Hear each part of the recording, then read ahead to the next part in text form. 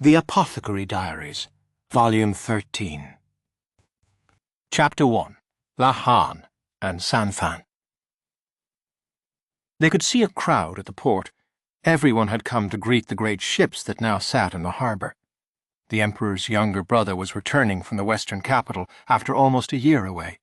No wonder everyone wanted to be there. Lahan was one of those who had come to greet the Imperial younger brother, and now he observed the ships from his carriage. "Master Lahan, may I park the carriage here?" came a polite voice. It was Sanfan, that is, number 3. She was a young woman Lahan's age, but she wore men's clothing and kept her hair neatly trimmed. If one didn't know better, she probably would have looked like a particularly handsome young man. As to why her name was a number, that was because Lahan's adoptive father, Lakan, couldn't remember names. Sanfan was the third person he'd taken under his wing because he could see potential in her, so she was simply called Number 3. Sanfan was in fact the daughter of a merchant family, but after she had run from her parents' chosen marriage match in disgust, she'd come to Lahan and given him the hard sell on her skills. Normally he would have turned her away on the spot, but she had commercial knowledge as befitted the daughter of a merchant, and so he took her in. Currently, Lahan and Sanfan were busy working their side hustles to repay Lahan's debts. Sanfan wore men's clothing in part to prevent people from underestimating her just because she was a woman, and in part as a reaction to her parents' attempt to force an unwanted match on her. Park right near the port, if you would. If you mention my honoured father's name, they'll let us through. Very well. Lahan took out a golden plaque inscribed with the character La. Ordinarily, such a thing belonged with the head of the clan, but if they gave it to Lakan, he would only lose it. So Lahan kept it on his behalf. Under any other circumstances, that would have been unthinkable, but with Lakan the unthinkable was par for the course. Some people joked that, with that plaque, Lahan could make a bid for control of the clan any time he wished. But Lahan knew better than anyone that if he made a play for the family headship, it was he who would be crushed. Besides, he had no interest in taking over. He was the one working himself to the bone to pay off Lakan's debts. He was as filial as they came. "Incidentally, were there no other drivers available?" Lahan asked. Sanfan was holding the reins herself. That meant talking through the small window to the driver's bench, which wasn't entirely conducive to conversation. No, not really. Hiring a driver would have cost money, and I had time to kill anyway. Waste not, want not, no? I suppose. Yet when I'm with Yifan and Erfan, there's always a driver. Somehow it was only when he made a request of Sanfan that no drivers were available, and she came instead. Oh? She seemed intent on playing dumb.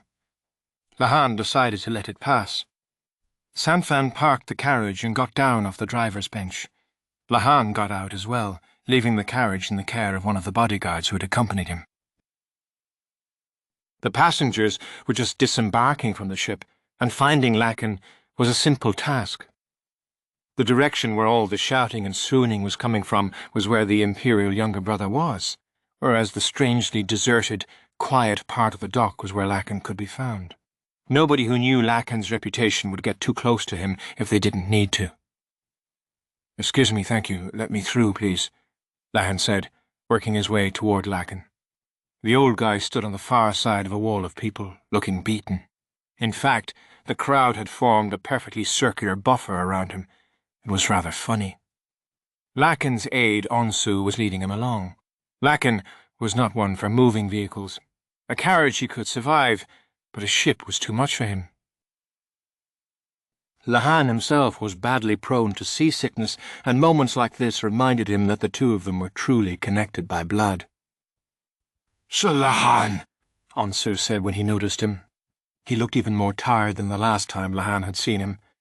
His year's service in the western capital must have been trying. "I've come to meet my father," Lahan said. "It doesn't look like he's going to be much good to anyone for a while, so I'd like to take him home if you have no objection." In principle, Lahan was a high official and should probably have put in an appearance at his office to report after his return to the royal capital. None at all, sir, if you would be so kind. I'll inform the Moon Prince for you. Ansu looked positively relieved. I think he'll agree that this was the easiest way. I think he might. Lahan had one of the bodyguards carry his pale-faced father to the carriage. Now, he muttered to himself, am I going to ride in the same carriage as my honoured father? If he were honest, he wasn't eager to be in there, where the air would be perfumed with the smell of stomach juices and other filth. Instead, once Lahan had been safely pitched into the carriage, Lahan climbed up on the driver's bench. Master Lahan, Sanfan said, I realize it's a bit tight up here, but we'll survive. I'm afraid that if I ride back there with my father, I might be sick to my stomach myself. Much as he felt bad for Sanfan, Lahan couldn't ride a horse by himself, and he didn't have the stamina to walk all the way home. By process of elimination, that left sitting on the driver's bench beside Sanfan. Sigh. I would have liked to pay my respects to the Moon Prince, but so it goes next time. Even if he forced his way into the crowd, he would inevitably be lost among the adoring throng. Lahan knew that he was just a plain-looking man, undistinguished in appearance, and not even especially tall. In order to get people's attention, someone like him needed the proper stage to demonstrate his abilities, as well as information that the other person would be interested in. One needed more than just a fancy outfit. One could not simply overdress, without anything to back it up. That would only make one look comical. No, this was just like investing. Never let a good opportunity slip through your fingers. That was the key. The Moon Prince was a discerning man, not easily fooled. Lahan could not abide someone who was beautiful on the outside but not the inside. And from that perspective, the Moon Prince seemed to have been crafted by heaven itself, specifically to meet Lahan's ideal. A whole year. I wonder if Maomao's at least got one in the oven, he mumbled. His younger sister occurred to him almost as an afterthought. Much as he might have liked to speak with her immediately, he would have to do something about the cargo in his carriage first. Master Lahan, shall I contact Lady Maomao? Sanfan asked. Would you? I'll ask her to stop by the mansion. I wonder if she will. I'll write that you wish to speak with her about the matter of her friends, although she might ignore you even then. Lahan thought about it for a second and said, Very well, thank you. Please do. Sanhan frequently wrote letters on Lahan's behalf, at least when they were straightforward enough. Maomao didn't know Sanfan, but Sanfan knew about Maomao. The acquaintance only went one way. We need Lady Maomao to come collect them as soon as she may, Sanfan said, oddly subdued. As to who they were, the answer was apparent the moment the carriage arrived back at the mansion. Standing by the weird shogi piece-shaped object outside were two women. Master Lahan, said the taller, slimmer one, approaching the carriage. Her name was Yao, and although she was still only 17, she was taller than Lahan. Behind her, looking on with a proper glower on her face, was Enen. These were the friends of Maomao to whom Sanfan had alluded. Lahan had allowed them to stay at the mansion once, in order to have a favour he could call in with Maomao, but it had been his mistake. Because for some reason, the two of them had never left. How was Maomao? Yao asked, and her face was so perfect that even when worried, she looked positively lovely. However, that was all. Lahan heard alarm bells going off in his head. He knew he couldn't get any closer to Yao. I only went to bring my honoured father back. Unfortunately, I wasn't able to collect my little sister. I believe I told you that when I left, didn't I? Lahan replied. From a safe distance. The closer he got to Yao, the more frightening her servant Enhan's face became. Oh, Yao said, letting her hair droop over her ears and looking dejected. For some reason, Enan was still glaring at Lahan. She seemed to think it was his fault that Yao was upset. What the hell was he supposed to do? "Is there anything else you want? If we stand out here talking, we'll only keep the master of the house waiting forever," Sanfan said, her eyes narrowed. Her tone was distinctly prickly. "No, there's not. You must pardon me." Yao narrowed her eyes right back, while Enon gave the most brittle of smiles. "Further, I believe the agreement was that you would stay here until Lady Maomao returned, out of your concern for her, yes? I'll arrange porters for you, so see that you pack your luggage," Sanfan said, and her smile was open and easy. "Since Lady Maomao has indeed safely come home, you must no longer have the slightest bit of interest in this household."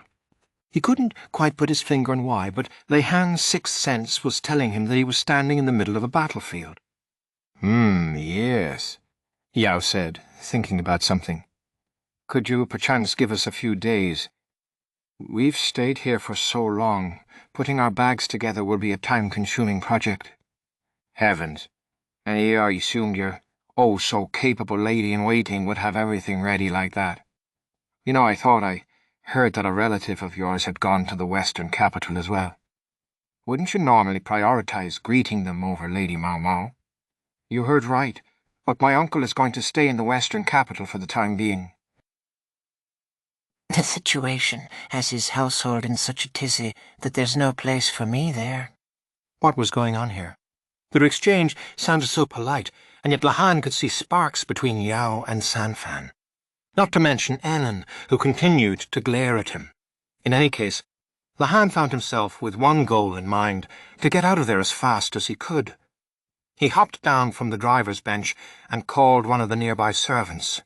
"Is a bedroom ready for my father? Make some congee, something easy on the stomach, and get some sweets, but nothing too fatty. Some fruit might be a good idea. Make sure the fruit juice is nice and cold." "Yes, sir," the servant responded. "All right, I'm going to go take care of the rest of my work." Lahan trotted briskly away from the scene, trying not to look like he was fleeing. Chapter 2. Lahan and the Dangling Corpse. Part 1. For Lahan it was simultaneously a good thing and a bad thing to have his father back from the western capital. "You must go to your office today, honoured father. You should put up a good front, at least on your first day back," Lahan said, as he watched Lakan drowsily eat his congee. 3 children stood beside Lakan. From the biggest downward they had been dubbed Sifan, Wufan, and Lifan, numbers 4, 5, and 6. They were a trio of orphans Lakan had picked up somewhere, who now performed menial chores around the house. Sifan was assiduously bringing the spoon to Lakan's mouth. Lakan was really just being lazy, but the wrong onlooker might have thought he had a thing for young boys. Had he been forced to feed himself, however, he would have drawn the meal out forever, much like a kid, in fact. So this was how it would be. In addition to the other 3 children was another boy, not yet old enough for his coming-of-age ceremony. He was substantially smaller even than Lahan. Lahan didn't recognize the boy, but he had appeared the day before, saying he had been instructed to serve Lakan. From his facial features, it was clear he came from Isib province, but why he had come was less obvious. "Pardon my asking, but who are you?" Lahan said. "Did my honoured father collect you?" Lakan had a certain habit of just finding people. The boy could have arrived that way. "That would be all well and good if he was an orphan, but if he had parents, then it became a kidnapping. If you want to go back to the western capital, just tell me. It's my father's mess, but as his relative, I'll take responsibility for making sure you get back." Having the head of the clan back got Lahan out of a number of responsibilities, but it also vastly increased the number of problems he would have to solve. Getting a single child back home, though, that was easy enough. Compared to compensating for an attempt to smash down the walls of the rear palace, he would manage. "Not at all, sir. I've come to work. The Moon Prince commanded me to look after Master Lakan for the time being." Lahan had no idea why the Moon Prince would have ordered that, but he said, I see. May I ask your name, then? Certainly. I am called Kanjunji. Kanjunje. His name explained everything. Lahan was a quick thinker, and when he heard this familiar moniker, he connected it with the fact that his own older brother had not returned from the western capital. Why was he there, while this boy Lahan had never seen was here? Now he understood. His brother and this boy shared the same family name and the same given name, so they must have been mistakenly swapped. It was patently ridiculous, but that was exactly the kind of star under which Lahan's older brother had been born. Now I get it. Lahan nodded. In his opinion, his brother was a real jack of all trades, but a master of none, except for pulling the short straw, if that were a trade. He'd been left behind in a far land where he was probably working industriously at that very moment. Lahan bore no ill will toward his older brother. In fact, he thought he was quite a good brother, and hoped to introduce him to a pretty girl someday. Sanfan came into the room. "Master Lahan?" she said. "Yes, what?" "I'm terribly sorry, but I found this among the master's clothing, and I thought you'd want to see it." Sanfan held out a letter that smelled of a simple but high-class perfume. The sender wasn't immediately apparent, but Lahan could tell who it was from the writing. Lovely characters with just a hint of strength in them. It was a message from the Moon Prince to Lahan, explaining, in terms at once indirect and apologetic, who Kanjunji was and why he was there. It was largely as Lahan had surmised. Once his brother had returned to the central region, they would send Kanjunji back home, and the Moon Prince wished the boy to remain in Lakan's care until that time. With apologies to his brother, Lakan jumped at the chance to have the Moon Prince in his debt. He would love to do more favours for him, in fact, more and more, until there were so many they could never be repaid. Lakan had finally finished his congee, and Saifan was wiping his mouth. Wulfen and Leffen brought him his dessert fruit. "Honoured father," Lahan began, "before you go to court, I'd like to inform you of a few things that are currently going on." Everyone's still doing their jobs, aren't they? Well, with you gone for a whole year, some breakdown was inevitable. Lahan placed a shogi board in front of Lakan. Lakan thought of his subordinates as pieces in a game, and indicated their disposition via the board. It had confused Lahan as much as anyone at first, but after seeing it time and time again, he'd begun to discern certain rules.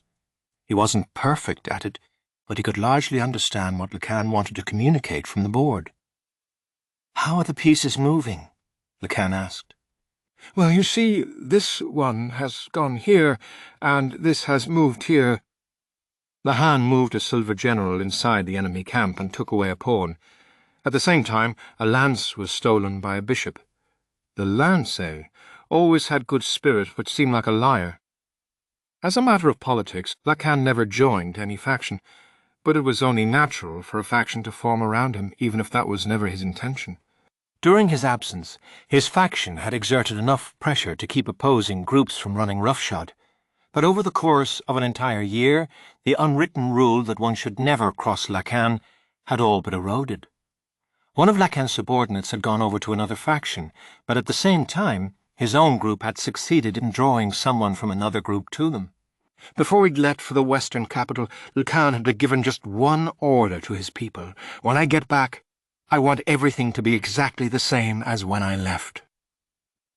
The result of that order had been the loss of a lance and the taking of a pawn. No doubt, his subordinates awaited his return with fear and trembling.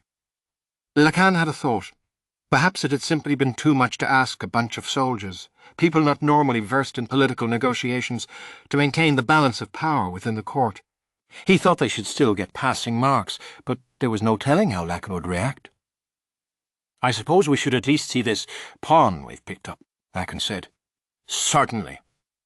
Lakan picked up a brush, while Wulfen and Leffen brought ink and paper, and then he wrote out the orders in such a way that the aide-on-so would be able to understand them. He felt bad for on-so, telling him to come to work the very day after he had finally gotten to see his wife and child for the first time in a year. But from the moment one became Lakan's assistant, There was no such thing as time off. The boy with the exact same name as Lahan's brother was agog from the moment he got out of the carriage. This is the royal court? My, it's so much bigger than the administrative office in the western capital. Lahan had been thinking about what to do with the boy.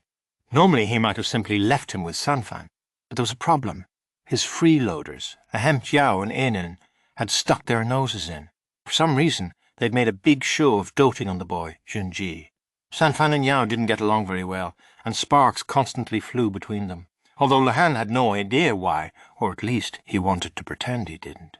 In any case, at least Lakan and the boys seemed to get along all right, so Lahan had decided to assign him to Lakan as a sort of junior assistant.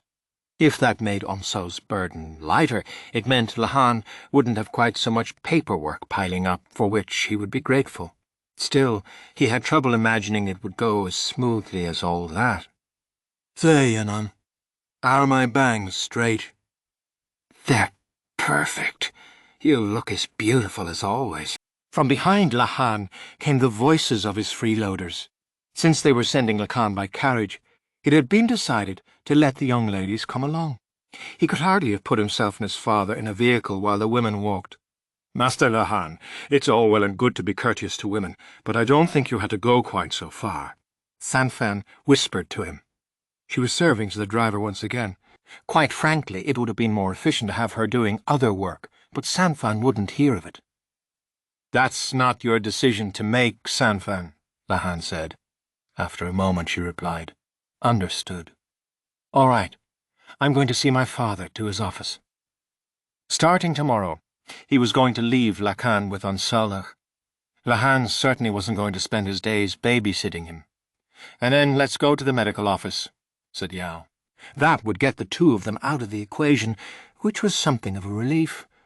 Now that Maomao was back, Lahan fully intended to have them return to their dormitory. See you later, Junji, Yao cooed. You too. Good luck at work today, Lady Yao. Lady Anna. Gosh, you don't have to be so formal. Yao was surprisingly familiar with Junji herself, and just when Lahan had been so sure she didn't like men. Maybe it was because the boy was still so young that she was able to show him some decency. You'll be helping your brother and your uncle now. Yao and Enen were about to leave when Lahan motioned them to stop. Pardon me, but the two of you seem to be under some sort of misapprehension. What do you mean? Yao asked, tilting her head. Young Junshi supplied the answer himself. Ma'am, my surname is Khan, but I'm not related to Master Lakan or Master Lahan. Really? I heard what Master Lakan said yesterday. He said, Junji. I think he's my nephew, Enen said, doing an uncannily accurate impression of Lakan. Come to think of it, she'd been making a midnight snack the night before. Had she been trying to endear herself to Lakan? Lahan shivered at the thought. He's not wrong, but he's completely wrong, Lahan informed them. We're out of time at the moment, so I'll explain later. It was nothing short of a miracle that Lakan had remembered the name of Lahan's biological older brother. He had not, however, managed to remember the man's face. Thus he had presumably classified the young Junji in terms like, he doesn't not seem different somehow, but he's probably my nephew. Both of them were studious, hard workers, so perhaps they appeared to him similarly. Lahan was seized by a fresh desire to help his brother settle down as soon as he could. Is my name causing any problems? Junji looked deeply uneasy. Lahan, Yao, and Enen all looked at each other. It's all very complicated. Don't worry yourself. More importantly, my honoured father has fallen asleep again. So give him a good shove. Would you? Lahan said. Yes, sir, Junji said, and he and Lahan proceeded to shove the sleeping Lakan's back. Lahan was supposed to be done worrying about Lakan once he had deposited him at his office, but there was an unusual hubbub when they arrived. A crowd had formed. Well, now, Lahan said, what do you suppose is the matter? Young Junji asked. They looked at each other. Onso stood outside the office, and now, just hours after getting home, he already had a very grim look on his face. Sir Onso, Whatever seems to be the matter? Lahan asked. Sir Lahan, perhaps you should see for yourself. Also indicated the office with a significant glance. It would be quicker than explaining, he seemed to say. Lahan looked. Well, I'll be. Something very unbeautiful hung there, namely, a man's corpse, dangling by the neck from one of the rafters. Eek! Young Jinshi said, terribly frightened. That's a corpse, dead by hanging, yes? First time you've seen one. Yes. What is it? What is that thing? I told you, it's a corpse. A dead body. How can you be so calm about it? Young Junju was all out of sorts, but for Lahan, a human corpse was nothing especially remarkable. The more people there were, the more corpses there would be, that was all. The capital and its surrounding environs had some 1 million official family registers, although in Lahan's mind that number had to be considered no more than an estimate. Taxes were levied based on the adult population, so in order to dodge the taxman, some people lied and said they had no children when they did, or claimed that their children had died before adulthood when they hadn't, or reported a man as a woman. Sure, some families probably also forgot to submit death reports, but no doubt there were far more people out there who were off the registers. The court and the rear palace between them had tens of thousands of people, a significant population. The more people there were, the more chances there would be to see a dead one. If they rarely seemed to be found, well, in the worst-case scenario, that was because people were successfully hiding them. Among the soldiers, it wasn't uncommon for someone to take a hit in the wrong place during practice and die from it. There had been 3 recorded cases of just such a thing happening in the last year, along with 18 people who had survived but had been so badly injured that they couldn't continue in the military. Not a large number as numbers went, but one had to assume there were other cases that had gone unreported. Then there were the bureaucrats, some of whom inevitably found themselves so hemmed in by work that they took their own lives.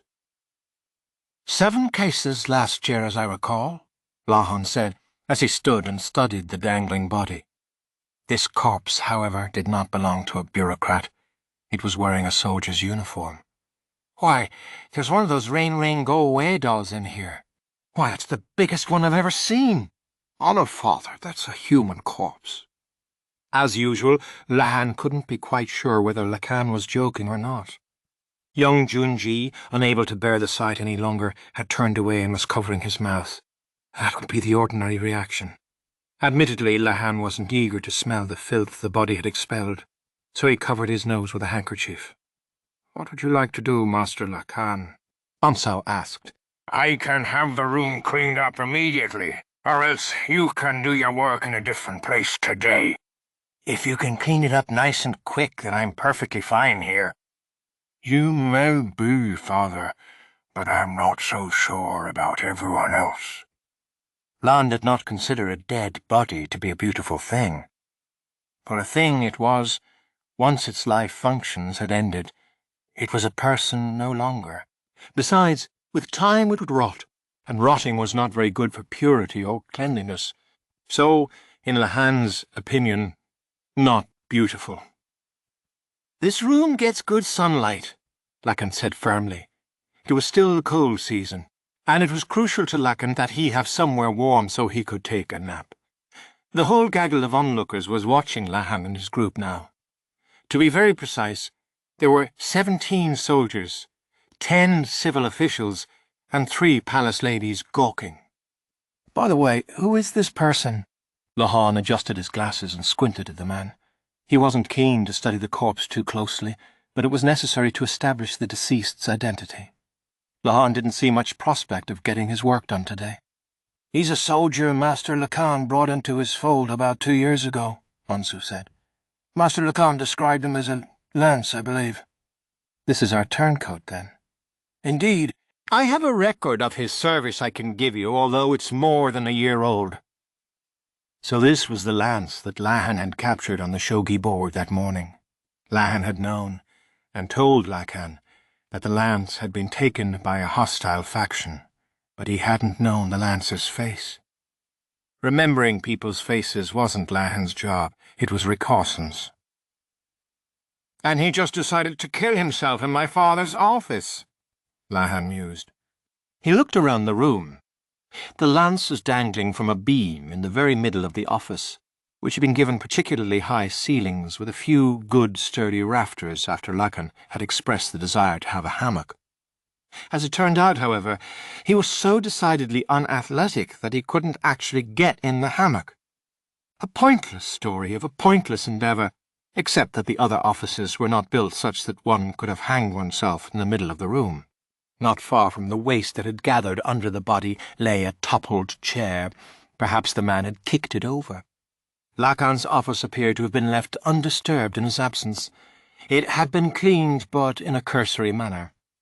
Lahan's beloved couch had been dusted, for example, but the cobwebs on the bookshelves had not been attended to. Lahan inspected the rope hanging from the rafters, the lance hanging from the rope, and the overturned chair. "Father."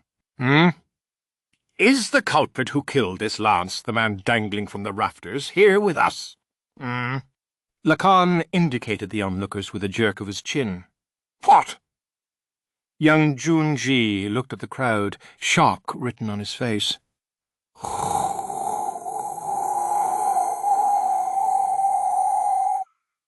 "What does that mean?"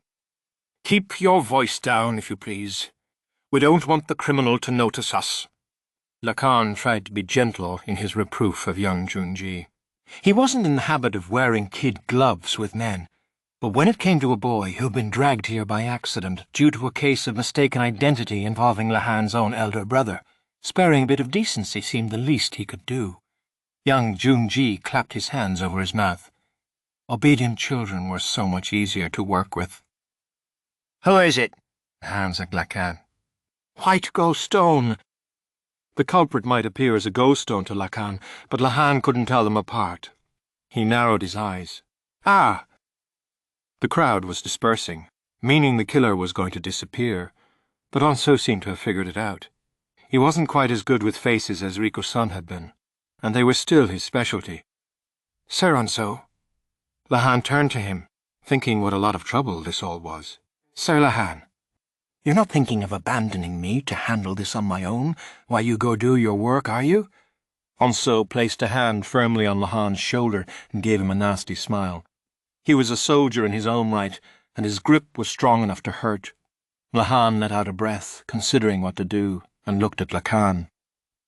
"I want to sleep," Lahan said. "But first, I want to go see Maomao."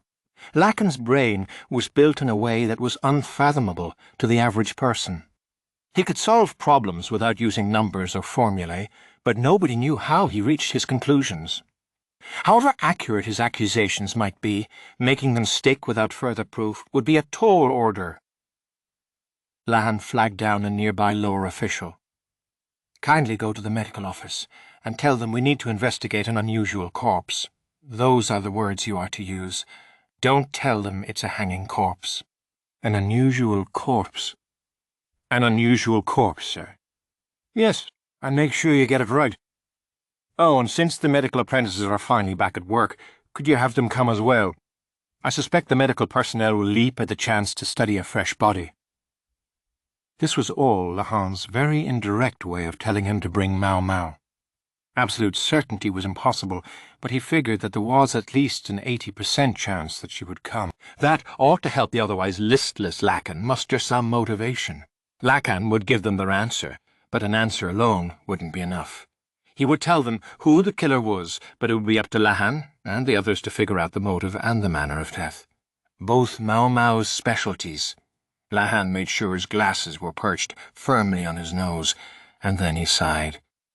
He was going to have to spend a long time looking at something very unbeautiful. Chapter 3.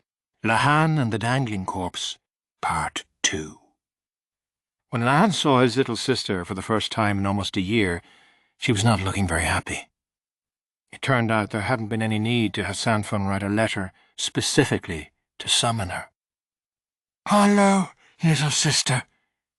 The very first words out of Maomao's mouth were, "Stram, abacus specs, Maomao."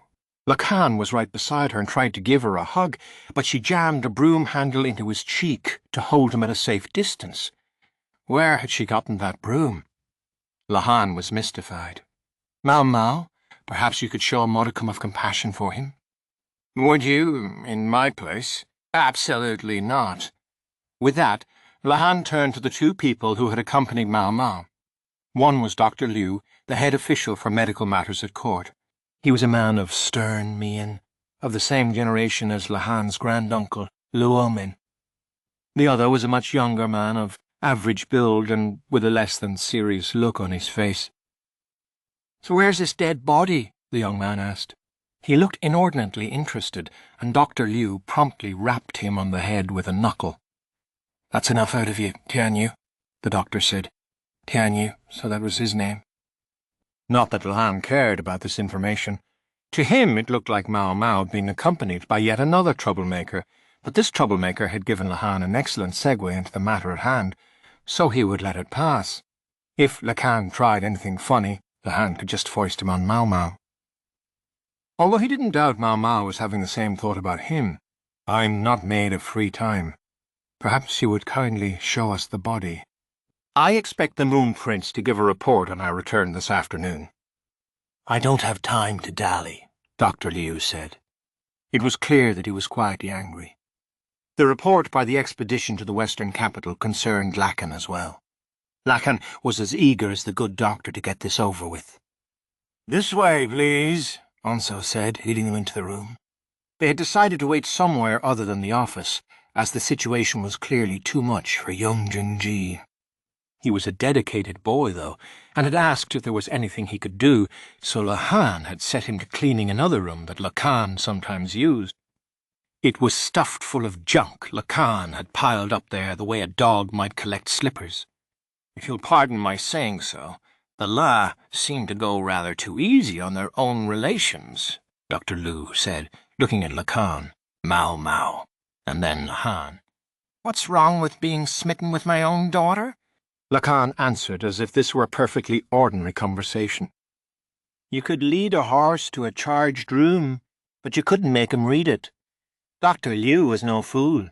He had to know that nothing he said to Lahan would make any difference." He walked casually into the office. "This is our man?" he asked.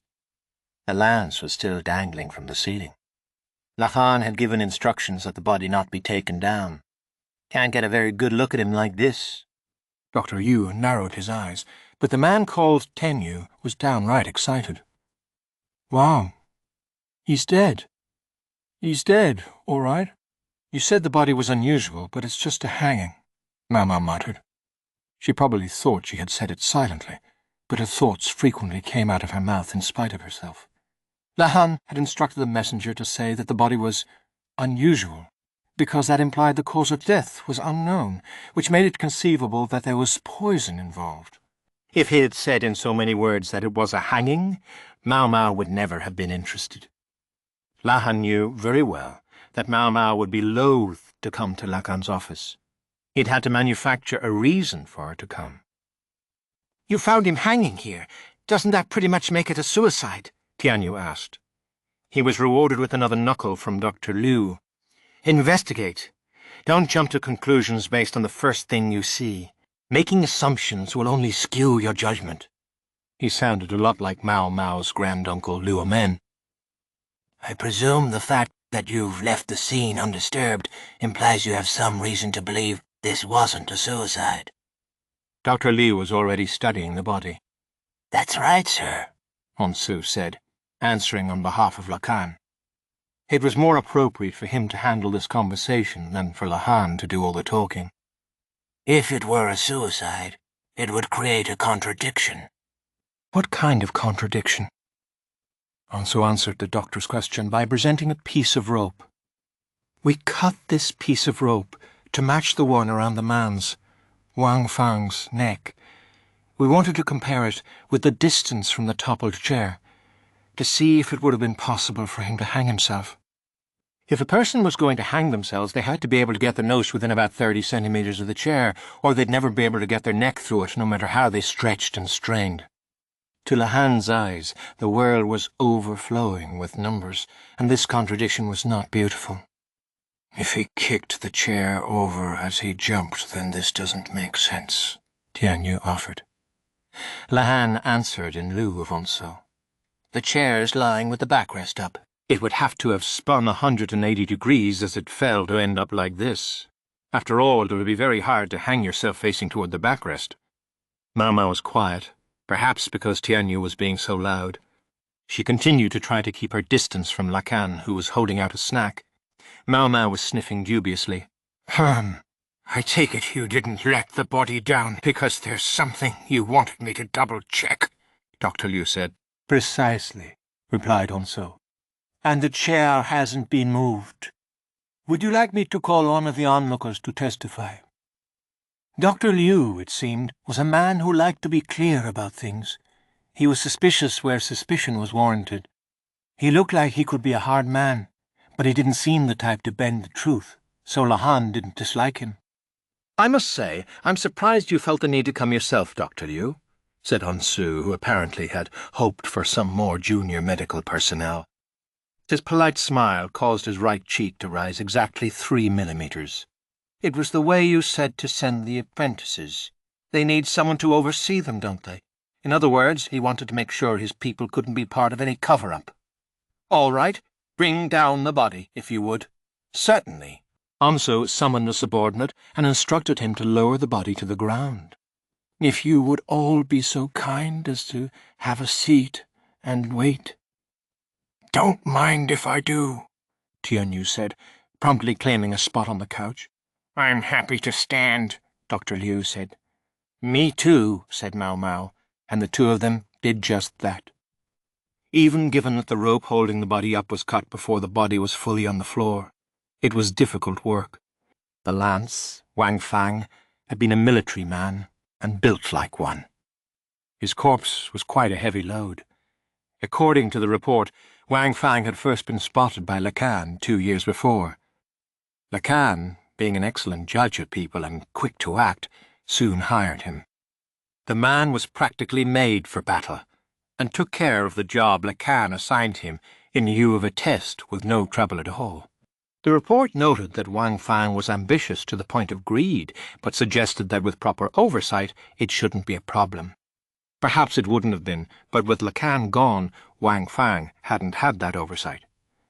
Finally got him down, Dr. Liu remarked.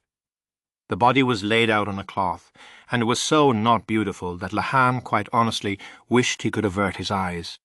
The skin, which had been supple in life, was now bluish and pale, and fluid seeped from the body's various holes. Tianyu, Yashir! Dr. Yu was telling the young man to take the first look. Maomao positioned herself behind Tianyu and peeked at the body. What you think? The doctor asked. You can see fingernail marks on his neck. They show he fought the rope, trying to escape. Tianyu looked surprisingly serious. He might have seemed a frivolous person, but apparently he really was a physician. Maomao nodded, and also looked at the body. I'd say he suffered. I'd say he did. Doesn't one usually suffer when one is hanged by the neck? Onso asked, perplexed by their exchange. It was Dr. Liu who answered. If you drop with enough force, the joints of the neck dislocate and you lose consciousness, in which case you wouldn't struggle. So it's an easy death, said Onso. Not necessarily. Get it wrong and it's going to be very unpleasant. I can't recommend it. At that, Onso gave the most pained of smiles. Dr. Liu continued. All right, take off his clothes. Yes, sir. Tianyu began to strip the body. Maomao helped. What's this? You're helping? Lahan asked. From what he remembered, Maomao was under Luomen's strict instructions not to touch a dead body. Because this is work. I have my old man's permission, she said. She showed no sign of fear as she removed the clothing from the corpse. Lan, Han wasn't sure how he felt about the fact that his little sister seemed so used to stripping a male body bare, even if this one was dead. "Maomao, don't touch something so filthy," said Lahan. He was one to talk. He was covered in snacks. Lahan was almost impressed that he could eat in the presence of a dead man. From the liver mortis on the feet, I'd say this guy's been dead a long time. How long would you say, Nyang? At least half a day, certainly. The reddening of the lower body is quite acute. Tianyu plucked at the skin. From the toughness of the flesh, I'd say not more than 16 hours ago. Dr. Liu didn't say anything, so he evidently agreed. Even granting a margin of error, he would have died sometime in the evening or night. Lahan touched his spectacles. What had this man been doing here so long after work hours? "You do believe he died from the hanging?" he asked. "Uh-huh," Tianyu replied. Again, Dr. Liu didn't contradict him. "Do you think you can say whether it was suicide or homicide?" Ansu asked. "Can't tell that for sure. Like I said, the position of the chair makes me think he didn't do this to himself, but I don't think I could say for certain." This time, Dr. Liu actually nodded. Maomao, meanwhile, squinted up at the rafter overhead. "What's the matter, little sister?" asked Lahan. She didn't answer, but only stomped on his toes. Unfortunately for her, he'd packed material into the toes of his shoes, which distinctly blunted the impact. "What's the matter?" he asked again. "I was just looking at the rope up there. I think it's tied like a lasso. That way you wouldn't have to use a ladder." "A lasso?" "Maybe it would be quicker to show you." Maomao glanced at Dr. Liu for permission. He might get angry if she just started doing things on her own. It was Ansu who gave her the go-ahead. "Do please show us, if you would. Is there anything you'll need?" "A rope similar to the one used in the hanging. And if you have a rock that can be tied to it, that would be helpful." Maomao hardly listened to anything Lahan had to say, but she seemed relatively pliant with Ansu. Lahan wasn't sure whether Maomao realized it herself, but that preference for put-upon folks bore the distinct sign of Luomin's influence. "If I may, then," Maomao took the rope and tied the rock to the end of it, then spun it around before tossing it up, where it arced between the beam and the ceiling. "And how are you supposed to attach that to a post? Look at the knot on the rope that's up on the beam and you'll get it. You do this." Maomao made a loose loop with the end of the rope and passed the other end through it. "And then pull on this." She cinched the rope tight to the beam. "So that's how it works," Lahan said. "That's how what works?" "Now you're just thinking, if it was homicide, how would they have killed him?"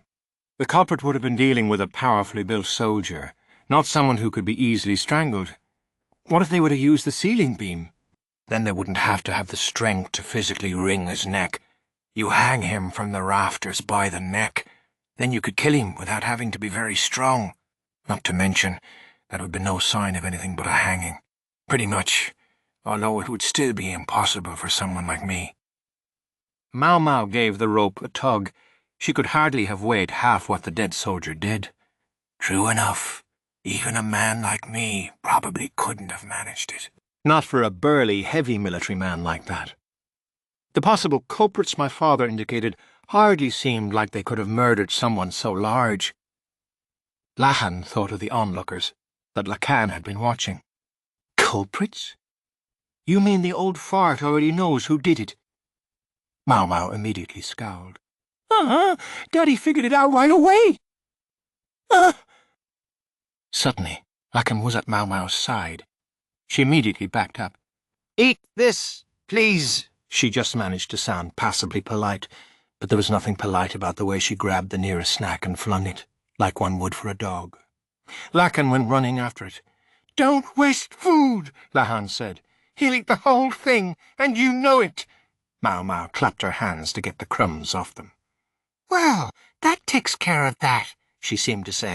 Dr. Liu was looking at her like he had an opinion on all this, but he was loath to stick up for Lakan, so then he decided to pretend he hadn't seen anything. "If you know who did it, why'd you call a doctor?" Maomao asked. "My honored father may know who committed the crime, but he can't say why or how. I suppose we know how now, which leaves me wondering what the motive could have been.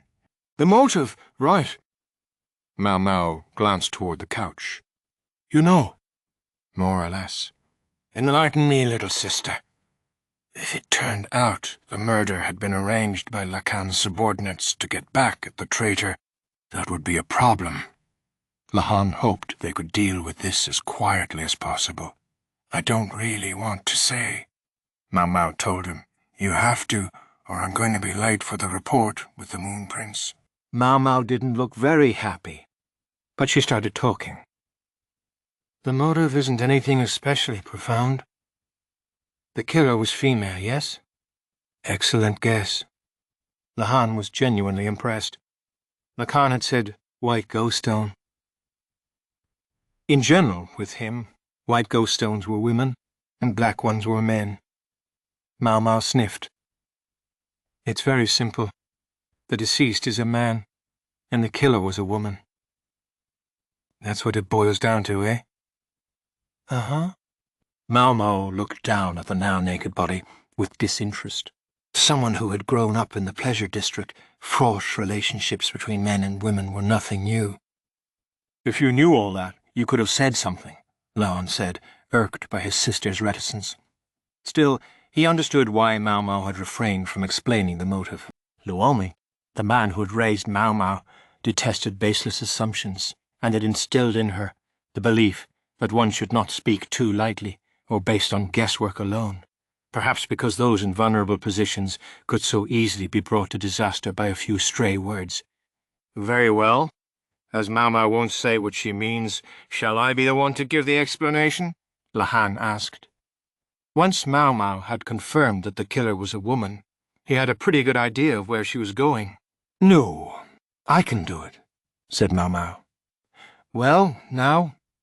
Lahan wondered what it could mean for her to say that. In the past, she would have gladly let someone else take the lead, instead of having to talk herself. I see there's been some change in you, Maomao, but you should hold off. It would be better if I did the talking. Could you explain it to us? All right. I'd like to confirm a few things, though. Like what? What kind of woman the killer is. What do you mean? What kind? Lahan thought back on the crowd of onlookers, recalling the women who had been there. There were 3 of them, but I don't actually know which one did the crime. 3 of them, Maomao echoed, looking up at the rafters. You know, don't you, Lahan, that it would be impossible for a woman to make it look as if a big, strong soldier had hanged himself? I suppose. You're suggesting that it would have been impossible for a woman to commit the crime? The victim probably weighed at least twice what his supposed killer did. Then how do you make the impossible possible? Consider the motive, and the answer reveals itself. If one woman couldn't do it, what do you need? If one woman couldn't... I see what you mean. Lahan clapped his hands as the realization hit. It was simplicity itself. Maomao didn't say another word, but only turned around. Maybe it was because of the steady stare that her boss, Dr. Liu, had fixed on her. He not only had to keep an eye on Maomao, but also try to restrain Tianyu's interest in the corpse. With subordinates like that, it couldn't be easy being him. Lahan, meanwhile, was reclining on the couch, nibbling on the snack Maomao had thrown. It would be time for his midday nap soon. Lahan looked at him with a moderately conflicted expression on his face. So, he said to Lahan's aide. Would you call the 3 women who were in that crowd earlier? Right away. Thank you. Judging from the position of the sun, they just had time until noon. Lahan half closed his eyes, his heart growing heavy. Chapter 4. Lahan and the Dangling Corpse. Part 3. The 3 women Onsu brought were all new palace ladies who had just passed the examinations this year. They were of reasonably respectable backgrounds. 2 of them were officials' daughters, while the other came from a merchant family. Each of them, Lahan thought, was notably beautiful. He had also taken the liberty of summoning officials from the Board of Justice. They didn't get along so well with Lahan's Ministry of War, but there was no reason to go looking for a fight. Lahan wanted someone there to witness the entire affair. May I ask why we've been called here? Palace Lady No. 1's eyebrows dropped by 3 millimeters. The brief report he'd gotten about her had said that she was the daughter of a rural official and that she was staying with relatives in the capital. She had lustrous black hair. I can't believe you would bring us to the very room where something so awful took place. Surely you're not going to tell us to clean up the corpse? Palace Lady No. 2 said, quaking. She was the merchant's daughter, raised in the capital, and also had lovely black hair. I want to go home, said Palace Lady No. 3, shivering violently. She was the youngest daughter of a civil official, and like the others, was a raven-haired beauty. Each of their faces was quite distinct, but from behind they would all look very similar. This would make it hard to tell who was who, even if we did have witnesses from the projected time of death. Onsu crossed his arms. Dr. Liu and the other medical personnel had remained in the room. So which of these women is the criminal? Onsu looked to Lahan, but he was asleep. Even if he'd been awake to point out the killer, it would never stick without a clearly defined motive and manner of killing, and Lahan would have found it unbearably unbeautiful to try to squeeze some forced evidence out of the situation. I see you appear somewhat distraught over the fact that you've been brought here as suspects, ladies, Lahan said. As he was speaking to beautiful women, he wished to be as polite as he could, while at the same time hoping, indeed wishing, that they would turn out to be as beautiful on the inside as they were on the outside. Of course we are. This is a suicide, isn't it? Why in the world would you say we killed him? Asked Palace Lady No. 1. Me? A killer? Of such a great bear of a man? Asked Palace Lady No. 2. When did he die, anyway? If it happened yesterday, I can prove to you that I was at my house, proposed Palace Lady No. 3. Completely understandable perspectives, all of you, Lahan said. He looked at the 3 ladies, his smile never faltering. However, there are several distinct problems with the suicide hypothesis, including the situation of the room and the injuries found on the corpse. Further, I think you all should know that alibis provided by your family or friends will not be considered compelling evidence. The 3 women frowned at that. More importantly, did all 3 of you not have a motive to kill this man? He pointed at Wang Fang's corpse, which now lay under a sheet. This man was as greedy as he was ambitious, and I'm given to understand that he never saw a woman who caught his fancy without trying to talk his way into her bed. Quite a few officials saw Wang Fang speaking to all 3 of you. True, he spoke to me, all right. And not just a couple of times, Palace Lady No. 2 said with a sigh. But he's hardly the only man to have made advances on me. Embarrassing though it may be to say so, surely you understand that many of the palace ladies are here seeking good marriage prospects. Lady No. 2 was the merchant's daughter, and she had the force of personality to match, a type Lahan hardly disliked. I do indeed, he said. Still, choosing an absent superior's office for a tryst is, let us say, in poor taste. All 3 women blushed. That said it all. Whatever are you talking about? One of them asked. I have a family member with a nose as sensitive as a cat's. She discovered a very particular scent on the couch that the owner of this office so loves. Lahan hadn't been able to tell himself, but apparently those with better senses of smell knew right away. Maomao, having grown up in a brothel, was particularly sensitive to it. In short, the very couch where Lahan was now sleeping had been used to do the deed during Wang Fang's assignations. It must have been a pleasant place for it. Lahan was very particular about his couches. Only a minimum of cleaning was done in this office during its owner's absence.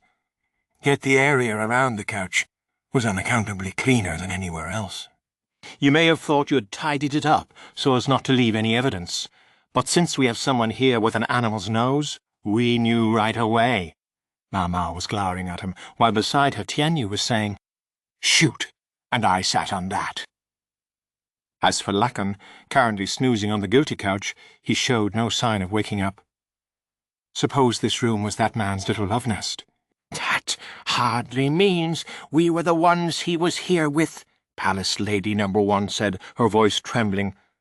Much as I might like to agree with you, I can't, said Onsu, stepping forward. This is Master Lakan's personal office. No lady in the entire court dared approach it before he left for the western capital. They knew Master Lakan too well. Lakan was unpredictable. You never knew what he would do next. So other officials resolutely kept their distance from him, and even the court ladies made it a point not to get too close, in the same way that nobody would willingly walk into a warehouse full of gunpowder. Many had once made light of Lakan, seeing as he was the oldest son of a famed household, yet was branded a failure. The criticism had rolled right off Lakan's back, though. As long as he could play his board games, he was happy. Once Lakan saw that he needed privilege and power, however, he'd taken everyone he viewed as an impediment and had torn them up by the roots. Now there was an unwritten rule when it came to the army's fox. Leave him alone. Don't even go near him. However, Master Lakan has been away for the past year. It was because you're all new here that none of you thought anything of using this room to meet a man. Onso was right. All three of these women had become court ladies within the past year, and they didn't know Lakan. Even if they had picked up on the unwritten imperative to steer clear of him, it must not have meant much to them. Otherwise they would never have joined the gawking crowd in his office. And there had been no other new court ladies in the last year, except for these three. So your opinion is that one of us killed him because of a little jealousy? I'm sorry to disappoint you, but how would I or any of us ladies with our skinny arms have killed this man and somehow made it look like a suicide?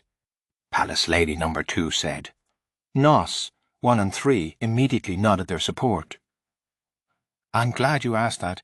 I'd like to consider that very question right now. Lahan beckoned Maomao over. She gave him the world's most disgusted look, so he was obliged to go to her instead. Could you give me some help? He asked. I am here strictly as an assistant to the medical personnel. What help would you have me give you? Maomao replied, as if reading off a script. Since she brought up a woman's skinny arms, I thought this might be most credible if you did it. Surely not, Master Lahan. I'm certain your own arms, so pale that they appear never to have seen the sun, and so willowy that they don't look like they could hold anything heavier than a brush, would provide an ample demonstration. Maomao and Lahan set to glaring at each other. Oh, help the guy out, Nyang. If you don't help him, this will never be over. Just do it already. Maomao shot Tianyu a dirty look, but she couldn't refuse an instruction from Dr. Liu. She clicked her tongue. Very well. Toss the rope around the ceiling beam, if you would, like you did earlier. Uh-huh. Maomao had dropped the pretense of politeness. She answered quietly enough that those around wouldn't hear. Here, rope. Yep. Maomao tossed the rope around the beam so it dangled down, then knotted it. At the end, she made a noose. You think that rope is enough to hold such a big man?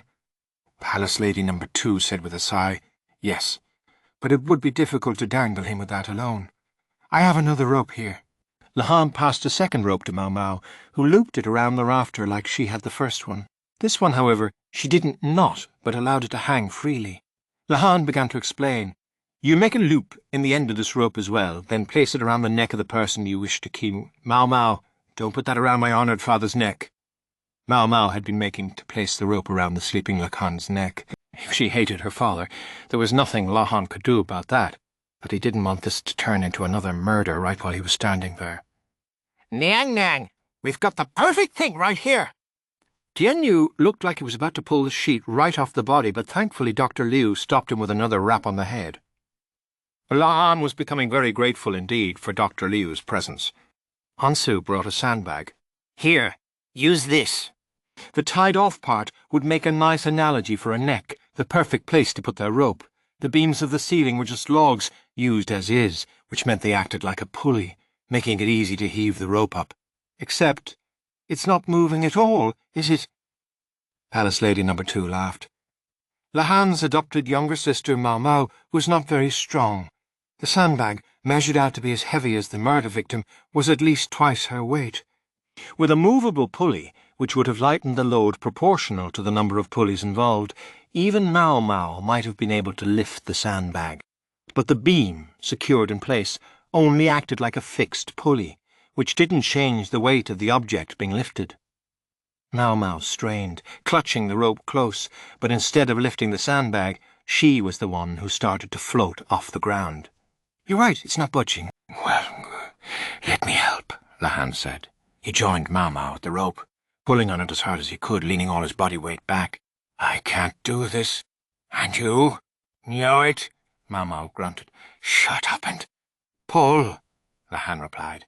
"You're not even helping. It's not moving. Shut up, I said." As they sniped back and forth, the sandbag slowly began to rise into the air. Puff, puff, puff, puff, puff, puff. After keeping it dangling for some 10 or 15 seconds, the two of them ran out of strength, and the sandbag fell back to the floor with a thud. Maomao and Lahan followed it, panting. Lahan was not a fan of physical labour, but his demonstration would be the most persuasive of anyone here.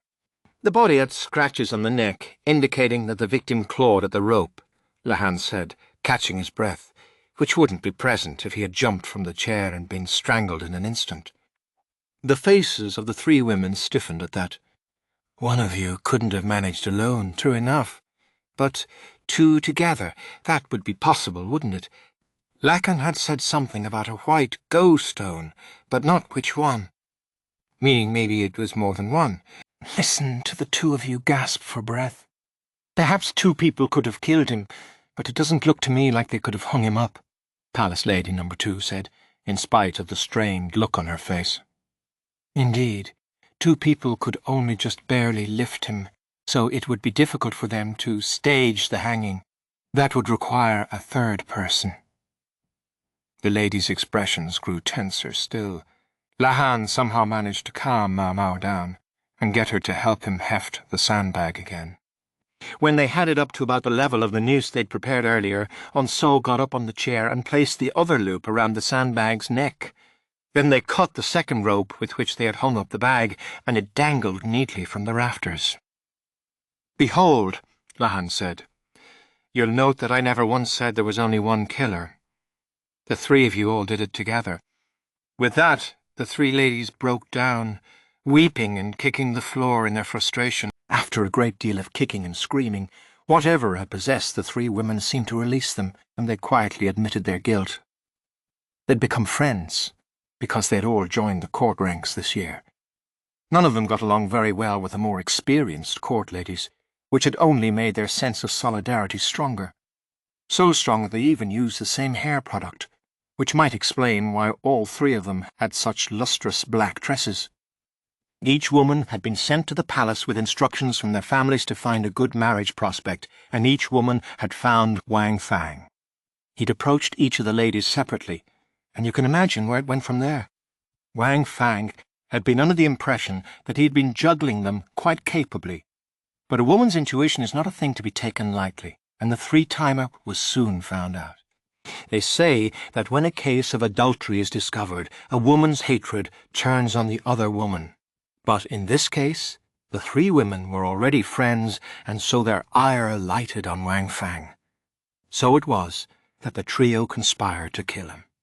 Knowing that Lahan would soon be home, they invited Wang Fang to this office the day before the strategist was to return.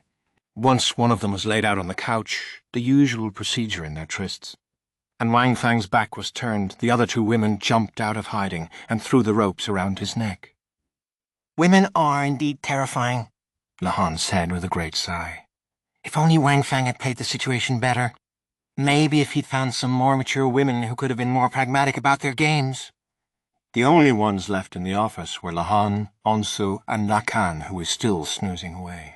The folks from the medical office had gone back to work, and the ladies had been led away by the officials from the Board of Justice. The corpse was still there in a corner of the office, so Lahan continued to have young Jun-Jun-Ji busy himself with cleaning the adjacent room. "I can't believe it turns out Wang Fang was murdered because of a bit of jealousy." "I thought for sure there must be some other reason," said Onso, sighing as he prepared a change of clothes for Lahan. The outfit was neatly ironed. No doubt he wanted to get his boss to put on fresh clothes before he met the Emperor. "It might not have been just a bit of jealousy." Lahan looked long and hard at the three ladies' service records. In his mind, he began to see a number that united their histories.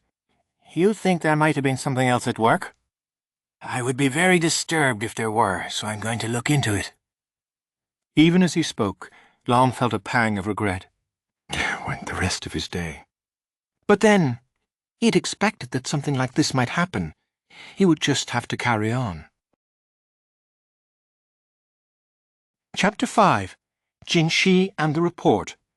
The thick rug in which Jinshi's knees were currently buried was stitched with a dragon, and the pillars to either side of him were carved with images of the same.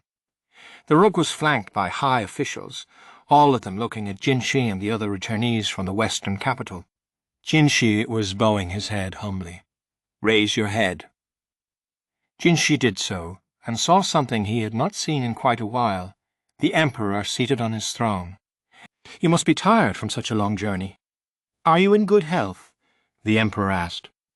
"I thank you for your kind concern," Jinshi replied. Strictly speaking, he should have presented himself to His Majesty immediately upon returning from the western capital, but the Emperor had intervened to put the meeting off to the next day, that is, now. The exact timing of the meeting, afternoon, was not a reward for a job well done so much as, one suspected, an act of consideration toward another of those there to make his report. Lahan was diagonally behind Jinshi and looking sleepy. No one but he could be so unrefined as to yawn during an imperial audience. Zoigetsu, have you lost weight? The Emperor asked. He was the one man in the country who could use Jinshi's true name. Other people referred to Jinshi as the Moon Prince, a usage that had developed largely in contrast to the Emperor himself, who during his heirship had been known as the Sun Prince or the Noon Prince. "Not too much," Jinshi replied. He wouldn't deny it. He had lost some 5 kilograms, but there was no need to give the exact number. Jinshi was less concerned about his own weight than about the streaks of white that had appeared in the Emperor's facial hair. The fact that he didn't dye them or try to hide them suggested he had said not to do anything.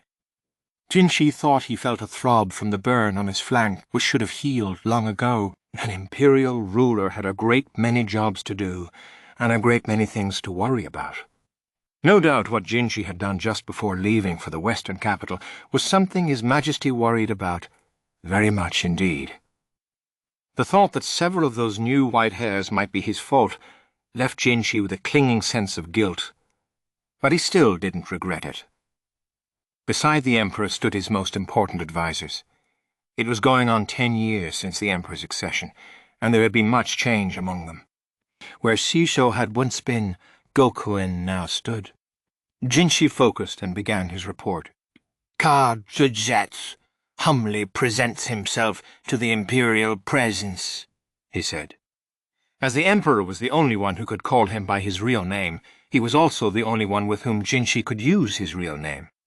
Jinshi had already submitted a written report to His Majesty. Now he went over only the broad strokes of his year in Ise Province. He stole the occasional glance at Gokuen. The man's expression never changed, though he must have felt something about the death of his son. "You've labored mightily, I see." It was the Emperor's voice, calm and quiet as Jinshi had always known it. Before, when he had made reports, Jinshi had often found himself summoned by His Majesty in the evening. They would drink wine, enjoy some snacks, and Jinshi could go into much greater detail about what had happened. He wondered if such an invitation would come tonight as well. His plan this afternoon was to give the briefest of accounts, then make his exit before Lahan did anything. In spite of how much had happened over the last year, it could be boiled down to a few brusque lines and recited quickly enough. That would be all, and then they could get out of... "Ah yes, Zoigetsu, that reminds me," the Emperor said when Jinshi had finished his report. "Perhaps you would visit the Imperial Palace with me." It's been so long. That was some invitation. A buzz broke out among the courtiers. It was well known that under the name Jinshi, the Moon Prince had once served in the rear palace himself, but there was a tacit understanding that it was not spoken of publicly. Jinshi felt as if the Emperor were playing some sort of prank on him. The most appropriate thing for Jinshi to say at this moment was probably, "Surely you jest, Your Majesty." But having posed as a eunuch for some 7 years, he found it hard to answer. Yes, I'm only joking, the Emperor said. You must still be tired. You should spend the remainder of this day resting as well as you can. On the one hand, Jinshi was relieved. On the other, he was reminded that the Emperor was still someone around whom he couldn't let down his guard. A few other people made reports after that, and then the audience was over. At least Lahan had managed not to fall asleep during the proceedings, but the moment the end of the audience was announced, he sprang up and raced out of the throne room. Jinshi walked into the hallway, breathing a sigh of relief. Basson and several bodyguards followed him. Barry had been present at the audience as well, but on the verge of passing out from being surrounded by so many people. So Jinshi had sent him straight back to his room. "I'm to rest, am I?" Now that he had properly greeted the Emperor, Jinshi would have to also pay his respects to his mother, the Empress Dowager, as well as the heir apparent and Empress Gokuyo. After that, perhaps he could rest. He might even rest well. As the Emperor said, he'd managed to get through all his paperwork on the voyage home, so he could kick back for the next few days. "Will you return to your room, Moon Prince?" Basson asked. "After I've greeted the Empress Dowager and the Empress, if I could ask you to carry a summons?" "Yes, sir." "Perhaps you could call Maomao for me," Jinshi said, slightly embarrassed. Lahan was long out of sight, and he was at least confident that the strategist wouldn't overhear him. If Jinshi wasn't mistaken, Maomao had some affection for him. Otherwise, she would never have given him that kiss. Or so he wished to believe. And believing wasn't necessarily easy, after she'd spent so many years dodging him. On the ship, with Lahan nearby and so many eyes around, there hadn't been any chance to progress their relationship. Now that they were back home, though, surely it wouldn't be so bad to try to deepen their friendship a bit. "You mean the girl?" Basson asked with a puzzled tilt of his head. "What? Is there a problem with that?" Basson was not always the most perceptive of men, and Jinshi could understand why he hesitated to bring Maomao into Jinshi's presence. However, he was going to have to get used to it. "No, sir. But the medical staff are back to work today, so I thought she might be as well. Would you like me to call her right away?" Jinshi almost gasped. "Moon Prince? What is it? Why do you look so shocked and doubtful?" "Nothing, it's just... I didn't expect you to say something so on point." That made Basson frown. "My father cautioned me you might call Maomao before he went." Basson's father, Gaoshun, had gone back to serving the Emperor personally. Jinshi nodded vigorously. It made sense. If this was coming from Gaoshun, then he wasn't just worried about Maomao. There might be something else at work. "Shall I call her, sir?" No. You know what? Forget about it." Yes, of course." The Emperor himself had told Jinshi to rest, which was why he could take today off. But the others didn't have such luxury. It crossed his mind to call her when she got off work. Then, but perhaps summoning her on the very first day she went back to her job wasn't the best idea. He was her superior, so she couldn't say no, but he could just imagine the glare she would give him, as if to say, "What do you want when I'm so tired?" That prospect held a certain appeal in its own right, but Jinshi quailed at putting his own desires front and centre like that. He couldn't allow himself to forget that he was a person of status. All right. Could you call Maamei then? My sister? I don't think that should be a problem. Basson's older sister, Maamei, had remained in the royal capital. She was a canny woman. She would be able to fill Jinshi in on what had happened while he was away. The Empress Dowager hardly seemed to have changed in the year since Jinshi had seen her last, but she seemed surprised by the change in him. "You've lost so much weight," she said. "A great deal happened, you see." Funny how she said the same thing as His Majesty. Did Jinshi look so haggard? "Will you be visiting Empress Gokuyo's residence after this?" "Yes, ma'am. I'd like to pay my respects to the Prince and Princess." His visit to the Empress Dowager was a brief one.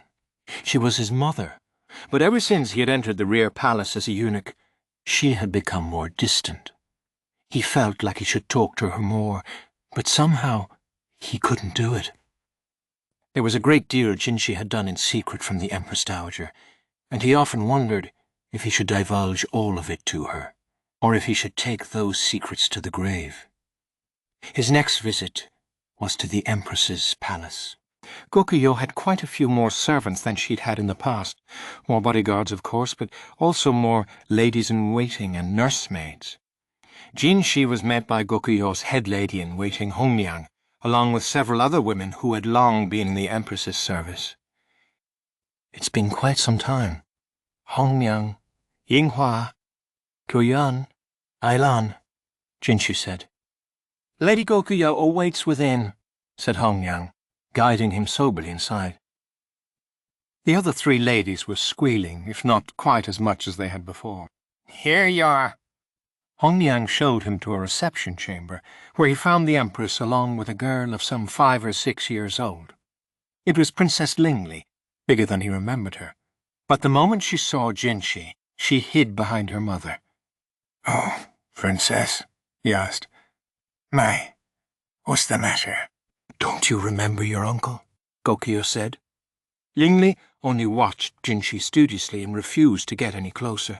To think he'd once held her in his arms. Maybe she's shy with strangers, Gokuyo said.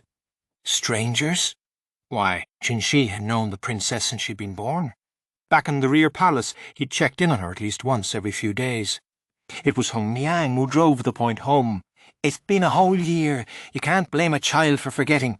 The young prince had long since learned to walk, and now he toddled about, followed closely by several nursemaids making sure he didn't trip and fall. Just paying your respects today? The Empress asked. I thought we might discuss the Western capital, if briefly. Gokuyo raised a hand, and Hongyang bustled the prince and princess out the door. Only the minimum of staff were left in the room. About Sir Goku. Goku was Goku's older brother, and he had been murdered. True, they were only half-siblings, but Goku must have had complicated feelings. I've heard the story. I'm told that my brother's eldest son will succeed him. That's right, Sir Shikyu. Shikyu was Goku-U's oldest son, making him a nephew to Goku-Yu, albeit one older than her. He can be a soft touch at times, but he'll be all right. Were you close? After my father told me I was to enter the rear palace, I spent some time at the main house being educated for the part. He may look just like Goku-U, but he's completely different. Once he stands at the top, I think the foundation will naturally form beneath him. Empress Goku-Yu's words were as good as saying that Goku-Yu had not been fit to lead. What have you heard about the relationship between me and my brother Goku? Jinshi paused. That it was not a very good one. Well, for the record, I want you to know that I had no hand in this. She was quite firm. Nor I, ma'am, said Jinshi. They naturally fell into the way they had talked in the rear palace. She spoke casually, he politely. Perhaps it was because the ladies and guards left in the room were all holdovers from those days. I suppose not. What is the Western capital to the Imperial younger brother, anyway? A rural outpost. Let's be frank, a modest country town. Why should he bother himself with killing its leader? And yet, there have been no end of rumors that I did just that. Hey. How can you convince these rumor-mongers that no one has less interest in power than you? Gokuyo laughed, but her words contained some sarcasm directed at Jinshi as well. She was one of the very few who knew of the peony brand that marked his flesh. Indeed. As I have said, Empress Gokuyo, your enemy I shall never be, Jinshi said, deliberately using the same words he had spoken when he'd branded his own flank. And may I trust that claim? You may. My enemy you may not be, Moon Prince, but I'm not so sure about others around us. I'm aware, me lady. Gokuyo was Li's empress, the emperor's only official wife. Yet there were more than a few people who looked askance at her red hair and green eyes, so unlike those of the average Linese. And the prince had inherited his mother's traits. Members of Li's imperial family had commonly married close relatives, and there were those among the emperor's advisers who felt he should have married not Gokuyu, but Consort Lihua, who hailed from a branch of the imperial line. Lihua herself, though, was content to do as the emperor wished. So long as Empress Gokuyu and her family did not turn to violence, she would never dream of a coup d'etat. And so it was to Jinshi that those seeking another candidate for the throne turned. Indeed, for the more than 10 years before His Majesty had borne a son, Jinshi had been the heir apparent. In particular, one suspected the clan of Anshi, the Empress Dowager and Jinshi's mother, had a special interest in seeing him become the next emperor. "I have no desire to sit where none may stand beside me," Jinshi affirmed. No one was allowed to sit beside the emperor on his throne, not even the empress, who was still his subject, not his equal. No, indeed. A slight smile crossed Gokyu's face. Before Jinshi could discern what it might mean, she rose from her chair and went over to the window. She opened it and looked outside. Jinshi turned and looked too. In the courtyard garden, a girl with brightly coloured hair was holding what appeared to be an imitation tea ceremony. "My older brother's daughter." "That would make her my niece," Gokyu said. "She told me that she wishes to enter my service as a lady-in-waiting rather than go into the rear palace, so I'm having her train as an apprentice, as you see." Empress Gokuya had always known how to wield both iron and silk. In the rear palace, the other consorts had scorned her because her homeland was so distant. But Gokuya had continued to build up the people around her. In less generous terms, one might say she was adept at beguiling other women. That strength was no small part of why Jinshi had recommended her for promotion to High Consort when he'd been a eunuch. "If she's not going to enter the rear palace, she could indeed become your consort, Moon Prince." "He. Don't let her see your face, or she might have a change of heart and decide she prefers the imperial younger brother." "You jest, my lady." Though he brushed off her comment, Jinshi had attracted plenty of folks, men and women, young and old alike, in his time, so he was genuinely sweating. "As you have made your resolution, Moon Prince, so I shall make mine. I've done many things for which I think I must beg your forgiveness." "Beg forgiveness? Not from me, you mustn't," she said, raising her voice slightly. "Don't forget, there's another whom you've troubled far more than me." "Yes, ma'am." It was all Jinshi could say. Did you mean Maomao, or His Majesty, or both? They were the only others who had been present when he had done what he had done. When Jinshi got back to his own residence, Siayan was cleaning, not just tidying up, but going over the place from top to bottom. "I appreciate your enthusiasm, Siayan, but aren't you tired from travelling? You can relax." Moreover, his home looked like it had been kept quite neat in his absence. To clean it still further, wasn't that the sort of thing a demon mother-in-law, as the world called them, would do? Relax. Don't be silly, young master. Don't call me that. It's the least you deserve to be called, soft as you are. Look at this. I gave the place the slightest once-over, and see how much I found. She cheerfully displayed some suspicious charms, several dolls, and a ball made of human hair, among other things. Jinshi was lost for words. "You may forget, young master, but you never know what they'll do when you take your eyes off them for a minute. Young ladies in love, I mean." He had begun to forget after a year in the western capital. This had been an everyday thing for Jinshi. "Whoa, whoa, whoa!" "I also found a pair of underpants with human hair sewn into them. A real classic. You want to wear them? Throw them out." "As you command." Suiren pitched the underwear into the trash bin without a hint of mercy or remorse. The charms and dolls weren't necessarily all for love. Some might have been intended purely to curse Jinshi. He had no intention of following up on each of the tchotchkes individually, though. nor of losing sleep over anyone so cowardly that they could only attack him in this most indirect of ways. Then again, it was only because Jinshi was so thoroughly convinced that spells and curses were just superstition that he could act that way. Now, whose influence could that have been? Is Maamei here? Jinshi asked. Yes, she is. I have her cleaning one of the other rooms. Maamei was a formidable woman in her own right, but apparently even she couldn't best Suweren. Jinshi found her in the living room, throwing an eerie-looking doll in the trash, just as Suweren had been doing. It's been quite a while, Moon Prince. Don't worry, I'll make sure the refuse is burned later. Maamei looked like her mother Taomei, whom Jinshi had seen so much of in the western capital, only half as old. Her father was Gao Shun, but his contribution was hard to spot. Pardon my abruptness, but could you tell me what's been happening in the last year? Jinshi asked. Of course, she replied. Let me begin with things that affect you personally, Moon Prince. Maamei didn't stop cleaning as she spoke. She said that Goku-U's daughter would soon become Empress Goku-Yu's lady-in-waiting, as Jinshi had already heard. Moreover, people were beginning to urge that something be done about a consort for Jinshi himself. To top it all off, the faction that supported Li Hua's son for the heirship could be seen beginning to act, trying to establish their chosen candidate. And then there's, Maamei said, but then she stopped. What? Well, it's merely a rumour. Tell me anyway.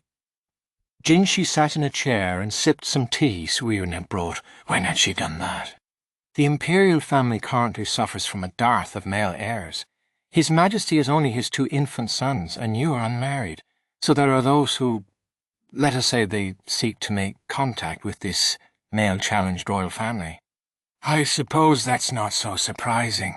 I do recall the sovereign before last had a much younger half-brother. That would make him the former emperor's uncle. Jinshi had heard that he'd fled his home while the empress regnant had wielded power, lest he incur her wrath. That's right. And he has a son from the male line, meaning he could make a claim on the throne. You think he's plotting treachery? Jinshi asked. No, his attitude remains as it always has been. He has no interest in politics. However, the rumour is that there's another male member of the Imperial line. Another male? Jinshi cocked his head. Of what generation? 3 generations back, perhaps. There was someone who was a member of the Imperial family, but ran afoul of the reigning emperor. He was stripped of his imperial status and executed, but before that he had a child with a commoner woman. Or so the story goes. By Li's laws, a child born to one with imperial status could be accorded imperial status, even if his mother was a commoner. If the child had proof of imperial paternity, they could be granted a place in the succession. Most such claimants turned out to be pretenders, and even those who weren't, one suspected, largely found themselves ignored based on whatever was most convenient for the court's advisers. That story would hardly pass for a fairy tale, said Jinshi. I agree, sir. It's drivel. But as the tale is out and about, I thought I should tell you. This was what passed for a joke with Maamei. Such stories abounded. There was even a courtesan who used the royal character Ka in her name, on the claim that she was an illegitimate child of an imperial sire. It seemed ridiculous. But then there was always the case of Maomao herself, so the possibility couldn't be dismissed entirely. I have more to tell. What would you like to do? Maamei asked. I'm getting hungry. Could I eat while I listen? Certainly, sir. Maamei had found another item in the meantime, a cushion embroidered with hair. She threw it in the trash. Jinshi was starting to think it would be quicker just to get a new palace, but then he pictured Maomao chastising him for the waste of money and decided to keep the suggestion to himself. Chapter 6. Tianyu's Medical Office Diary. Excuse me? I don't suppose we can chop the sky up? Tianyu asked, looking at the nice, fresh, hanged corpse. Well, not quite fresh. It was a full day old at this point. The rigor mortis was starting to wear off. The thought of rigor mortis took Tianyu back to his time dissecting animals. Before he'd set out to become a doctor, Tianyu had been a hunter. When he caught an animal in the hills, he often drained the blood and removed the organs on the spot before taking it home. Draining the blood kept the meat from stinking, while extracting the organs prevented their various juices, waste, and other contents from getting on the flesh, which saved it from going bad. Tianyu was such a skilled hand at dissection that he'd even stripped the bones right out, but his dad had gotten awful mad at him for that. He said that if you removed the bones before rigor mortis set in, the meat wouldn't be as good. Then he demanded to know if Tianyu wanted to eat crappy meat, and gave him a rap with his knuckle. So, this corpse was bone-in. The thought crossed Tianyu's mind.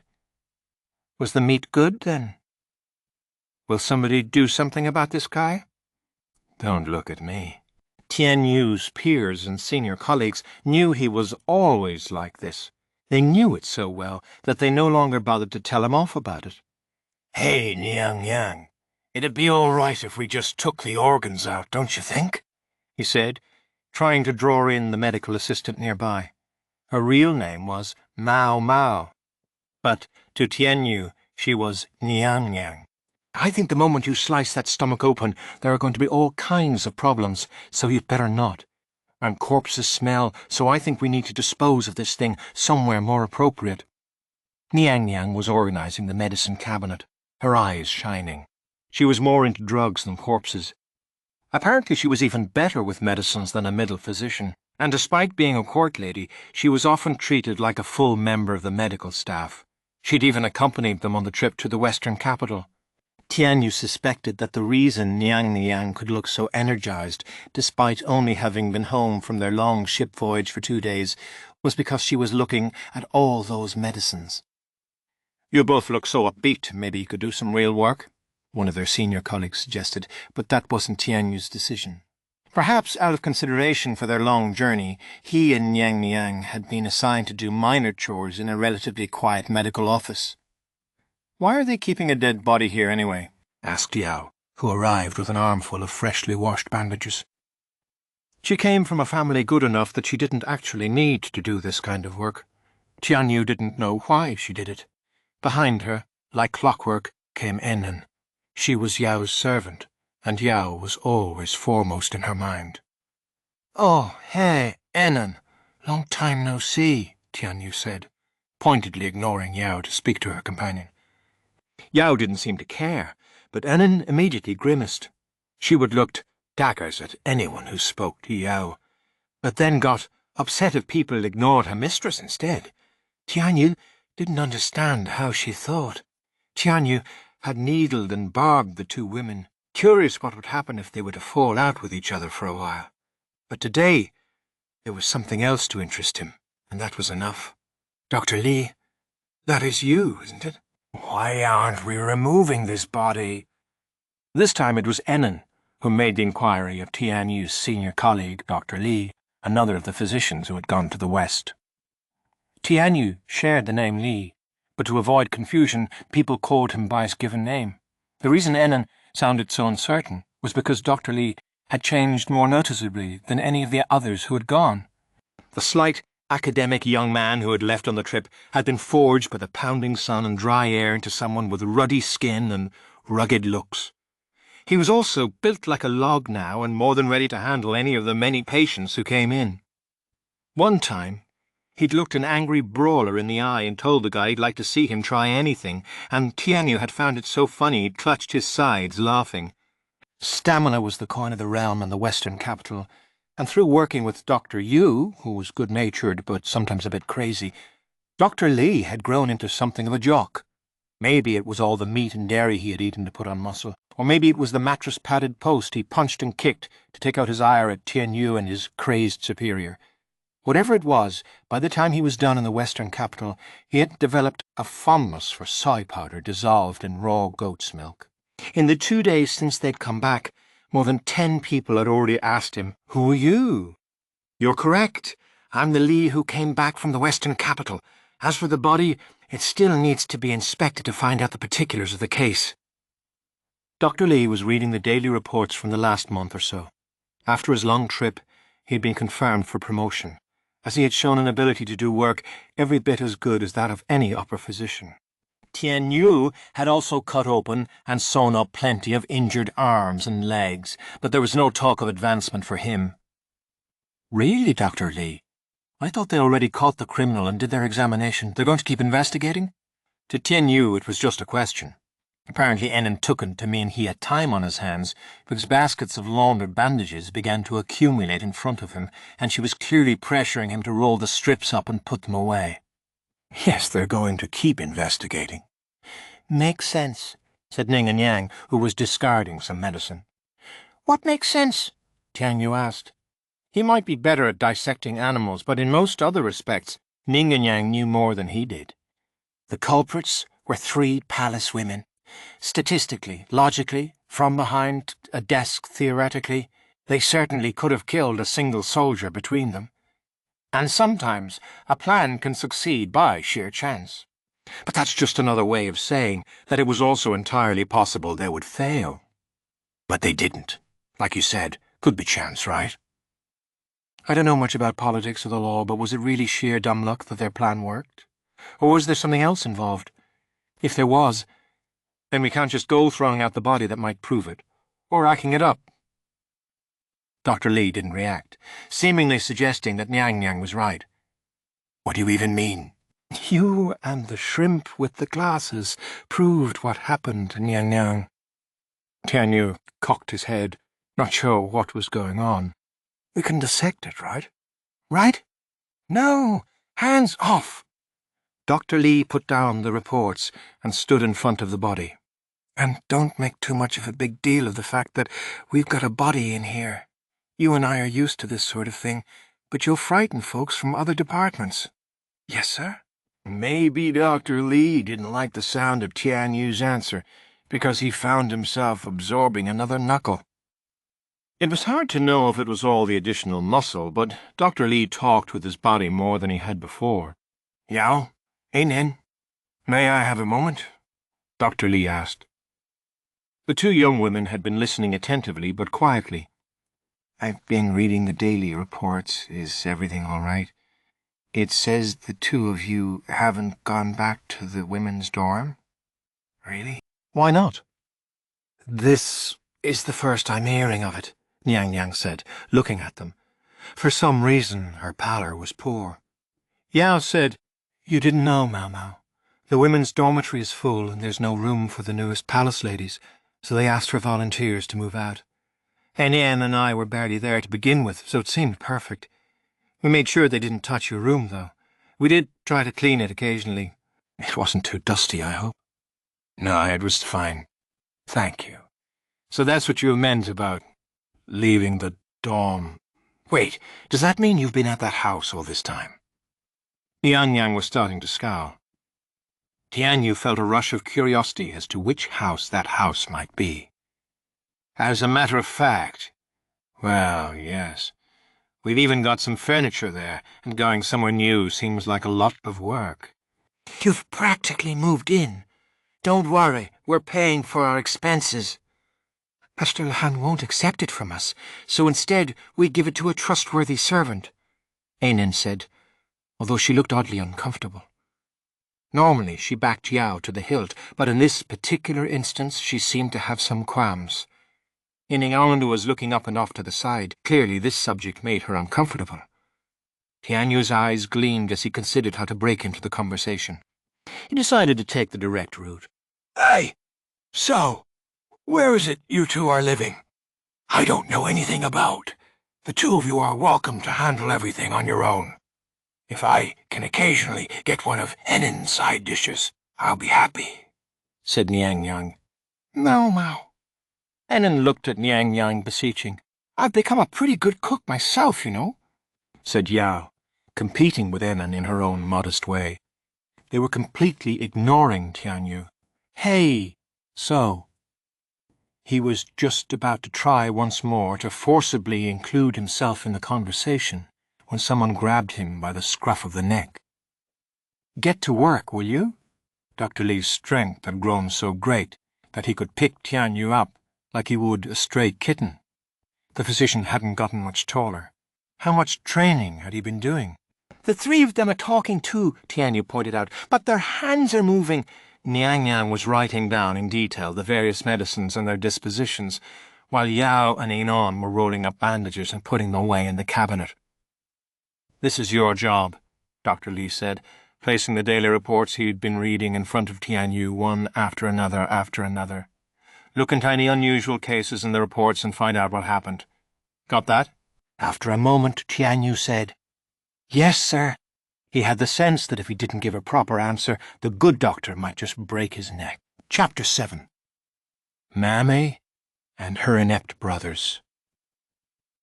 Maamei looked at her little brothers, whom she hadn't seen in nearly a year, and wondered what had happened. "Long time no see, Miss Maamei, they're back." The first one to greet her wasn't either of them, but Chu, the wife of Bayu, the older of her two brothers. Chu had been an acquaintance of Maamei's. In fact, that was how she had come into the family, and she had always been the cheerful type, but Maamei had to wonder why she looked the way she did at that moment. "What in the world happened to you?" Chu's right arm hung limply at her side. Moreover, her whole body was covered with injuries, and her slightly muffled speech implied that she had sustained some damage to her internal organs as well. "Oh, I just made a little oopsie, and now I won't be able to use my right arm for the rest of my life." "Well, don't you fret. I can still do a few tricks with the other one, see?" Flowers and flags appeared in Chu's left hand. Daoyu, as usual, was watching his wife with lifeless eyes. Maamei did indeed fret about the state Chu was in, but there was another, bigger problem. "Basin, what is that?" she demanded. The younger of her little brothers had a duck perched on his shoulder. It hadn't been there when he'd come to summon Maamei on behalf of the Moon Prince yesterday. Where had he gotten it? "She's a duck. Her name is Chofu," Basin said with a completely straight face. Her brother wasn't adept enough to tell jokes, which meant he must be serious. "I didn't ask what its name was." "Ugh, it smells like farm animal. Both of you do." Maamei covered her nose with her sleeve. Now that she looked closer, she could see that Basin's robe was streaked with poop. "Mother, what is going on here?" she asked, turning to Taomei, who had also returned from the western capital. Taomei squinted her differently coloured eyes and gave her youngest son a look of resignation. "I told him to leave it behind." "And Miss Tio told him to fatten up so we can eat it," Che chirped. Basin found himself the subject of glares from both his mother and his brother's wife. "Nobody's eating her. Chofu is family. Would you have me eat my own family member? The lowest cur wouldn't do such a thing." "Just tell me what's happening," Maamei said. She did remember that before he left for the western capital, Basin had been on some kind of special mission, and that had frequently seen him return home stinking of livestock. Had that somehow blossomed into love for a duck? Maamei had seen him frequently lost in thought, and had assumed he was besotted with someone, but it never would have occurred to her that the girl was of the avian persuasion. "Basin, this duck is female?" she asked. "Yes. She lays an excellent egg once every 2 days. He was puffing out his chest for some reason. It was clear he hadn't neglected his physical training while he was away. He'd lost some of the baby fat around his cheeks. Just when Maomao had been thinking he looked more valiant than before, she discovered that, while his muscles might have grown, his brain had shrunk.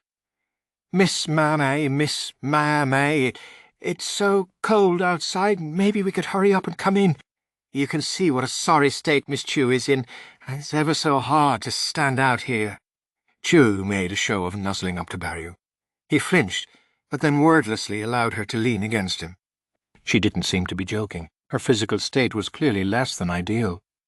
"Very well. Your rooms are clean. I suggest you change your clothes before you pay your respects to our elders. In deference to the strain of travel, no banquets are planned until 10 days from now. Incidentally, where's my father?" "He's back with His Majesty."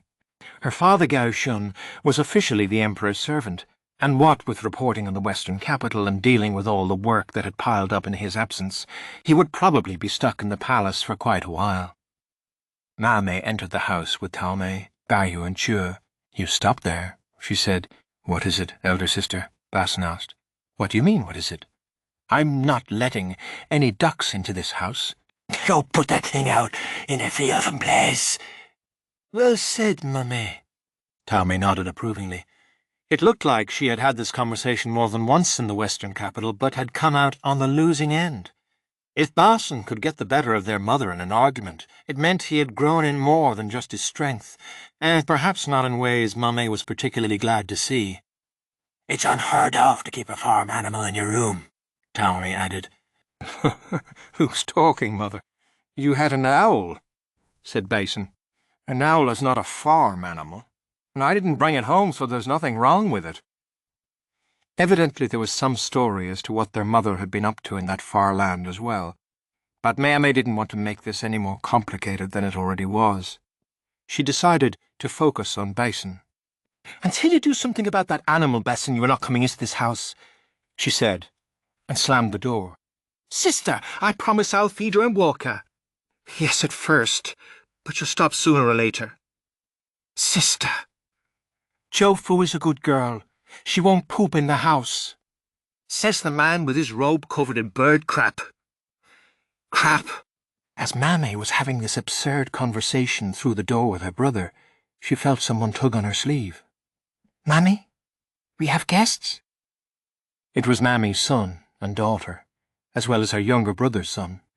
It had been part of the arrangement with Chue when the marriage had been decided. Sister-in-law would handle all the child-rearing. The boy was Maamei's nephew, but she raised him essentially as if he were her own son. "They're not guests. It's Grandma, Auntie, and your uncle. Don't tell me you forgot them." "Grandma?" the boy asked. A year was a long time for such small children. They'd been so close to their grandmother, but now they kept the distance. Only one, the oldest grandchild, seemed to have some memory of her and approached her. "Welcome home, Grandma," he said. "My, you've grown so big." Maomei picked up the boy, Maamei's son, and stroked his head. At that, Maamei's daughter and Baryu's son went over to their grandmother as well. "Goodness, look at these children. When I left, they could hardly say hello." Maomei patted Baryu's son on the head and gave him a hug. Then she pushed him toward Baryu. "Here's your boy. It's been a whole year. Give him a hug, will you?" Baryu quickly, albeit with clear trepidation, embraced his boy. He might have been a bureaucrat who spent all day, every day, glued to his desk, but apparently even he could manage to hug one small child. Jo, meanwhile, studied her son's face. There, now, don't cry," she drawled, doing some sleight of hand to distract him. She couldn't pick him up with that ruined arm, but it wouldn't have mattered if she could, for she had no impulse to touch the child. She'd given birth to him, but she hadn't, in her mind, become a mother. "Who are you, Auntie?" I'm Miss Chu, and Auntie, that's right." She gave the flags she had produced to the children, then stepped forward. "Miss Chu will go on ahead back to her room, if that's all right." She moved with such lightness, but they could tell she was pushing herself. Maamei glanced at Baryu. "Why are you unharmed? Your wife is wounded from head to toe. Protecting the Imperial family was supposed to be the role of the Ma clan. How did Miss Cho end up like that?" "You're the one who promised her she could do as she pleased if she would only marry me, weren't you? That's some way to talk to your sister." Maamei gave Baryu a kick in the shin, and he hopped up and down on one leg. "No, snack." "I do, Mummy. Snacky." Her nephew couldn't talk very well yet, so he just raised his hand. If he was anything like Chua, he would grow up to have quite an aptitude for languages, but at the moment he only knew a few words. "Mother, Baryu, if you'd kindly inform Grandfather that you're back home, you'll find hot water and a change of clothes in your rooms." "Very well." Maomei and Baryu walked into the house. Maamei gave the children to their nursemaid. She had more parts to play than just mother. Since the Ma clan men might die defending the royal family at any time, it was always a woman who fulfilled the role of family head, so that the clan could continue undisturbed.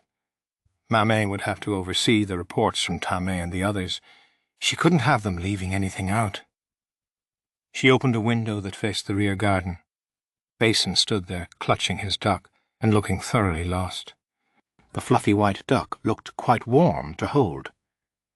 "I need to be present for the report, and so do you. How long are you going to stay outside?" "You mean you'll acknowledge Jofu as part of the family?" "You weren't listening. I said you are not to bring that duck in the house. If I let you in with it, then the children will want one. What if they each demand a duckling of their own, eh? What will you do then?" I see what you mean. Personally, I'm with Miss Chu. I think the best place for that thing is on our dinner table." Basin begged Maamei with his eyes not to do such a thing, hugging the bird close. It was certainly not the behaviour of a grown man, but Maamei couldn't help noticing that in fact it showed Basin had matured. "You've learned to control your own strength," she observed. "I'm not a child anymore," he said. Basin's physical strength was overpowering, far greater than your average soldier's. It was all thanks to his naturally muscular build and his reduced sensitivity to pain. He had the capacity to shatter bones when frustrated, and for many years he had been haunted by his inability to control his own strength. Maamei should know. Basin had broken her arm when he was still little. It might have been his vivid memories of that moment that left Maamea's youngest brother with so little attraction to women. He had learned in that instant that they were fragile, easily broken. Maamea looked from Basin to the duck and back. "I've got an idea. Why don't you take that duck back where it came from?" "Oh, I could hardly go all the way back to the Western capital now." "That's not what I meant. The place you were going before you left for the Western capital." "Isn't that where you got it?" "Oh!" Basin gasped, as if he were only just remembering. "No, wait. I don't have any business there anymore, so I have no reason to drop by." His face was bright red. "Ha ha!" Maamei's intuition went into overdrive. "Sillier. Even Basin wouldn't actually be attracted to a farm animal. If you don't have a reason, you just need to come up with one. Suppose you're there to return the duck, and just in passing you pay a visit to whoever it was that helped you." Basin fell into an awkward silence. Just how bad was he at romance? Whatever. Manny sensed that one more good push would get him talking. If she keeps ducks, I suppose she's a farmer? "No," Basin said firmly. "A nun, then. If so, the course of that true love certainly wouldn't run smoothly." She didn't abandon the world of her own volition. Basin was so simple. He might refuse to say exactly who the girl was, but a few leading questions would get it out of him. Maamei's information network might not be as extensive as that of the Mi clan, but it was formidable nonetheless. Was there anyone in Basin's orbit who had been forced to leave the world in the past few years? One with whom he might reasonably be expected to have contact? Add in the duck factor, and the answer became obvious. Tell me, she wouldn't happen to be a former consort, would she? Whatever do you mean? Basin asked, clearly shaken. Lishu, at the time an upper consort, had been pushed to take vows for the crime of sending the court into an uproar. In order to prevent any jealousy, she'd been admitted, so Maamei had heard, to a rather unusual kind of monastery. She'd joined a group of wayfarers looking for immortality. They experimented with a wide variety of farming methods and livestock on the premise that you are what you eat, and so one's diet might lengthen one's life. Lishu herself was a member of the Yu, or Rabbit, clan. Her mother had come from the clan's main house and was a childhood friend of the Emperor's. On more than one occasion, His Majesty had assigned members of the Ma clan to guard Lishu's person. According to the reports Maamei had seen, Lishu's biological father didn't treat her particularly well. Rumour described Lishu as a vile woman, so shameless that she had entered the rear palace of 2 different emperors, but the truth was that she had been simply blatantly used as a political tool. Li Shu was something of a tragic figure, but at the same time it was not the place or the Ma to criticize the doings of other named clans, so they had left the matter alone. The Yu clan had declined substantially from its zenith. Li Shu's father had been brought into the family as an adopted son, which was all well and good, but he lacked the acumen to carry a great house on his shoulders. Perhaps their status wouldn't have suffered so much if Li Shu had remained an upper consort. So, the object of Baixin's affections was a girl of high standing, but one whose family was no longer so well regarded, and who herself was twice divorced and a nun. You certainly do have unique tastes. What's that supposed to mean? Basin said hotly. The duck had squirmed out of his arms and was pecking at the grass in the garden. I'll thank you not to go slandering her when you don't know anything about her. She's a perfectly praiseworthy young lady, like a little flower waiting for spring. I haven't actually said anything about her yet. Basin's face immediately flushed, so he did still have a youthful streak. His impetuous outburst proved that much. He would probably never be able to be a close confidant of the Emperor like their father Gao Shen. He would be a bodyguard and nothing more, Maomei reflected. A little flower waiting for spring, eh? She mused. To what kind of flower might she or Tamei be compared? Some had told Maamei that she was like a vine, constricting and relentless. Considering that she had gained her husband through sheer tenacity, Maamei could see what they were saying. Now, here was a problem. As much as Maamei herself was trying to spur Basin on, there was a real question of whether it was appropriate for him to be visiting a recused former high consort.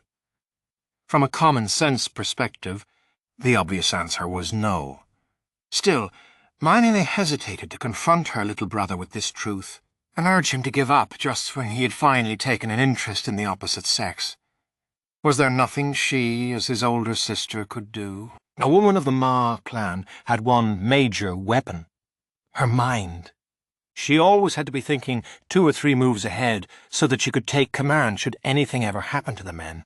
Purely in the interest of the clan, she should have simply told Basin to forget all about this girl. Yet that would have been to betray her ideals. At the same time, it would have been irresponsible to just thoughtlessly cheer him on. Maamei was beginning to regret having given Basin such freewheeling advice. All right, Basin. For the time being, I want you to take that duck back where it came from. However, you should let them know you're coming. Let them know I'm coming? Yes, that's right. Moreover, your work there is already done, so you absolutely must get approval from— Was it the Moon Prince? Was he the one who sent you there? Any time you did something where there might conceivably be any kind of problem, it was important to have your superior's fingerprints on it when the trouble started. That was Maamei's philosophy. Yes, it was. Finally, when you go to give the duck back, I'm going with you. You are? Why? Well, they must have more than just ducks there, right? I'm sure they keep plenty of animals. I'm going to bring the children, so that they can get some hands-on experience. If I happen to bump into the honoured daughter of a famous house while I'm there, so be it. It came down to this. She needed to plant the seeds of a conversation. The named clans met once every several years, and most of them could usually be expected to attend, except perhaps that band of eccentrics, the La clan. And it was nearly time for the next meeting. The status of the Yu clan had declined, and it was largely Li Shu's father's fault, so Maamei suspected he wouldn't be there. Someone else would attend in his stead. Maamei had an excellent excuse to participate. She would accompany their grandfather. She just had to make contact with the Yu clan. Then she could help the seed she'd planted grow. What did you do during all that time in the Western capital? Don't you have any impressive feats to show for it? Should I say I did in any of my reports? Without a war on, it's hard for a soldier to distinguish himself, you know. In a world at war, Basin would certainly have taken any number of heads, literal or figurative. Then again, with his hard-charging personality, he might not have lived long enough to celebrate it. Fair enough. There did seem to be no end of tales, though, that some random farmer did all sorts of good. Yes, He really was a most excellent farmer. They were true? Maamei wondered who in the world this person could have been. He must have been quite something, to make his name known as far away as the royal capital when he was only a man of the soil. Speaking of his name, she didn't actually remember what it was. It had been so common that it had slipped her mind. "So what did you do out there?" she asked. "Got rid of bandits and bugs?" "Right. That won't get us anywhere. Some years ago, the Emperor had gifted a middle consort to a soldier, but that precedent didn't seem to hold out much hope for them. In that case, maybe we could lean on His Majesty's fatherly impulses." The Emperor, she knew, regarded Lishu like a daughter. In that case, they would probably have to get our duo involved. "What are you muttering about, sister?" "Oh, pipe down. I'm trying to think. Anyway, just tell the Moon Prince what you're doing. Got that?" "Yeah, sure. And make sure you wash and change. Leave the duck in the garden. Mother can't make her report without you, can she?" "Yes, all right." Basin said something to the duck, and then left it with the gardener. As Maamei watched her impossibly naive handful of a brother go into the house, she pondered how to make her next move. Chapter 8. True Records of an Elder Brother. Lingering cold, clear skies, I did some crop treading. I got the local women and children to help me. We did about 10 tan. Not bad work for a season when there isn't much farming to be done, but I wonder if there's anything else I could be doing. Plum blossoms, snowy skies, looking after the sweet potatoes in the storehouse. The trick is that you have to be careful of the humidity or they'll rot. Seeking some way to process them besides drying them. Got a letter from Lahan. What could he want? Spring chill, rainy skies, Lahan visited. Claims there's a job only I can do. If I succeed at this, advancement to court service won't be just a dream. A man like me was made for more than farming villages. Early spring, cloudy skies. In preparation for leaving my house for a while, I'm leaving oversight of the fields in the hands of a farmer I can trust. Searching among the young folk of a farming village for a few people to come with me. Lahan tells me this work site will demand people who are hale, hearty and adaptable. Many families are loath to give up helping hands, though. I'll focus my search on people with few or no relatives. Lingering spring, clear skies, Lahan led me to a harbour. I'm to go by ship. The sweet potatoes and white potatoes with which I've been entrusted are packed in rice husks to keep them from rotting. Maybe Lahan plans to use them for trade. Wait! Hey! What's Uncle Lahan doing here? What? No one said anything about teaching farming in the western capital. Mid-spring, clear skies, ocean, ocean, ocean, ocean. The sight of my relentlessly vomiting uncle makes me glad that I cope well with moving vehicles. My uncle didn't remotely recognize me as his nephew, and after I told him my name so many times, I mean, not that I care. There's not much to do on the ship, so I help with cooking in the galley, or dangle a fishing line pointlessly into the sea. Call it obvious, but there's no soil to till in the ocean. Spring in the air, cloudy skies. We make a brief stop at the country of Anon. As a southern land, it has a wide variety of produce. Lots of fruit, but not many dry crops, presumably because the salt wind would damage them. Bought some fruit seeds in the market. Wonder if they'll grow in thee. Spring warmth, clear skies arrived in Oisi province. Grass and plains as far as the eye can see. Nothing here at all.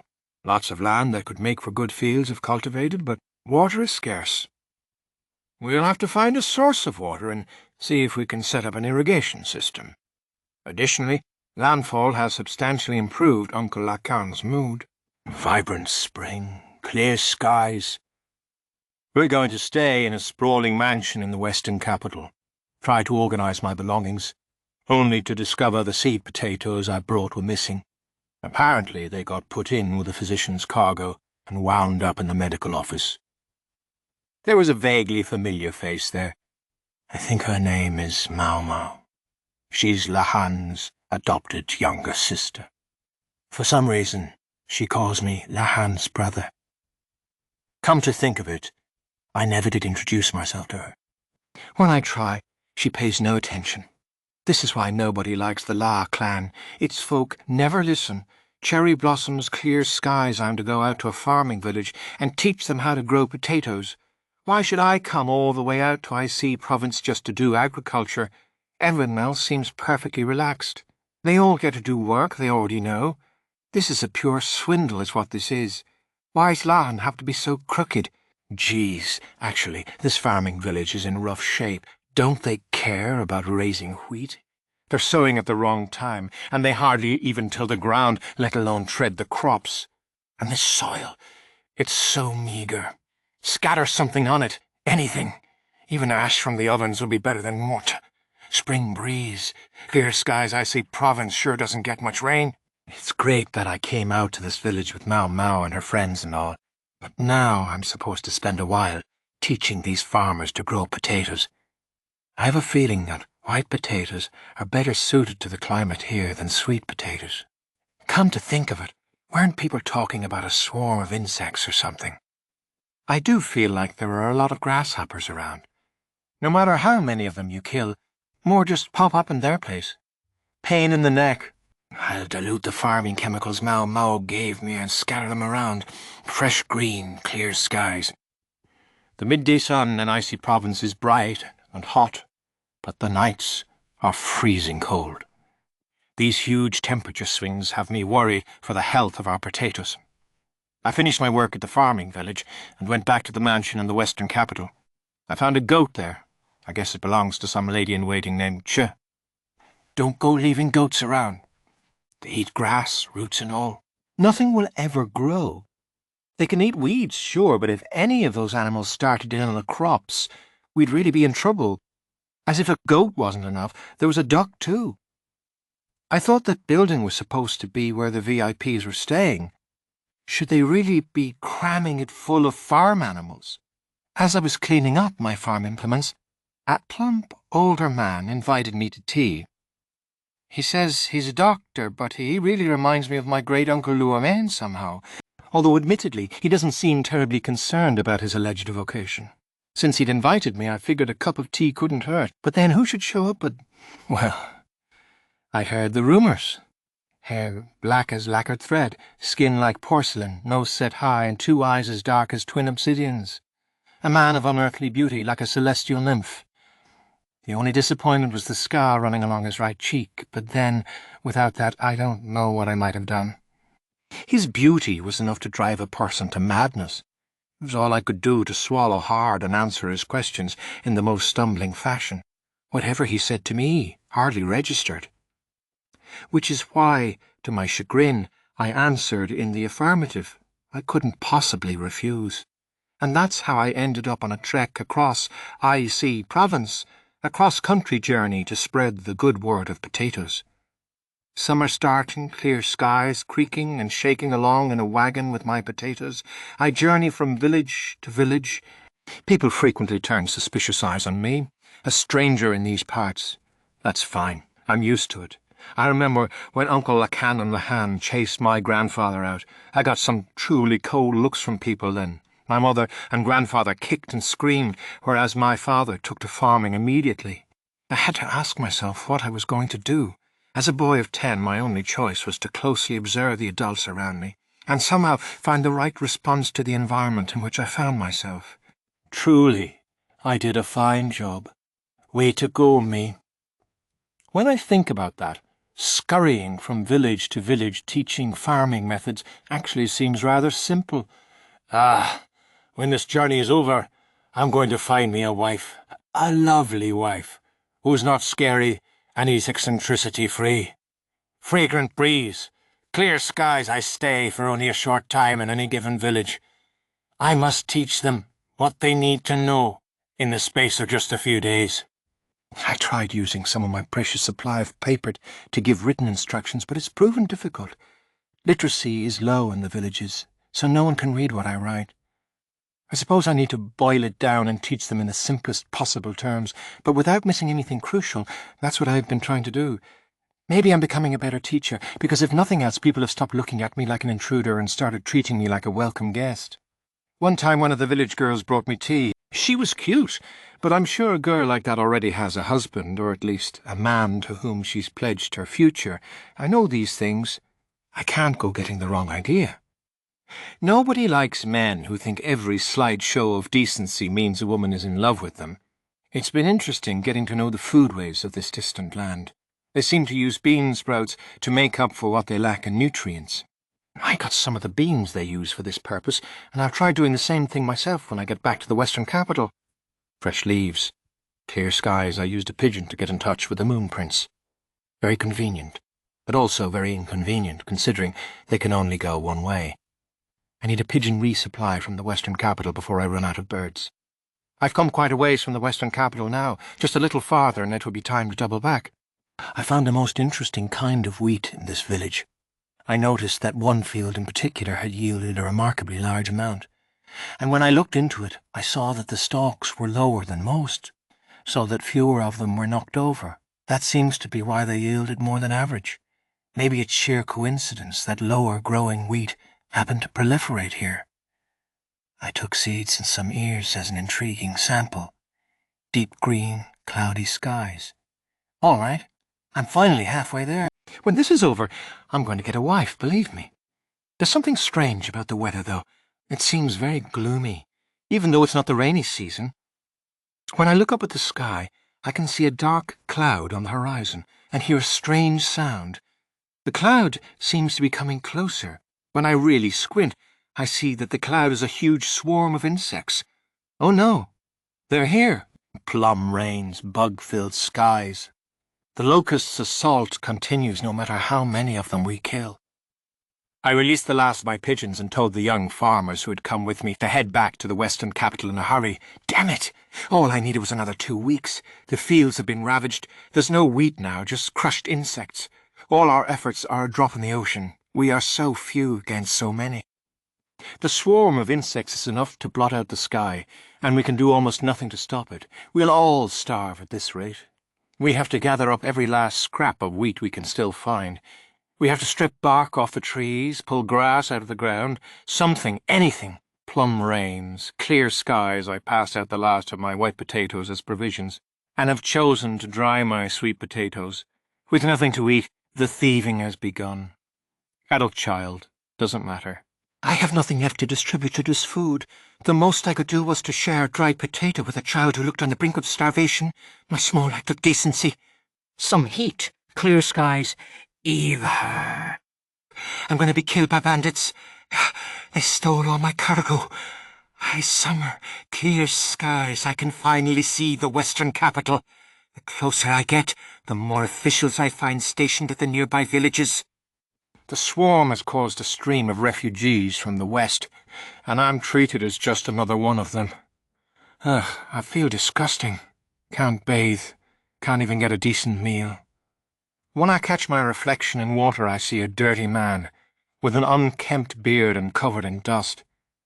My small change and my dried potatoes are all gone, but I've managed to hold on to my seeds and my mung beans.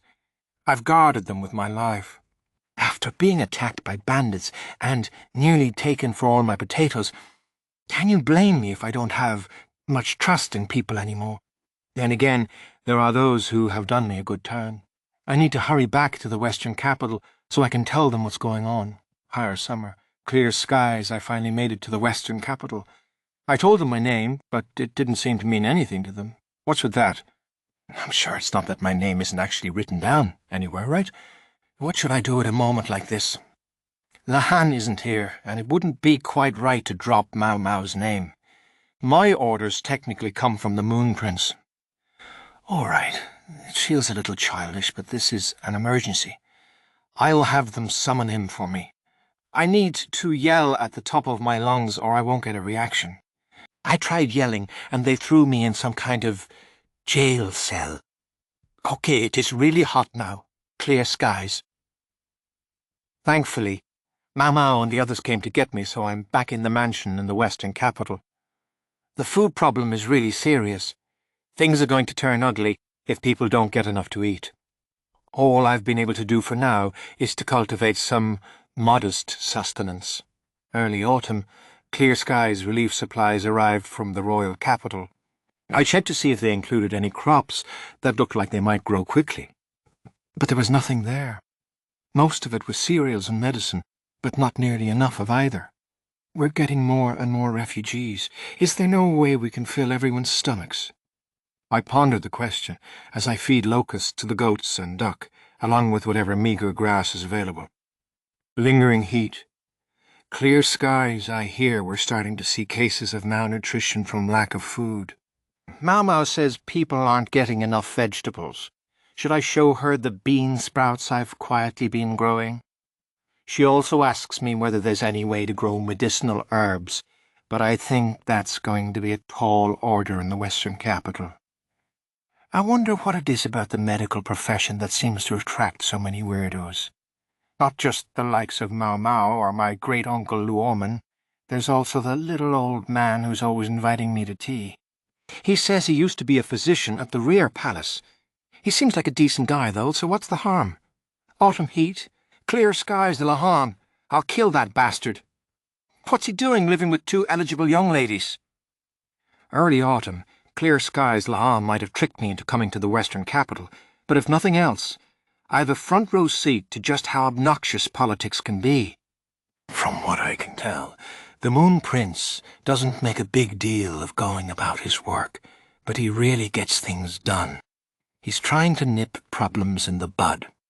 But in terms of worldly fame, it's much easier for people to celebrate those who solve problems after they start instead of before. Some guys really know how to deal with things, huh? Speaking of dealing with things, why am I in charge of these goats and this duck? Then again, if I don't protect them, Miss Chu is going to try to eat them. People are starving everywhere. Fresh, cool, clear skies. It really doesn't rain in the Western capital. Trying to water things has been a huge headache. The rich folk around here have ponds as a sign of their ridiculous wealth, but they're probably made using underground water. At least that makes it easier to grow bean sprouts. We've started fields near the Western capital, but irrigation is proving to be the biggest challenge. Bringing up water from underground isn't realistic. It would be great if we could get water from a river, but the scale of the project would be untenable. Maybe you just can't have farm fields if there isn't a body of water nearby. As one learns if one is going in and out of the estate, the mood in town is getting worse and worse. Stomachs are empty and tempers are high, while all-out struggles for food are hardly unusual. Some people are claiming the insects were some kind of curse from another country. It's just a natural disaster. How ridiculous can you be? I really don't like the way things are looking out there. Cool breeze, clear skies. It was bound to happen eventually, and it finally has. A mob has closed in on the mansion where the Moon Prince is staying. What's going to happen here? I don't know. I really don't know. Autumn cool, clear skies. Now things make even less sense to me. Goko-u, the leader of the Western capital, is dead. What the heck is going on? Autumn colours. Clear skies. I'm just going to stop thinking about politics. It doesn't make any sense to me. I always thought of myself as reasonably smart, but I'm not made for this. I think I would die of an upset stomach. If Lahan were here, I'm sure he'd just roll with it and keep cranking out work. I'll never beat him in that regard. With Goku dead, things seem to have turned very serious. The mansion's servants can hardly bring themselves to do their jobs. But none of that has any bearing on field work. I've got to get out there again today and keep breaking ground. Autumn clear, clear skies, the Moon Prince is relocated from the annex. It sounds like Maomao and the friendly old doctor are going with him, but I'd like to stay here for a while. This garden is finally hitting its stride. The groundskeeper may have it out for me, but we're closer to a water source here, and that makes growing easier. Autumn beauty, clear skies. There's a beautiful greenhouse at the main house where we're moving. I hear they used to grow cucumbers there, but they've already been cruelly uprooted. Maomao could barely contain herself as she planted seeds for medicinal herbs. But the glare that the greenhouse's minder was giving her, well, if looks could kill, I'm out of the loop on whatever happened, but even I could figure it out at a glance. Colourful leaves, clear skies have turned the annex's entire garden into fields. Next I'm starting on the ones at the main house. I'm not going about things like Maomao, though. I made sure to get permission from Miss Chu. Someone from the Goku clan, a guy named Hulan, gave his approval too, so I should be in the clear. The friendly old physician helps me out with farm work when he has time to kill, but someone hurt his leg. Some firecracker of the Goku family gave it a whack. I think his name was Gokujin. He sure liked to boss the servants around.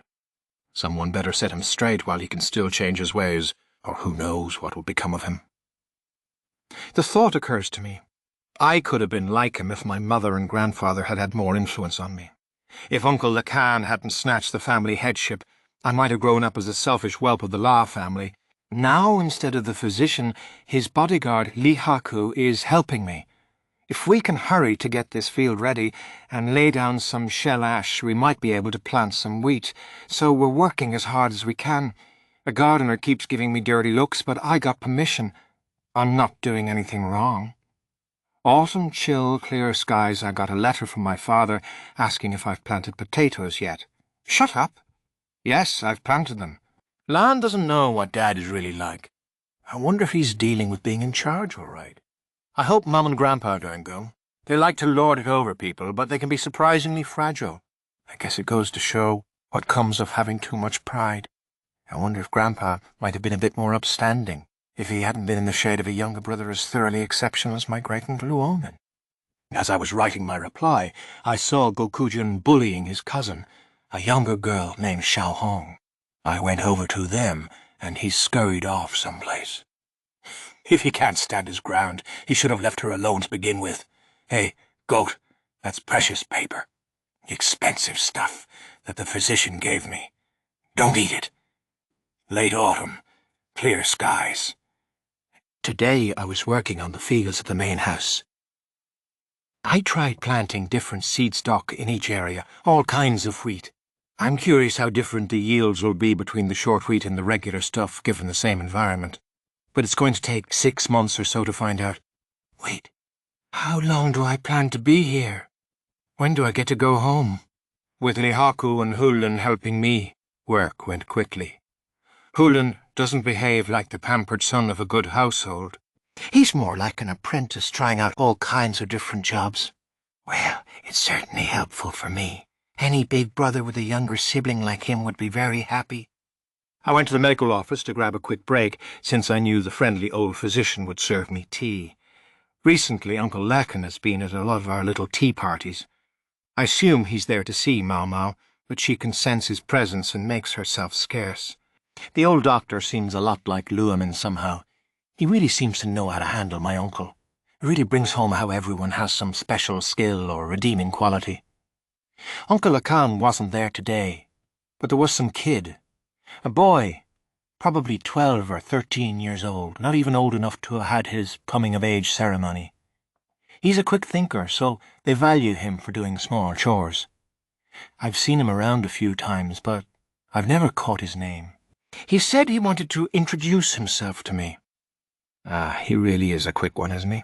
But, hey, your name is Kan Junjie too, huh? Yes, a very common name. I hear it all the time myself.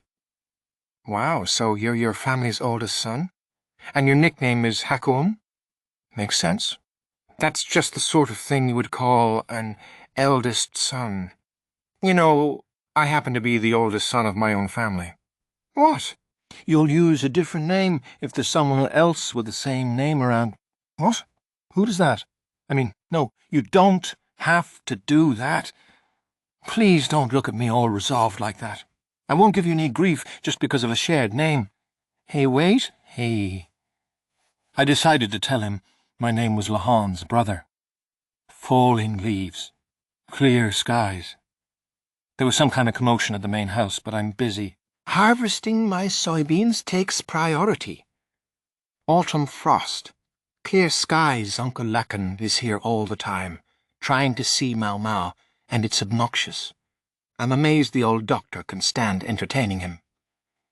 Miss Jewell said Maomao had gone to the port town to do some shopping. That would make sense for a few days, but now it's been 10 days since we saw her.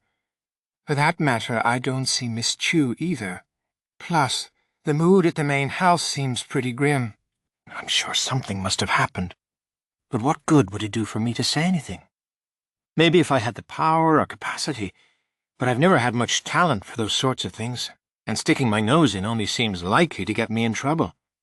I think I'd gain more from thinking about what to do with the soybeans I've harvested.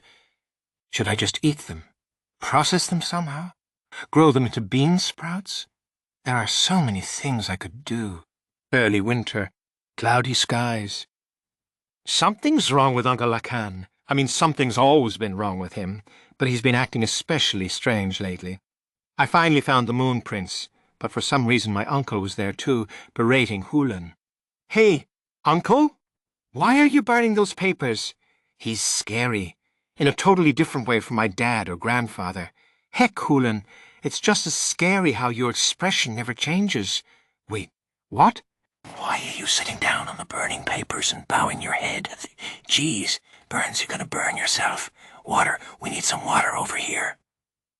12th month, clear skies, I gather that the reason Uncle Lahan was so angry at Hulan was because he did something to entrap Maomao. I could see why he would be upset. And to think he's just an old guy who's normally no more than a bit of a nuisance as long as you don't antagonize him. Oh, and also, he's kind of a loser, and Hulan, something's up with him too. Whatever motivates his behavior, it's beyond what I can comprehend. I guess he decided his own older brother was in the way of making the Moon Prince the leader of the Western capital. So Hulan decided to eliminate him? I can't believe he plotted all that with that grin on his face. And here I thought he was just a nice guy, helping with some chores. Well, I take it all back. I don't need a little brother like that. I'd even take Lahan over him. Chill, cold, clear skies, Maomao and the others are finally back, but Miss Chu is in bad shape. What the hell happened? She can't even use her right arm anymore. It's a real tragedy. Year-end, clear skies, Miss Chu has set up camp in the medical office on the grounds that she's a convalescent. I grant that her injuries are serious, but she's really just using that as cover to lounge around and do nothing. I feel bad for the friendly old doctor who seems to spend all his time taking care of her. I guess they're finally going to decide who gets to run the Western capital. It won't be the Moon Prince, but apparently a man named Shikyu, Master Goku's oldest son. He's also, incidentally, Hulan's older brother and the father of that obnoxious brat, Gokujun. Are we really going to be okay with this guy? New spring. Clear skies, I saw Xiaohong today. I thought Gokujun was bullying her again, but on closer inspection, I saw Xiaohong do something very unexpected. She slapped Gokujun, taunted him, practically spat on him, and then went off somewhere. There was nothing the boy could do. He just burst into tears. That was when I realized his and Xiaohong's positions had been reversed completely. There was one other person besides me who saw the scene. Maomao. I just know she had something to do with this. Early spring, clear skies, I headed off to the farming villages with one thought in mind. This year, I'm going to get them to grow some decent wheat. I'll see to it that they tread the crop and till the soil. It's not going to be a repeat of last year. There won't be any lackadaisical growing practices on my watch. Things seem pretty busy at the main house, too. Probably something to do with the new year. There's no end of work for politicians. But that's no concern of mine. I've got farming to do. Cold afoot, cloudy skies. When I got back to the mansion in the Western capital, there was nobody there. Just a second.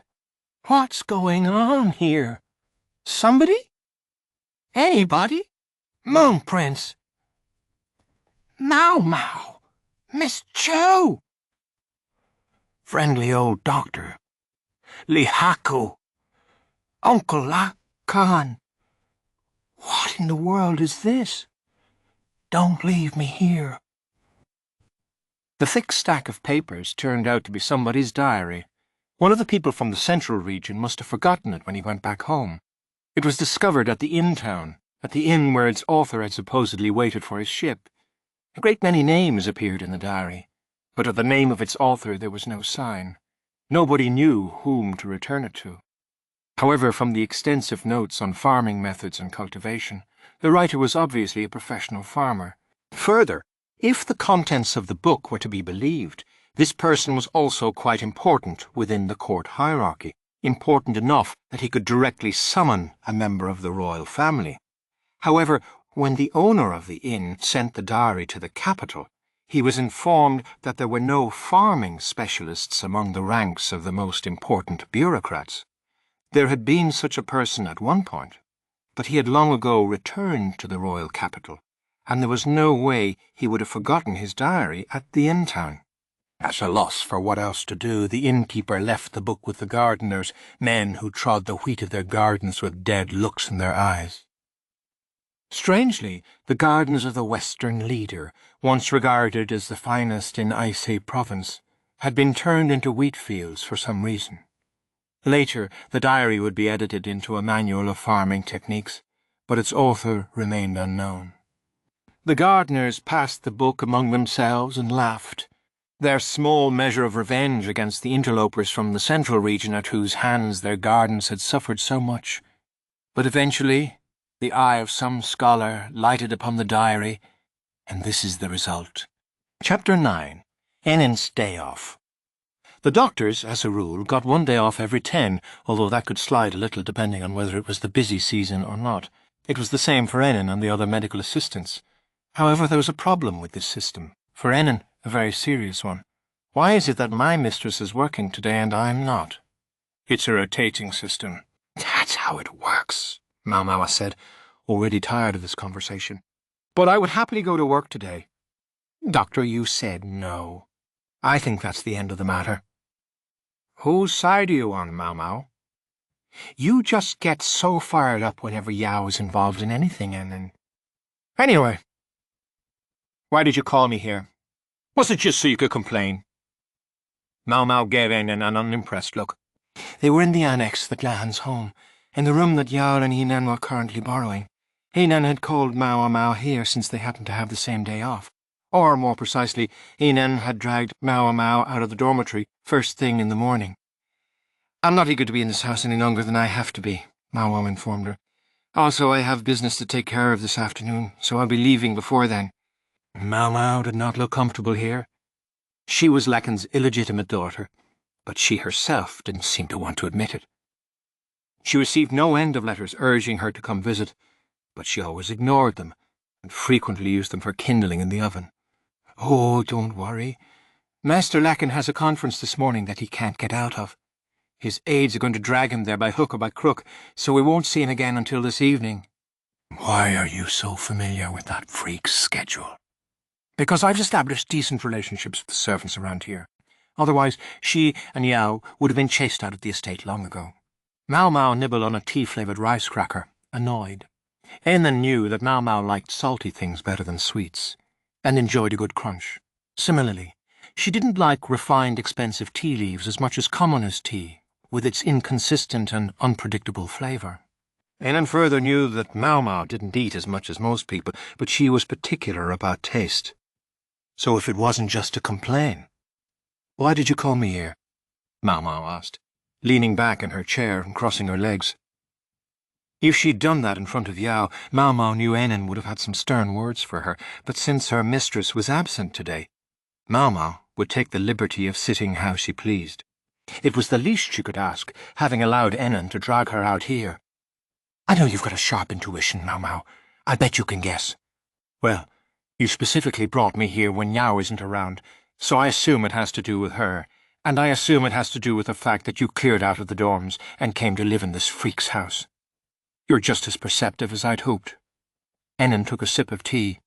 It was surprisingly good for the price, and she'd steeped it gently, so it was fragrant. I want you to save my mistress from the evil hand of Master Lahan. Maomao didn't say anything. Instead, she scowled, and then her mouth fell open. What kind of look is that? Enen asked. Oh, it's nothing. That look was definitely something, but Enen knew it wouldn't be any use pressing the point. Part of being a grown-up was choosing not to pursue something you already understood. My point is, my mistress is still so young. I'm sure Master Lahan must be leading her on somehow. Oh. Yeah. What's with the distant look in your eyes? There's no distant look in my eyes, Maomao said, but she didn't sound very convincing. There was no emotion in her tone. If you say so, Ainan grumbled. Maomao might not be very interested in the subject, but as Lahan's little sister, Inan thought she ought to take some responsibility. Annan had regrets. She'd been sure that Lahan was only interested in older widows. He was tousle-haired and had fox-like eyes. It wasn't that he was unbearable to look at, but it was hard to call him handsome. Above all, he was shorter than Yao. That's not very nice to say, even if it is true, Maomao said. Apparently the voice of Enan's heart had slipped out and reached her. What does my mistress see in a man like him? I see. It's Yao who wants to stay here, and is inventing reasons not to leave. You, Enan, would love to get out of here and put some distance between you and Lan. But you can't go against your precious Yao, which is why you want me to do something. Well, yes. Maoma's face made it clear that she did not think much of this idea. Then again, that was how she looked about most ideas. My mistress is so young still. I'm sure she's just confused. Oh, no doubt. Otherwise, such a shrimpy, tousle-haired, fox-eyed little man would never— You're saying it out loud again. Annan clenched her fist. Maomao seemed to have some sort of thoughts on the matter. What is it? You have a problem? Annan asked. No, confused Yao might be, but I've started to realize that she's not the kind to be too concerned about outward appearances. Of course not. She's my mistress. She would never be so shallow as to judge people on their looks. Maomao didn't say anything, but gave Annan a sceptical look. What? Why are you staring at me? Said Annan. Oh, it's nothing. That would imply, however, that Yao is seeing what's inside Lahan, and that's what's causing this confusion. No, that couldn't possibly happen, or so Ainan wanted to believe. What's inside Lahan is trash, Maomao said in annoyance, and I have to admit I don't know what she could see in him either. I know. Right. I agree completely. He's the most awful person. He tried to chase us out of his house because he claimed it wasn't good for two unmarried young women to be living here. But you don't want to stay here, do you? You want to get out of here in a hurry, right? And that's what you're asking me about, isn't it? Maomao said, oddly emphasizing certain words. Ainan found it distinctly annoying. Maomao? Seriously, what's with the look? Nothing. I was just thinking, when it comes to your young mistress, you won't let a little logical inconsistency stop you. Why should I? The world revolves around my mistress. Everything and everyone in the world revolves around her, the way the heavens turn around the 7 stars in the sky. En thrust her hands upward as she spoke. En, please don't say things like that at court. You're going to get us executed for disrespect. This despite the fact that in Enan's opinion, Maomao was far more disrespectful than she ever was. What's inside, Lan? Huh? I have to say, I don't think much of the way he's constantly appraising everyone he meets. Maomao was still munching away on the rice crackers. Enan was an adult, so the rejoinder, "Aren't you exactly the same, Maomao?" never made it past her throat. I do wonder what Yao would be drawn to in him, Maomao went on. That's what I'd like to know. Can't you think of anything, Maomao? This is just imagination on my part, but I think Lahan has a clear grasp of general standards, as well as a very firm idea of his own preferences. Maybe Yao, who's never been a fan of stereotypical woman's happiness, finds that novel and exciting. So he's got his own unique standards. I guess I could understand in that he doesn't look at gender differences, but purely at practical ability. I guess the La clan is full of people like that, folks like you and Master Lakan. Maomao bristled. I am not like that, and would you kindly not speak that freak's name in front of me? Surely I can at least say his name. Don't you feel like if you say it, he might suddenly appear behind you? Oh, okay, yeah, I can see that. Ainan had experienced it more than once herself. When there was talk that Lakan found interesting, he would just suddenly show up. So he judges people by their abilities without considering whether they're supposedly important or their length of service or even whether they're male or female. In a way, you could say he's almost Zhao's ideal man, said Maomao. Ideal? Absolutely not, Anan said, veritably shaking as she rebuffed the idea. There are lots of fine gentlemen so much more suited to my mistress. To suggest that Master Lahan is her ideal, that's not the ideal I'm talking about. But anyway, does this mean that you do have it in mind to see Yao married, Enan? Yes, she should have a husband. As long as he meets my standards. I don't think that's going to happen in this lifetime, Maomao said. She looked exasperated and gave a very theatrical sigh. It could too. Henan was about to detail to Maomao her ideal husband for Yao when there was a knock at the door. Yes? Who is it? Henan asked. Maomao hid in the shadows, alert to the possibility that it might be Lahan. Please pardon me, said a voice. It wasn't Lahan, but a boy, whose voice had yet to change. Sifan, the fourth child, entered the room. He was one of the kids who worked at Lahan's estate, and he was very clever. Lahan didn't accept rent, so Anan gave money to Sifan instead. There was no risk of him embezzling. He knew it would be idiotic to try to skim some off the top. Lahan would find out and chase him out of the house. What do you need? Anan asked. I've got company. I'm sorry. I realize that. However, I thought a moment when Lady Yao was out of the house would be a good time to speak to you. It has to be when my mistress is away. What do you mean? Sanfan wishes to meet with you, Lady Anan.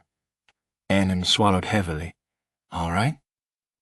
Well, it looks like you've got things to do. Maomao, sensing the perfect opportunity to escape, grabbed one more rice cracker. Anan clutched her wrist. Come with me, won't you, Maomao? I couldn't. I'd only be a third wheel. Sanfan said it would be no problem. In fact, she says she's tried to summon you repeatedly by letter, said Sifan. Maomao looked away pointedly. Please tell her that Annan and Maomao will both come to see her. Annan smiled sweetly, while Maomao drew her lips back in a grimace. Chapter 10. Annan and the Love Chat. Maomao and Annan were shown to Sanfan's room, which was quite large for servants' quarters. As far as Annan could tell, in Lahan's household there were ordinary servants and not so ordinary servants. The ordinary servants were mostly people who had been brought in by Lahan. The not-so-ordinary ones were the people Lahan himself had accumulated from here, there, and everywhere. The man known as the strategist was perfectly average in terms of his looks and physical abilities, perhaps even a bit below average, it was safe to say. He was of medium height and build, had eyes like a fox's, and an unpleasant grin. The only really distinctive thing about him was the foreign monocle that he wore. Officially, he was a soldier, but he lacked any muscle to speak of. Nor did he have any stamina. He couldn't hold his liquor, and he could barely survive a trip on any kind of moving vehicle. Apparently, he had spent time in Aisei province long ago, and he could at least ride a horse. He seemed every inch a useless lout who'd gotten his position purely thanks to his bloodline. At least, that was what people had thought of him, until a little over 10 years ago. Then, for some reason, Lahan had wrested the family headship from his father to become the leader of the La clan. After that, opinions of him changed completely. Lahan himself, when alone, was an inveterate dullard, but he absolutely excelled at making use of other people. Nobody was a better overseer of people than he was. Lahan could see a person's particular qualities and talents at a glance, and somehow he was also able to see straight through people's lies. He would draw out those who were not blessed with excellent superiors and curry favour with them, while hostile forces he would destroy from within. Those who opposed him found themselves exiled if they were lucky, and executed if they weren't. At present, there was no one in the court who dared to stand against him. The servants brought in by such a man were never going to be completely ordinary, and Sanfan, who had joined Lahan about 5 years ago now, was one of them. She was a little short for a man, but a bit tall for a woman, about the same height as Yao. She was a woman, but typically wore male attire. Lady Maomao, Annan. You must excuse me for summoning you, Sanfan said, the slightest of smiles on her handsome face. What do you want with us, Maomao asked, and she sounded very annoyed. "I simply wanted to welcome our honoured guests, and we can do without the play-acting. Could you do us a favour and get to the point?" Annan broke in, cutting to the chase. Maomao nodded vigorously. She had been about to say the same thing. Cleverly, Sanfan had put out tea and rice crackers. She, too, knew Maomao's preferences, it seemed. "Very well. Let me be direct." Sanfan looked at Ennan. "This is about your Yao." "My Yao? Well, aren't we feeling very familiar?" Ennan wasn't about to put up with hearing Sanfan refer to Yao like that. "Are you suggesting that because she's Vice Minister Lu's niece, I should refer to her as the young mistress?" "From my investigations, I'm aware that Yao shuns her uncle's reflected glory. Taken purely on her own terms, she's just another lady of the court, isn't she? Is she so distinguished that I should afford her a title of honour?" That slight smile played across Sanfan's face again, but it didn't reach her eyes. No matter how you sliced them, those were fighting words. Just as Ennan had looked into Sanfan, Sanfan had done the same for Ennan and Yao. She must have researched Maomao's background as well, because the tea snacks were crunchy, salty rice crackers, exactly the kind Maomao liked. She munched happily on them. "Are you trying to start something?" Annan demanded. "Nothing of the sort. I only called you here because I thought talking might be to our mutual benefit." "And how is that?" "It's your mutual benefit, so this doesn't involve me, right? Can I go home?" Maomao asked, looking for any excuse to get out of there, but Ennan grabbed her wrist again. "Sanfan, what is this mutual benefit exactly?" "I'm glad you asked. It's my opinion that nobody stands to gain from you and Yao staying at this house any longer. I urge you to go somewhere else. And as it happens, I found the perfect place. My understanding is that you've long since vacated your dormitory, is that correct?" Sanfan took out a piece of paper on which blueprints were drawn. The place was bigger than the room Ennan and Yao occupied now. There were more ovens in the kitchen and a well nearby. "This residence is in a nice, safe area near the market. It's close to your place of employment, and believe it or not, the rent is only—" The number of fingers she held up certainly represented an excellent deal. It wasn't Enan, but Maomao, whose eyes started to shine and whose fingers flexed excitedly. "Think of the medicines I could make with all that space." The dormitory was not suited to the processing of medicinal herbs. "I grant it seems like a good place," Enan said. "Doesn't it, though? How about it? You could move in immediately." "Much as I'd love to jump at the chance, I have a question. What's so bad about us staying right where we are?" "Well, aren't we suspicious? I'm only suggesting that people may look askance at a young lady of fine breeding taking up residence in a man's house for so long." "I take your point. Coming from anyone else, I would assume you suggested this idea out of concern for Lady Yao." Ennan stared hard at Sanfan. Maomao frowned, her brow knitting, and she nudged her companion. "Ennan?" she whispered. "Yes, Maomao? What is it?" Ennan whispered back. "Maybe you should just go ahead and take her suggestion. It is an excellent place. I don't think she's trying to con you. What don't you like about it?" "What don't I like? Why don't we start with the distinct sense that Sanfan looks down on my mistress?" Sanfan certainly felt no special affection for Yao. That much was obvious in her attitude, and Enan didn't like it. "Oh, please. You're imagining things," said Maomao, hoping to coax Annan into taking the deal so she could go home already. "I am most certainly not," Annan said, and now she looked directly at Sanfan. "As I said, Sanfan, I agree that it's a good offer, but is it made out of concern for Lady Yao?" Sanfan answered with a wide grin. "No, it's made out of concern for Master Lahan." "Master Lahan?" Annan said. She'd known perfectly well that Sanfan hadn't been thinking about Yao, but hearing it put so starkly left her at a bit of a loss for how to respond. Enan considered the situation. True, from her perspective, Sanfan's suggestion wasn't a bad one, but it came with a distinct lack of respect for Yao. What did that represent? Sanfan said, To be quite honest, I'd be curious to know how a young woman of marriageable age justifies moving into a young man's house, no matter how much she may resent her uncle's attempts to arrange a match, particularly considering that that meddlesome uncle is currently far away to the west, with no indication of when he will return. I simply don't know where she finds the nerve to stick around. Just as Enan began to really bristle, Maomao nudged her again. Enan, is it possible that you actually agree with Sanfan's suggestion as such, but because it comes from Sanfan, you can't bring yourself to simply say yes?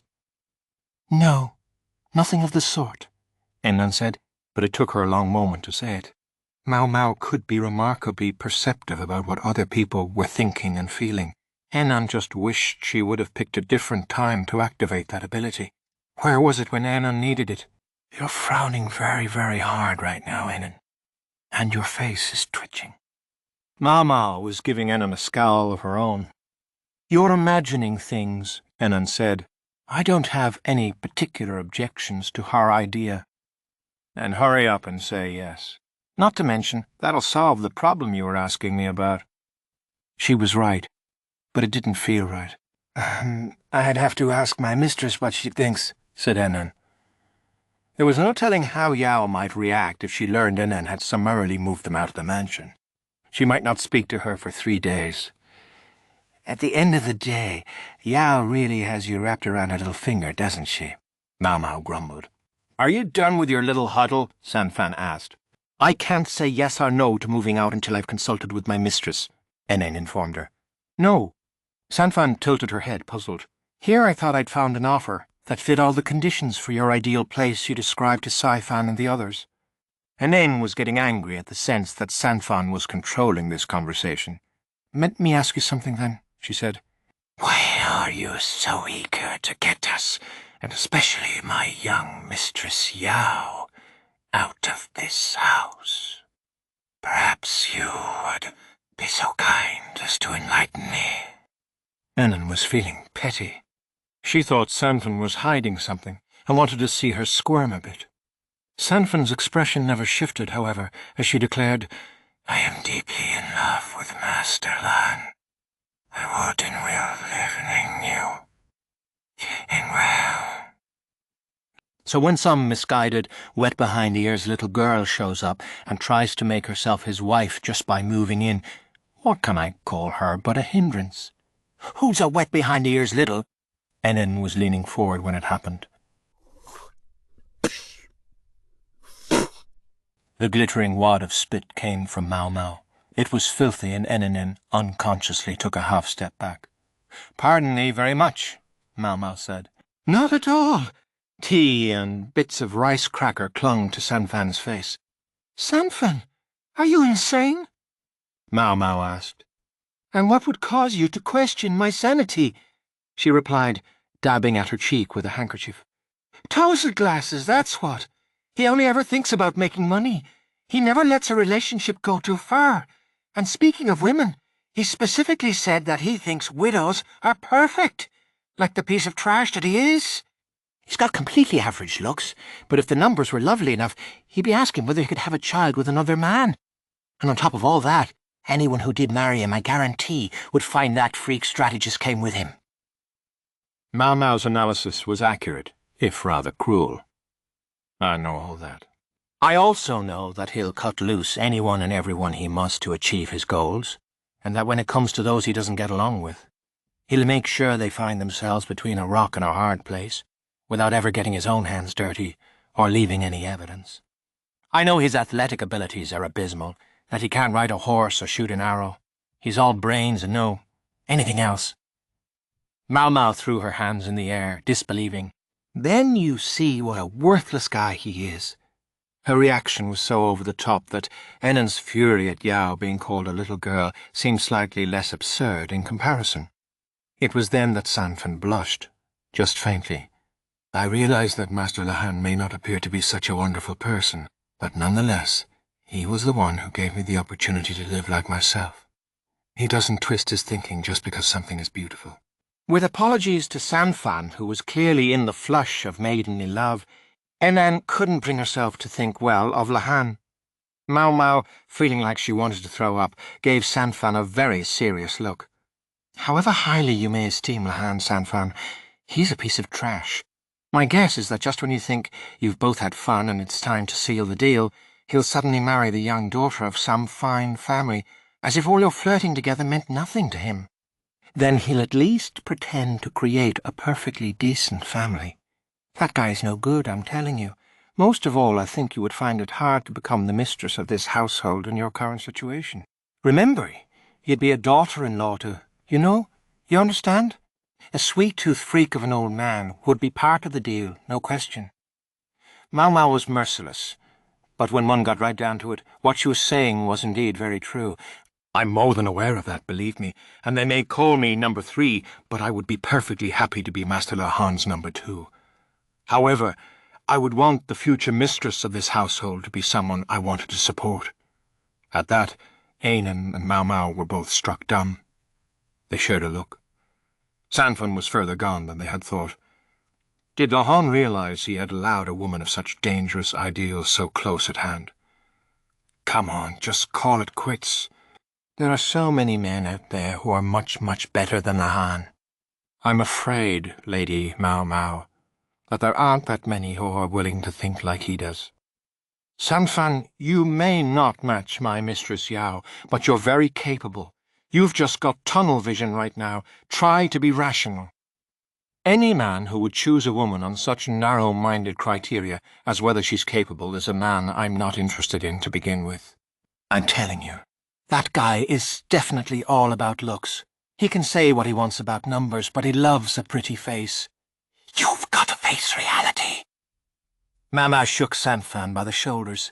Enan could at least halfway understand Mama's feelings. Why that bespectacled loser should be so popular with the ladies she couldn't begin to guess. Some men just seem to attract women, even when you would think they wouldn't. Perhaps Lahan had simply been born under such a star. That was bad. She wanted to hurry and get out of such a dangerous man's house. Much as she resented it, Enan found herself thinking that maybe she should take Sanfan up on her offer and move out of here. If there was a 1 in a million or even a 1 in 10 million chance that the unthinkable might happen, what would she do? If Yao really were in love with Lahan? Ah, no. Enan, you're looking very out of character, Maomao jibed, but Enan didn't have time to find the perfect retort. The fear of that which must never be was growing steadily within her, and the problem didn't seem likely to be solved for some time. Enan spent the rest of her day off worrying with no relief in sight. Chapter 11. A flower called Joka. Joka, facing a pile of books, recited the words of the venerated text as if she were singing. It might be called reading aloud, except she never opened a book. She knew the 4 books and 5 classics by heart, every one. If someone named one of the books and a page, she could recite it from memory. No matter how many times I hear you, it's always wonderful, said tonight's customer, applauding. He was an older man, a scholar and a regular client of Yoka's. She called him Laoshi, teacher. Did scholarship pay so well that such a man could spend all his time at a brothel? No, it did not. In fact, Laoshi spent what money he had on collecting all manner of books. Maybe that was why, despite being old enough that he could easily have had grandchildren or great-grandchildren, he didn't even have a wife. So what else? This spendthrift academic doing as a regular client of one of the 3 princesses of the Verdigris house? The boy sitting behind him had something to do with that. He was a few years past his coming-of-age ceremony. Probably not even 20 yet. He didn't even have a beard. I hope you're listening. If Joka says you know what you're doing, you'll have no trouble passing the civil service examination. This customer was a teacher as well as a scholar, and a number of his pupils had passed the civil service exam.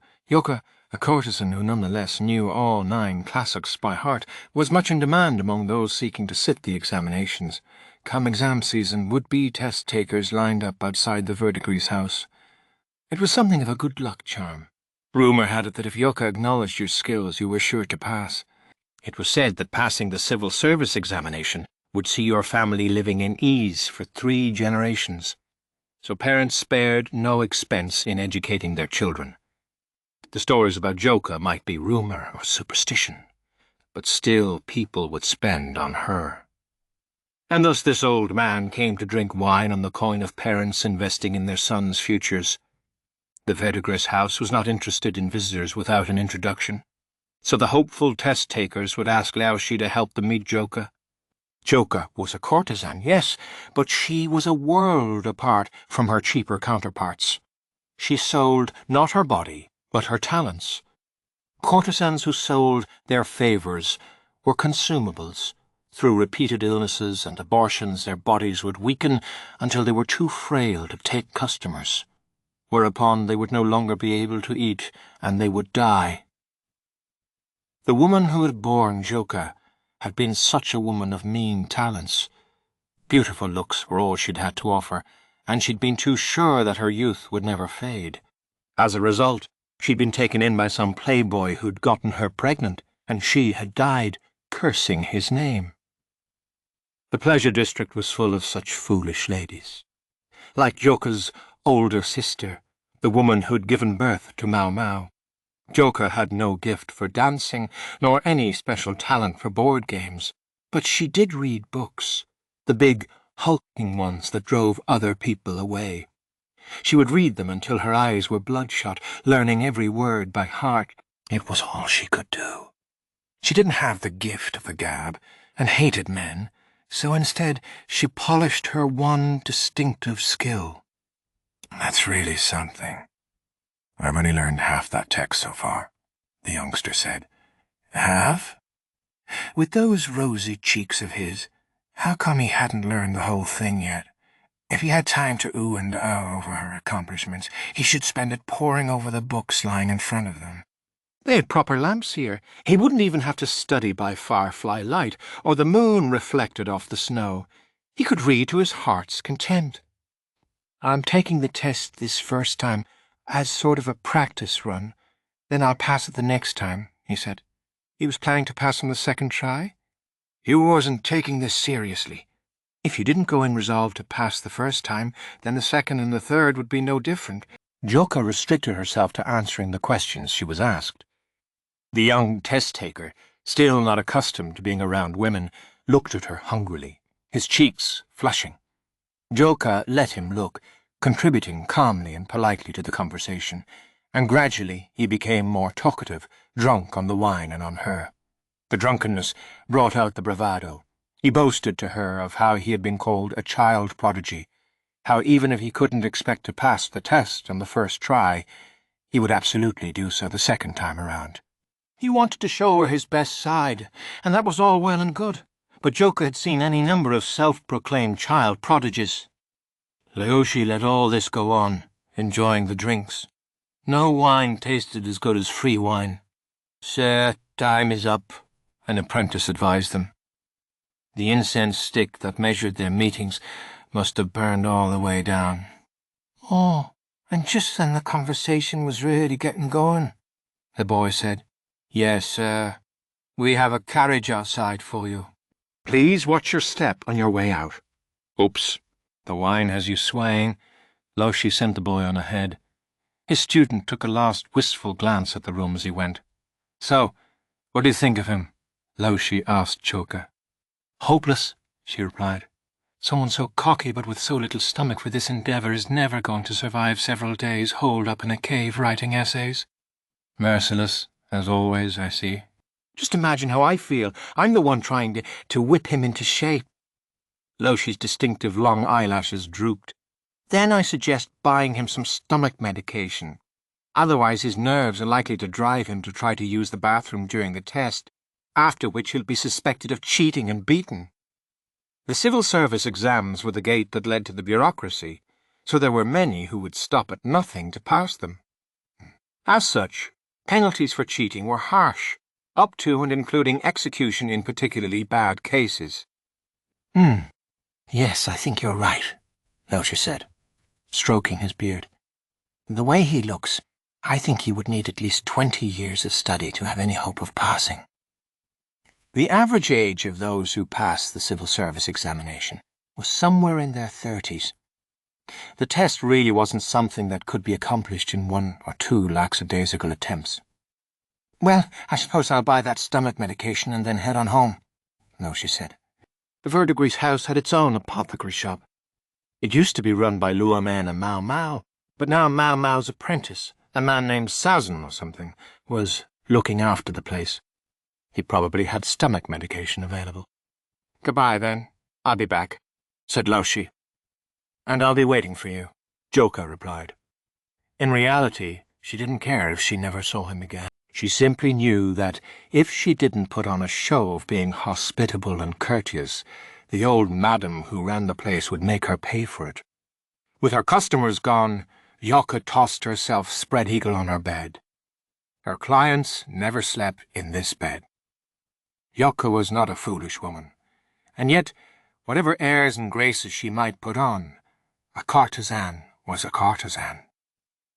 Joka was pushing 30. She had to decide what to do about her future before her customers started to dwindle. Joka despised men, and being bought out of her contract was out of the question to her. She would rather wither on the vine like the madam. So tired. She flopped back and forth on her bed. One of the apprentices came in. "Sister Joka." "What? I'm supposed to be done for the night, aren't I?" "Yes, but, well, there's one more person to see you." "Excuse me." Joka sat up, thoroughly displeased, and straightened her robes. "Who the hell is it?" She wanted to simply say that she was done for the night, and let that be the end of the matter, but she could see the madam in the hallway, and she was positively beaming. That meant the newcomer was loaded. "Joka! You've got a customer. You'll be so kind as to see him, won't you?" The madam sounded like a mewling kitten. It made Joka sick. How much money had he plied her with to get her to purr like that? "Hello, Joka." Before her appeared a young bureaucrat who showed up once every 6 months or so. He was slim and wispy. Joka secretly referred to him as Willow Boy. Behind him was another man, probably some friend of his. The friend, in distinct counterpoint to Willow Boy, was built like a chopped log. Willow Boy's family was very well-to-do, but he himself showed little appetite for rising in the world. He was one of those clients with, let's say, unusual tastes. He seemed to enjoy Joka's dismissive treatment of him. Every time he visited, he constantly begged her to step on him. It annoyed her no end. "It's been too long," she said, once again, only for form's sake. Her heart might not be in it, but her act was flawless, so that even the madam couldn't complain. It was a skill she had learned in order to continue doing work she didn't want to do, but on Willow Boy it had the opposite effect. "Oh, I like that. That look in your eyes." He turned a smitten look of his own on her, giving her goosebumps. She knew he wouldn't try to force them to be closer than they were, but nonetheless it was exhausting to deal with him. "Is something the matter?" "Normally you send a letter before you visit," Joka said, her indirect way of telling him to make a damn appointment. "Ah, my friend here was so insistent we should come today." He turned to Logboy. "This is her. This is the famous Joka of the Verdigris house. Oh, you're every bit as beautiful as I would expect of one of the most storied residents of such a famous house. Your lustrous black hair is particularly stunning," said Logboy. Joka had heard it all before.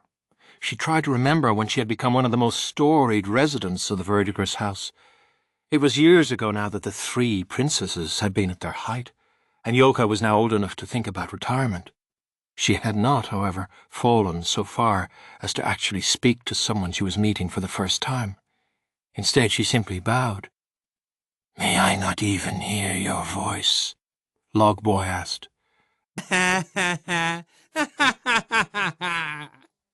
"You think it's that easy to get her to talk to you? She didn't even pour me a cup of wine until my 5th visit," Willow Boy crowed. The reason she hadn't served him was because she hadn't wanted him to come back. His long, lecherous looks made her sick. It was only on his 5th visit that she had finally given up and accepted that he wasn't going away, so she might as well squeeze some money out of him. May I ask what brings you here today? Shall I recite a poem? Ah, fair question. Actually, this is the guest of honor today. Willow Boy indicated Log Boy with a glance. His name's Fang, and he was absolutely desperate to meet you. Wouldn't leave me alone until I brought him along. My sincere apologies. He's a first-time visitor, is he not? Joka asked. Again, a euphemism, meaning she wasn't about to entertain any random newcomer. Oh, don't say that. The drinks are on me today. A bold proclamation from this young leech, Joka thought. But it helped her understand how this had happened. The old madam was glowering at her from the hallway. She was obviously telling Joka that the boy had coughed up enough to entitle him to an audience. Really, how much had he given her? So you intend to take the civil service examination? Joka asked. Hell no. Do I look like the test-taking type to you? Log Boy replied. True, he was built more like a soldier than a bureaucrat. The kind who might be up for the military service exam, but not the civil service. Log Boy kicked back in a chair and poured himself a drink. Come on, jeez, Willow Boy grumbled, but then he turned to Joka. Say, Joka, that go in your name. It wouldn't mean you're related to the Imperial family by any chance, would it? Ah, so that was what they were here about. Who can say? Joka replied. Surely a woman descended from such an august lineage wouldn't have to scrounge her living as a flower of the night. Joka had adopted her name as a strike against the foolish woman. Only members of the royal family were permitted to use the character ka, which meant flower. For a courtesan to use it was a risky move, but it also got people talking. It seemed particularly suited to the cold, brusque Joka. I can tell you it's not completely impossible, Log Boy said. As a matter of fact, there's a girl working at court right now who's supposedly the offspring of some high official and a prostitute. Oh, yeah. I heard the same thing, Willow Boy said. Joka, for her part, didn't say anything. What was this lummox getting at? Joka had every suspicion that the young woman working in the palace was Maomao. Was he trying to find out about her? One couldn't seal the lips of others. The fact that the story had reached even Willow Boy's ears was evidence that it was useless to try to stop it now. Nonetheless, Joka had no intention of selling out the young woman who was effectively her little sister.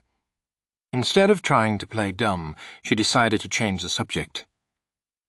My mother told me, you see, that my father was a man of high stature, she said.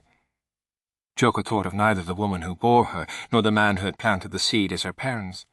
She only referred to them as her mother and father to make things easier for her patrons to follow. Joka stood and went over to her desk. She opened a locked drawer and took out a wooden box. What's that? Asked Log Boy. It was a trick box that another customer had given her. It was an interesting little device. It could be opened by sliding aside a part of the box. Inside was something wrapped in cloth. Joka unwrapped it to reveal a jade tablet, cracked in half. The surface of the tablet had been scraped away long ago, so whatever had once been written on it was no longer legible. Just the same, it was clear that the tablet was made of Roken jade, the highest quality stone among green jades. You see this? A bit of old junk. Yet my mother treated it like a treasure, Joka said. As far as she was concerned, she could have thrown it away without a second thought. But it was the perfect tool for getting her name out there, a conversation piece that looked very significant and got customers talking. Why not use that tablet to declare yourself your father's daughter? Log Boy asked her. Whatever this tablet once said is long gone now. And worse, it's cracked in half. My mother could have stolen it for all I know. Joka said dismissively. She had to keep her origins artfully ambiguous. Playing at having noble parentage was all well and good so long as it merely stirred up rumours, but she couldn't have anyone taking the idea too seriously. If the madam ever caught a whiff of the slightest possible trouble with Lys Majesty, she would cut Joka loose in an instant. Truth be told, Joka didn't believe for a moment that she had imperial blood in her veins. She'd heard about the man who had evidently planted the seed of her from one of the old courtesans. He'd been handsome enough, the woman said, but reeked like an animal, and had rough, knobbly hands. Apparently, after several visits to the Verdiker's house, he had stopped coming. Joka would sooner have believed he was a bandit than a nobleman. The Verdiker's house was picky about its clientele, but that chiefly manifested as an interest in how much money they could spend. Joka suspected it had gone something like this. The man had stolen the jade somewhere and was hoping to sell it, but it could too easily be traced. The jade itself was still of excellent quality, however, so he'd scraped off the front and broken it in half. Still, people had been leery of it, and he wasn't able to find a buyer. So he gave it to some idiot courtesan he was romancing. Some customers were disappointed to find out she was simply a thief's daughter, while others insisted that, no, the story about the noble connection might still be true. Which kind, she wondered, would these men be? It doesn't matter to me who your parents were. You're still you, Joka, Willow Boy said, looking at her with passion in his eyes, not that she cared. Joka put the broken jade back in its box. It had played its part. I'm only sorry to disappoint you, she said. No disappointment at all, the man called Fang said. But would you consider selling that tablet to me? Of all things, she'd thought he might say, she hadn't expected that. As you can see, it's only a broken, shaved-down piece of stone. It has no value, Joka replied. That's perfectly fine. The romance of it is what interests me. The story. Joka had no special attachment to the tablet as such, but that didn't mean she was prepared to part with it at a mere suggestion. Giving it up would mean losing the air of mystery, the suggestion that she might, just might, be related to the Imperial family. I'm terribly sorry, but I'm afraid it's not for sale. It may be simple junk in the eyes of the world, but for me it furnishes my one small connection to my late mother. Joka looked demurely away and caught the apprentice's eye as she did so. The girl took the hint and went to call the madam. I simply can't trade the memory of my mother for mere cash. If she were to do so, it would be only when she was ready to retire as a courtesan. Ah, Fang. Now you've made things awkward with Joka. Willow Boy griped. I certainly didn't mean to, Fang said, but his eyes never left the wooden box. The madam appeared and clapped her hands loudly. All right, gentlemen, the incense is burned down. It's time to wrap things up. Oh, all right, Fang, let's head home. Willow Boy practically dragged Fang out of the room. Joka typically found Willow Boy a rather unpleasant customer, but at least he knew when to make his exit. Until next time, sir, she said as he left, in her usual cold, flat tone. Chapter 12. Joka and her little sister. About a month after Joka showed her broken jade tablet to the two customers, her little sister Maomao came back for the first time in nearly a year. I'm home, she announced with all her usual enthusiasm. She'd written ahead to say that she would be visiting the Verdigris house, so Joka was awake, though rubbing her eyes. There were no customers this afternoon, so most of the courtesans were getting a few precious moments of sleep. Maomao, it's been forever, Brain May to grab her up in a hug, but the old madam got between them. You don't look so different, considering it's been a whole year. Same to you, Grams. Can't believe you didn't stop in the moment you got back to the city. I could almost start to think you didn't care about me. I have a job, you know. Maomao did indeed look very tired. You're too young to be looking so exhausted, the madam remarked. I had something else I had to do first thing this morning. Herm, I trust you're not so tired that you forgot my gift. The madam, stubborn as ever, stuck out a wrinkled hand as if to say, hand it over. Here. Maomao showed her a cloth-wrapped package. Inside was what looked like an ash-grey stone. Well, I'll be. You really did it. You brought me ambergris. The old lady reached for it, but Maomao held it away from her. Several other courtesans had gathered in the lobby in hopes of scoring a souvenir from Maomao as well. What's the matter?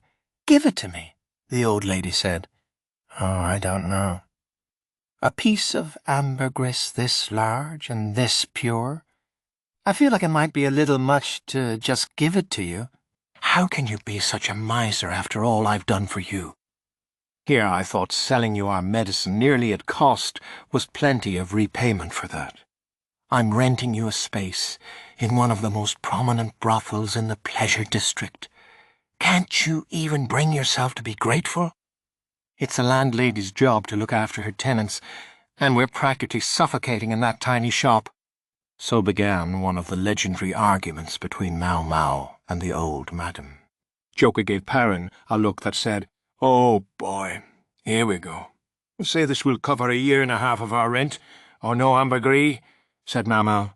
1.5 years? Ha! For that fingernail-sized pebble, more like 2 months, spat the old lady. What, you blind, Grams? How much do you think a chunk of ambergris this big would go for on the open market?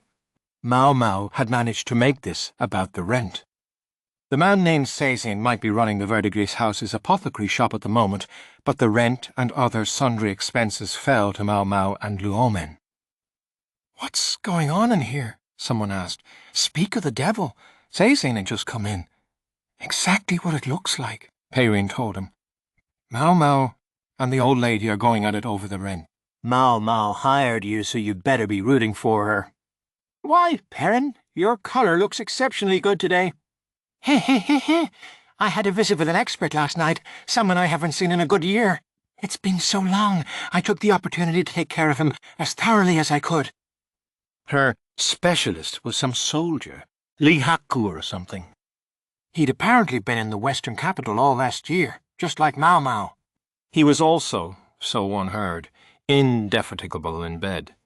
The perfect match for Perrin. Sazan, isn't Tianyu with you? Perrin asked. Tianyu was a little boy, someone else who was here thanks to Maomao. A brothel was generally not a place to look after children, but enough money could convince the old lady to do just about anything, including accepting this young charge. He was well liked by the ladies of the Verdigris House for his charming ways and drawing skills.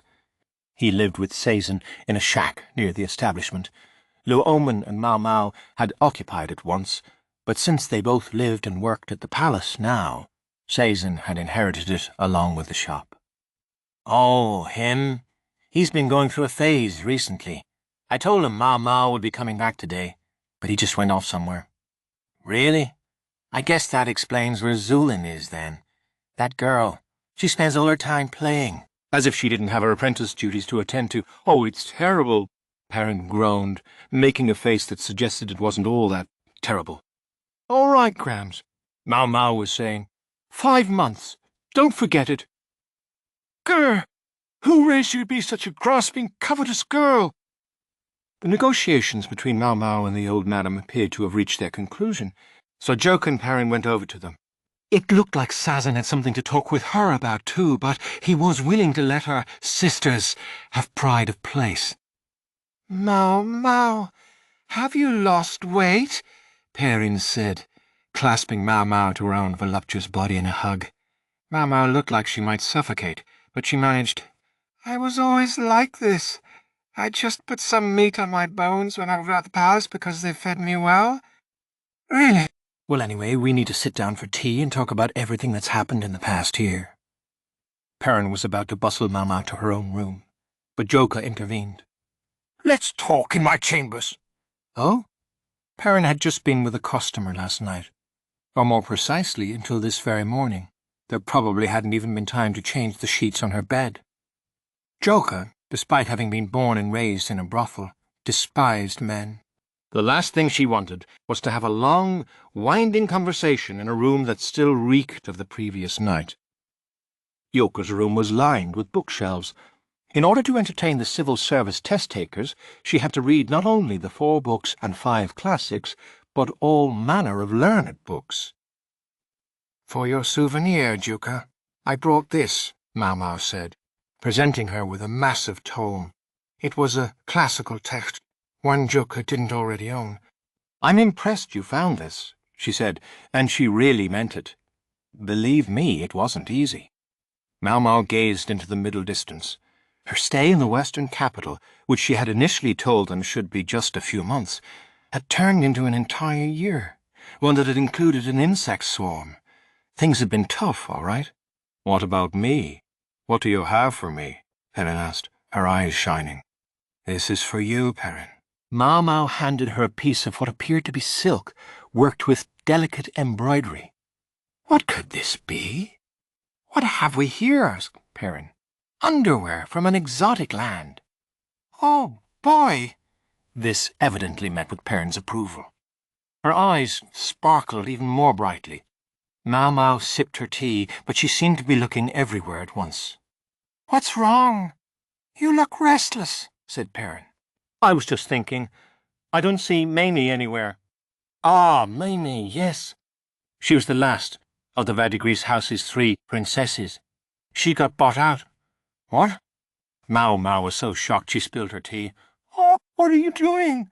Joka said, mopping it up with a handkerchief. Sorry, it's just... that's the first I've heard of it. I guess it would be. It sounds like you were pretty busy in the Western capital. And Maamei told us we didn't have to let you know. So we didn't.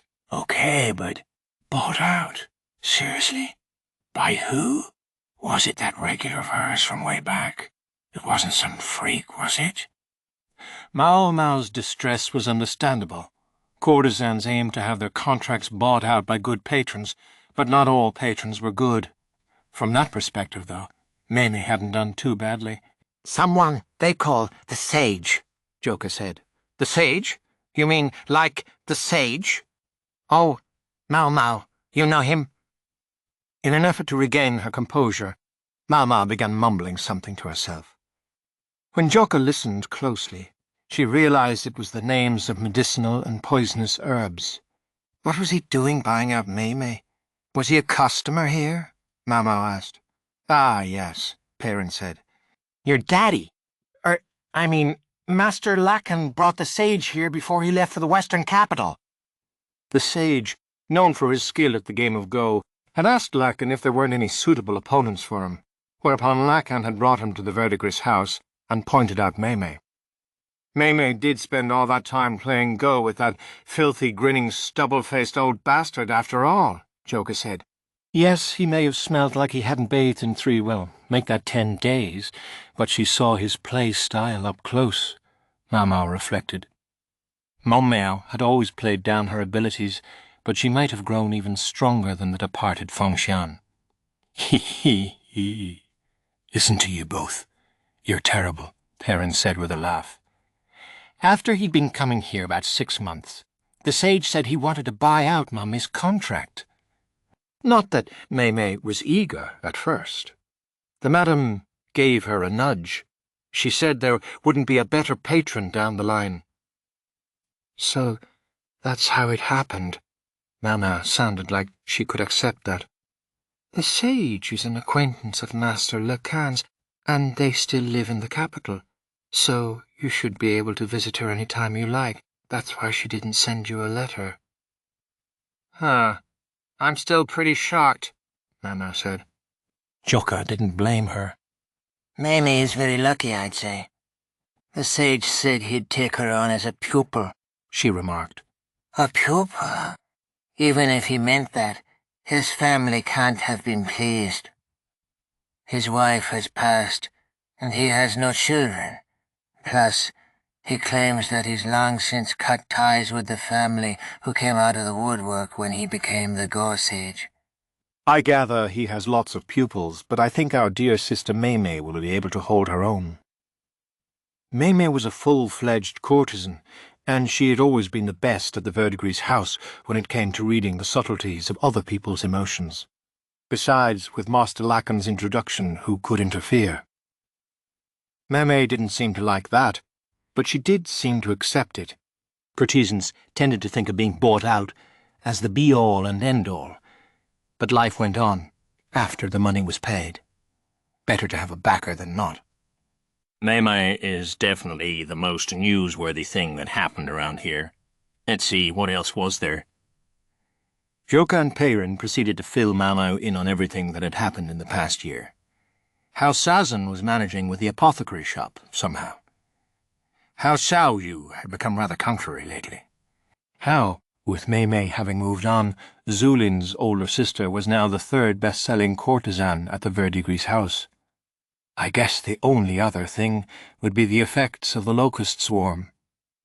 Prices have gone up all around, Perrin said. Oh, I see, replied Maomao. More or less everything they had said was something she expected. Other than the news about Maamei, she hardly seemed surprised by any of it. It wasn't just Maamei. It was safe to assume that soon enough proposals would come for Perrin as well. The changing of the guard at the Verdigris house was inevitable, yet Joka couldn't shake the sense that she was being left behind, alone. Not that she had any intention of letting her anxieties show.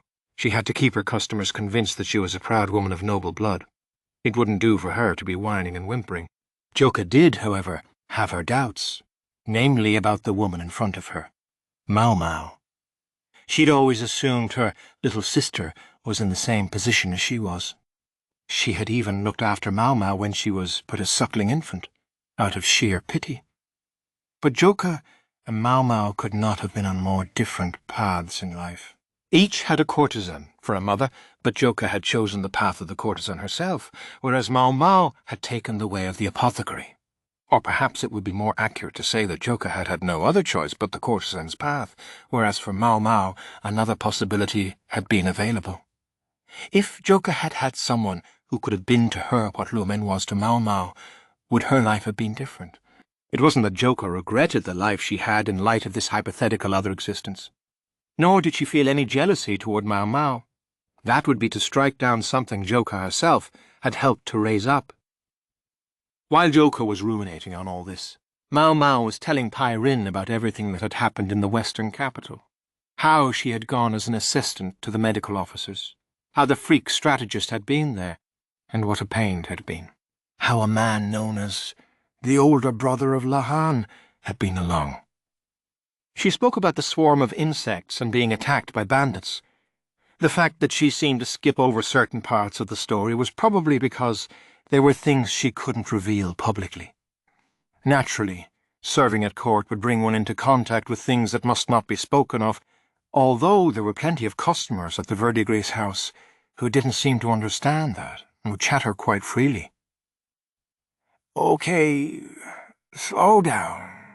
What's all this about being attacked by bandits? What happened exactly? Perrin pressed. Perrin, dear sister, you can see Maomao doesn't want to talk about it. Leave it alone, Joka said. But she had a question of her own. Who's this person you keep calling Lahan's brother? That was the only thing that she was really curious about. Lahan's brother came up in Maomao's stories more than any other name, if you could call it a name. He's the older brother of Lahan, and he definitely worked harder than anyone else on this trip, Maomao said. I don't follow. He worked harder than anyone and you left him behind? Joka inquired. Whoever Lahan's brother was, he had certainly been through and put up with a lot. So, Maomao, don't you have anything else to tell us? Perrin cooed. What do you mean?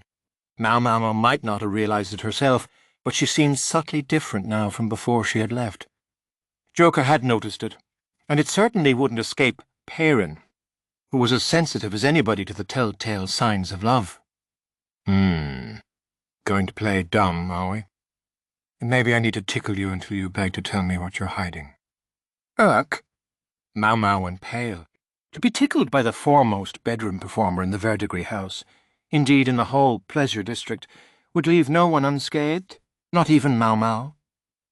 As far as Joka was concerned, she wouldn't push Maomao when it came to secrets she couldn't divulge. But as for other subjects, even Joka felt a certain mischievous impulse.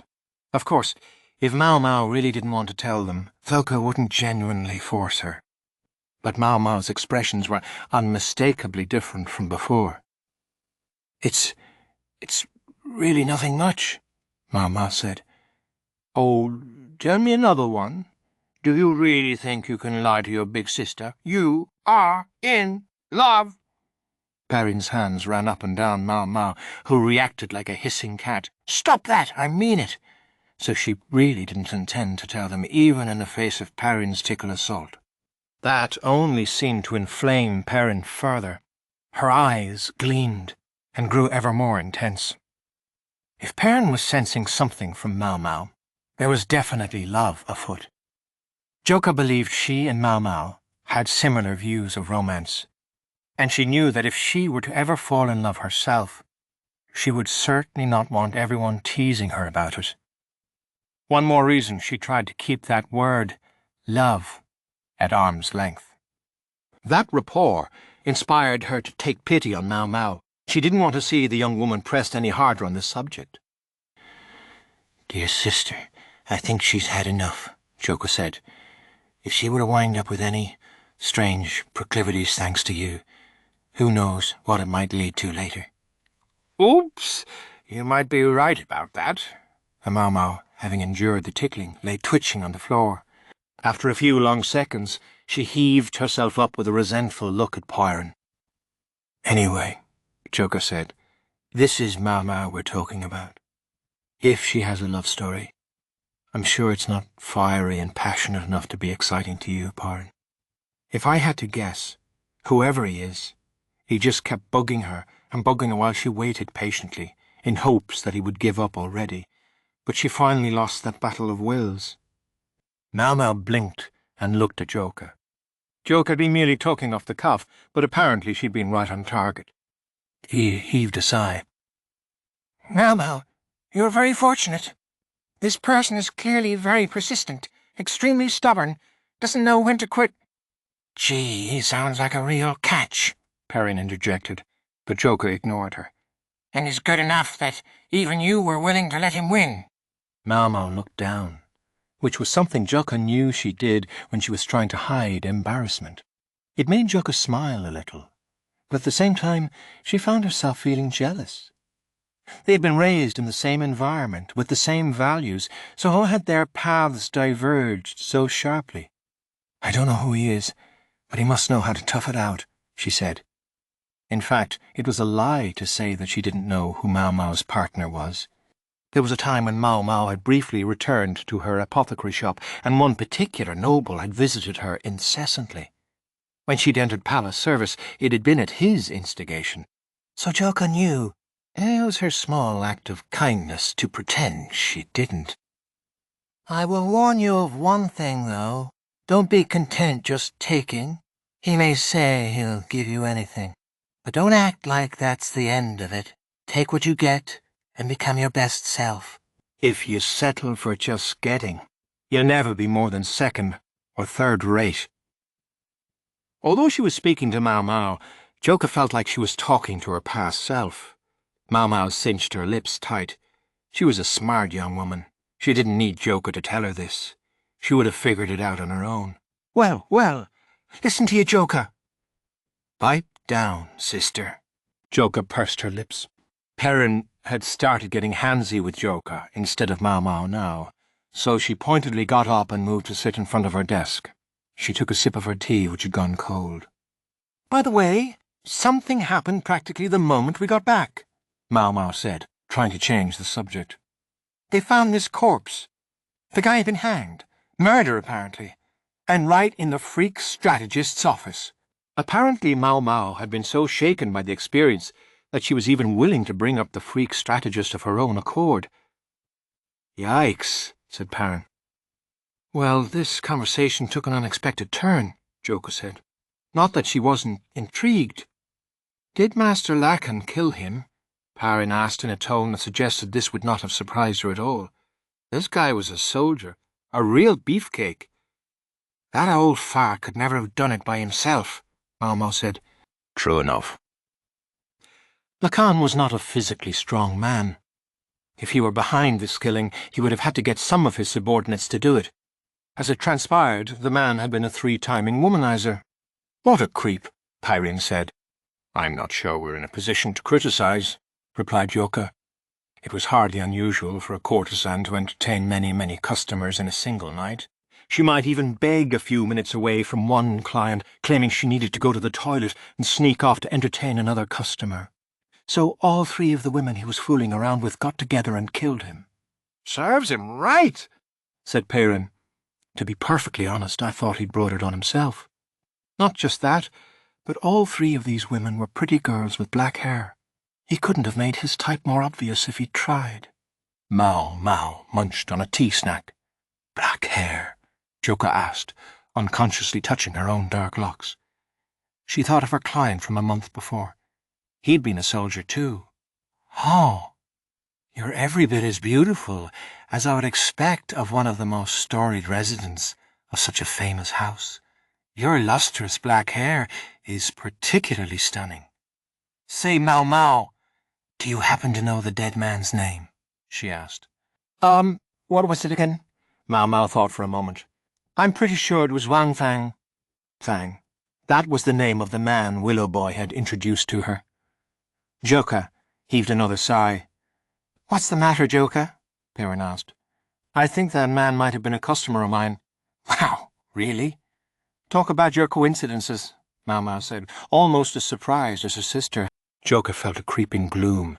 She asked herself what to do, wondering if she should bring this up or not, but after a moment of internal debate, she took out the trick box from her desk. Isn't that the thing you said was a memento of your mother? Maomao asked. Something like that. Joka took out the broken jade tablet and placed it in front of Maomao. And there it is.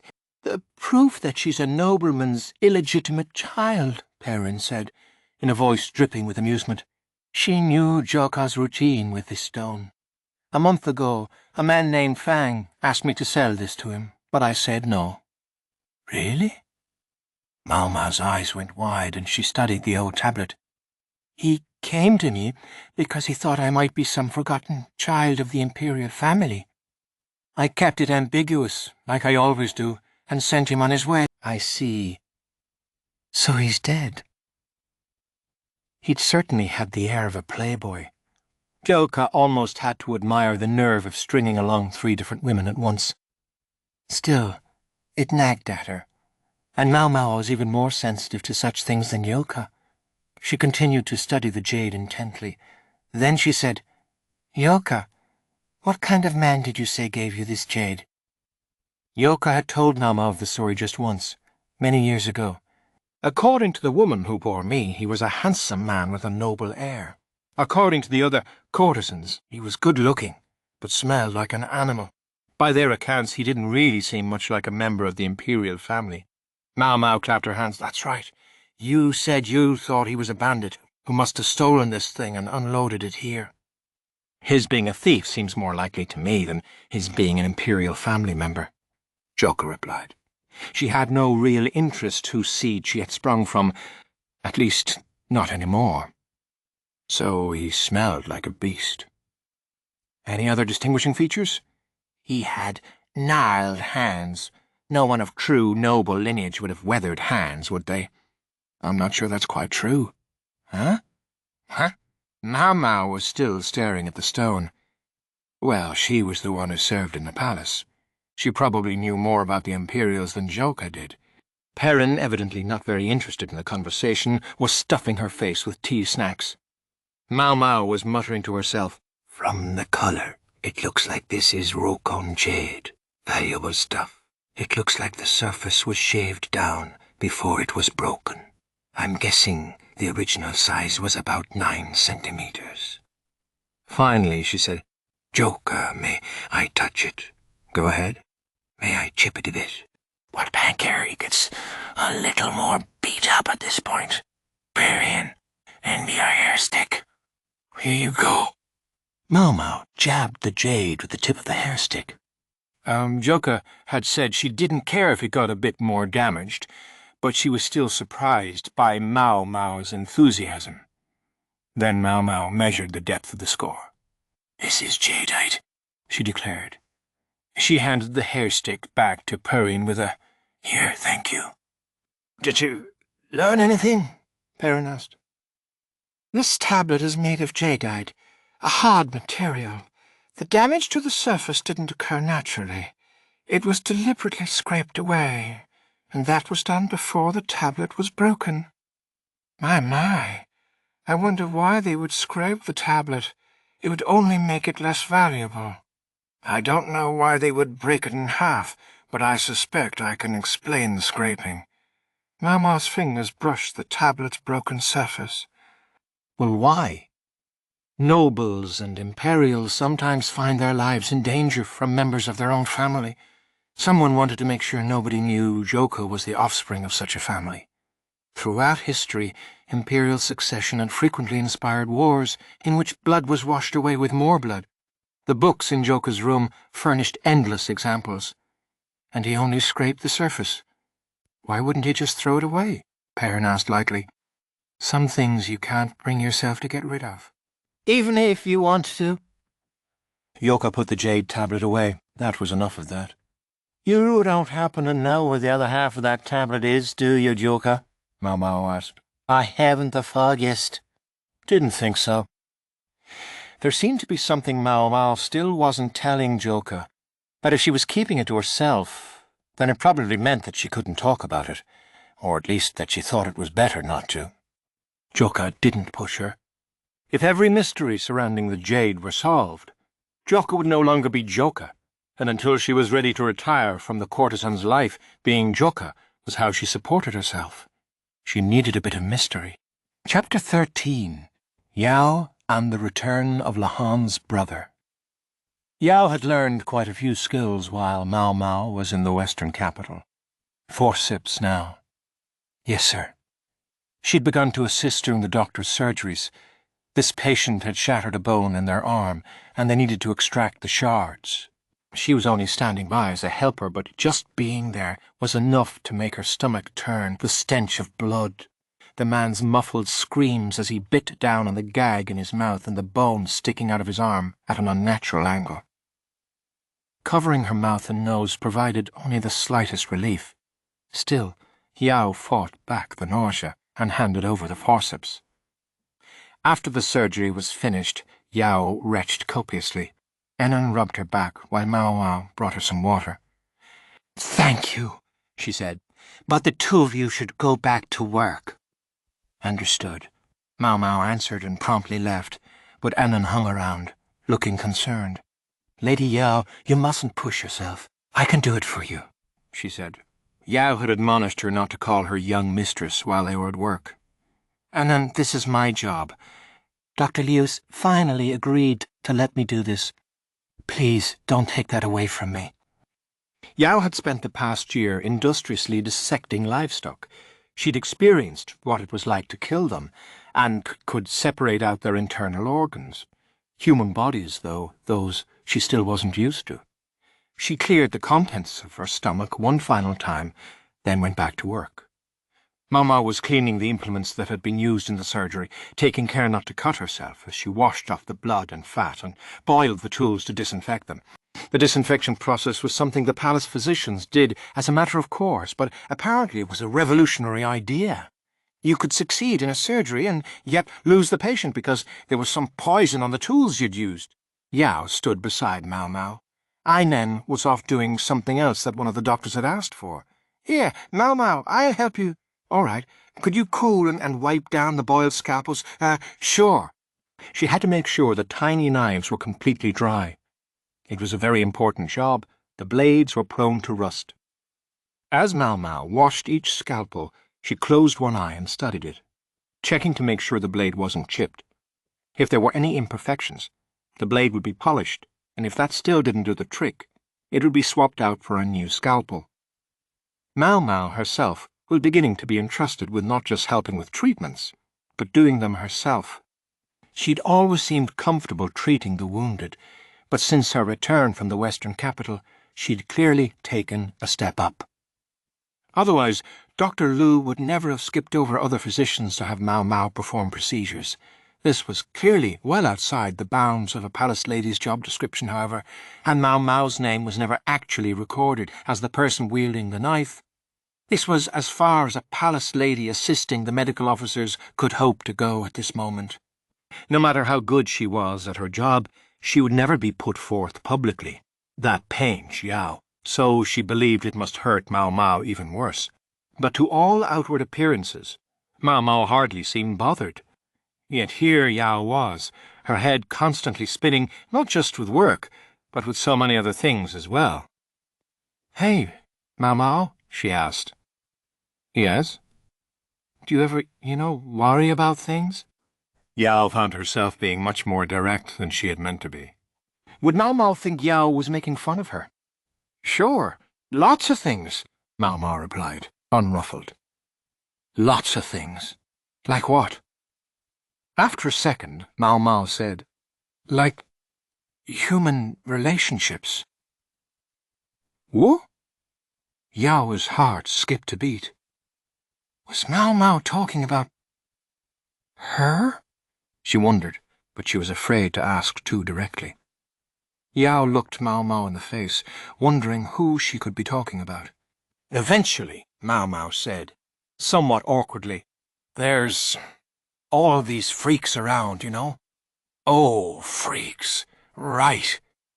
Maomao wouldn't say it in so many words, but she was referring to her birth father, Grand Commandant Khan. People often called him the freak strategist, and for a while he had gone virtually everywhere Maomao did. It certainly couldn't have been easy, Yao reflected. Her uncle was always on her case, but at least she didn't have strange folks chasing her hither and yon. "It's tough, huh?" Yao said. "Yes, very tough." Yao, feeling relieved, went back to wiping down the now cool scalpels. They'd just finished washing the blades when they heard footsteps approaching, distinctive, tapping, rhythmic footsteps. "Hello! Miss Choi is here." Striking a funny pose was, as she'd identified herself, Choi. She was a lady in waiting to the Moon Prince, probably a few birthdays past her 20th, and during their time in the western capital she had been attacked by bandits and seriously wounded. Her right arm was almost useless, and she'd broken her collarbone and even damaged some internal organs, but she seemed in high spirits just the same. "Shoo! Another day of intense pain. Oh, I'd like to ask for an exam and some medicine, but pretty please mix the medicine with lots of honey." "Yoo-hoo! You! Could you get me some hot tea?" No sooner had Chu entered the medical office than she sat down, as if it were the most natural thing in the world, demanding a drink from the nearest apprentice physician. She also helped herself to some of the tea snacks. Could she be any more audacious? Dr. Liu gave her a cold stare. Being the tough man of medicine he was, he probably wished he could chase her out, but he was forestalled by the Moon Prince's orders. Recently, Dr. Liu had been keeping the medical office assistants close when doing his work. Maybe it was because of Chu's frequent visits. He may have hoped that having other women around would set her at ease. Yao frankly wondered whether such consideration was necessary at all in Chu's case, but there was certainly no avoiding the reality that the woman would bear this wound for the rest of her life. Miss Maomao, share a cup of tea with me." "And you, the young lady over there, you come too?" Chu said, indicating Maomao and Yao. Yao could see at a glance how close Maomao and Chu were. That was only natural when they'd spent a year together in the western capital, but Yao had the sudden urge to point out that she had known Maomao longer than Chu had. "Miss Chu and Miss Chu, I'm at work now, so I'm afraid not, and so is Miss Yao." "It's true." "We're working?"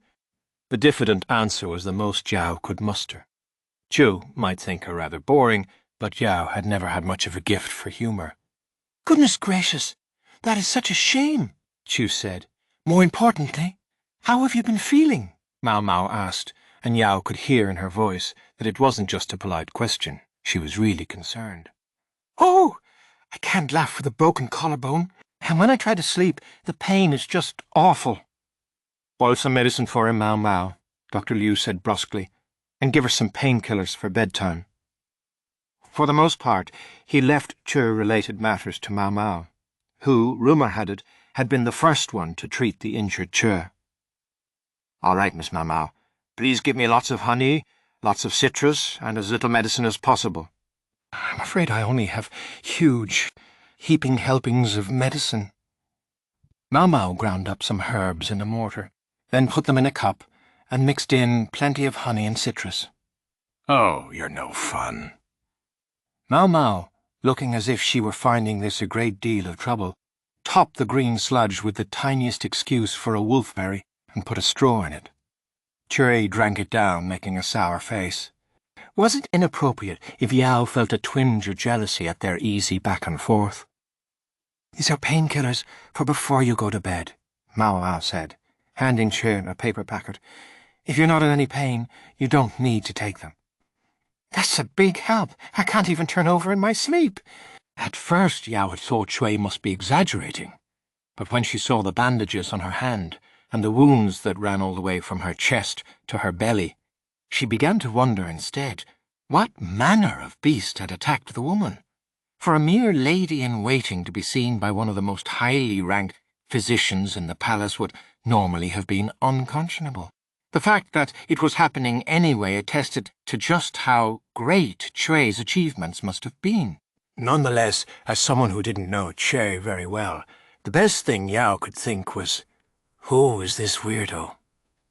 "Oh, that reminds me, Miss Maomao." Chui fished 2 letters from the folds of her robes. "I have letters for you." "Miss Chui is not a goat, so don't worry, she wouldn't eat them, and neither would your goat, because you left it back in the western capital, didn't you?" "Yes, yes." "Much like how we forgot your poor brother." "And we don't talk about that."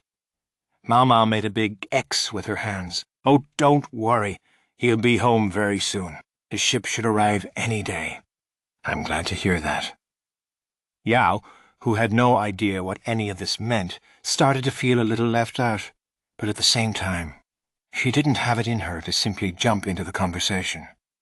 Maomao studied the letters intently. They didn't say who the sender was, but the handwriting and paper seemed to give her a good idea. One of the letters she regarded with a scowl, the other with what Yao took to be steeled resolve. "You come here when you've had your medicine. I'll change your bandages," said Dr. Liu. "Yes, sir. Right away, sir," Che said, and trundled into the exam room. "You too, Maomao." "Yes, sir." "Yao, could you take care of the rest of these?" "Yeah, sure." The doctor had summoned Maomao too, so only Yao was left to finish wiping down the scalpels. When Yao's shift was over, she went back to Lahan's estate, and someone was waiting for her. "Lady Yao." "Welcome. I found a new place you might like. What do you think?" It was the servant called Sanfan who approached Yao holding the blueprints of a house. Sanfan looked like a handsome young man at first glance, but in fact she was a woman in men's clothing. It was notable that she greeted Yao not with "welcome home," but simply, "welcome. You could move here, just to try it out. If you don't like it, you could move again. I'll find as many places as you need." Sanfan sounded very solicitous, but this was a roundabout way of saying, "Get the hell out." At that point, Annan appeared, putting herself between Sanfan and Yao. "Young mistress, you must be tired. How about a bath?" she said. Then she turned to Sanfan. "Sanfan, the young mistress is tired. Perhaps we could talk about this later. But of course, I can have everything prepared at a moment's notice. You have but to ask. How kind of you.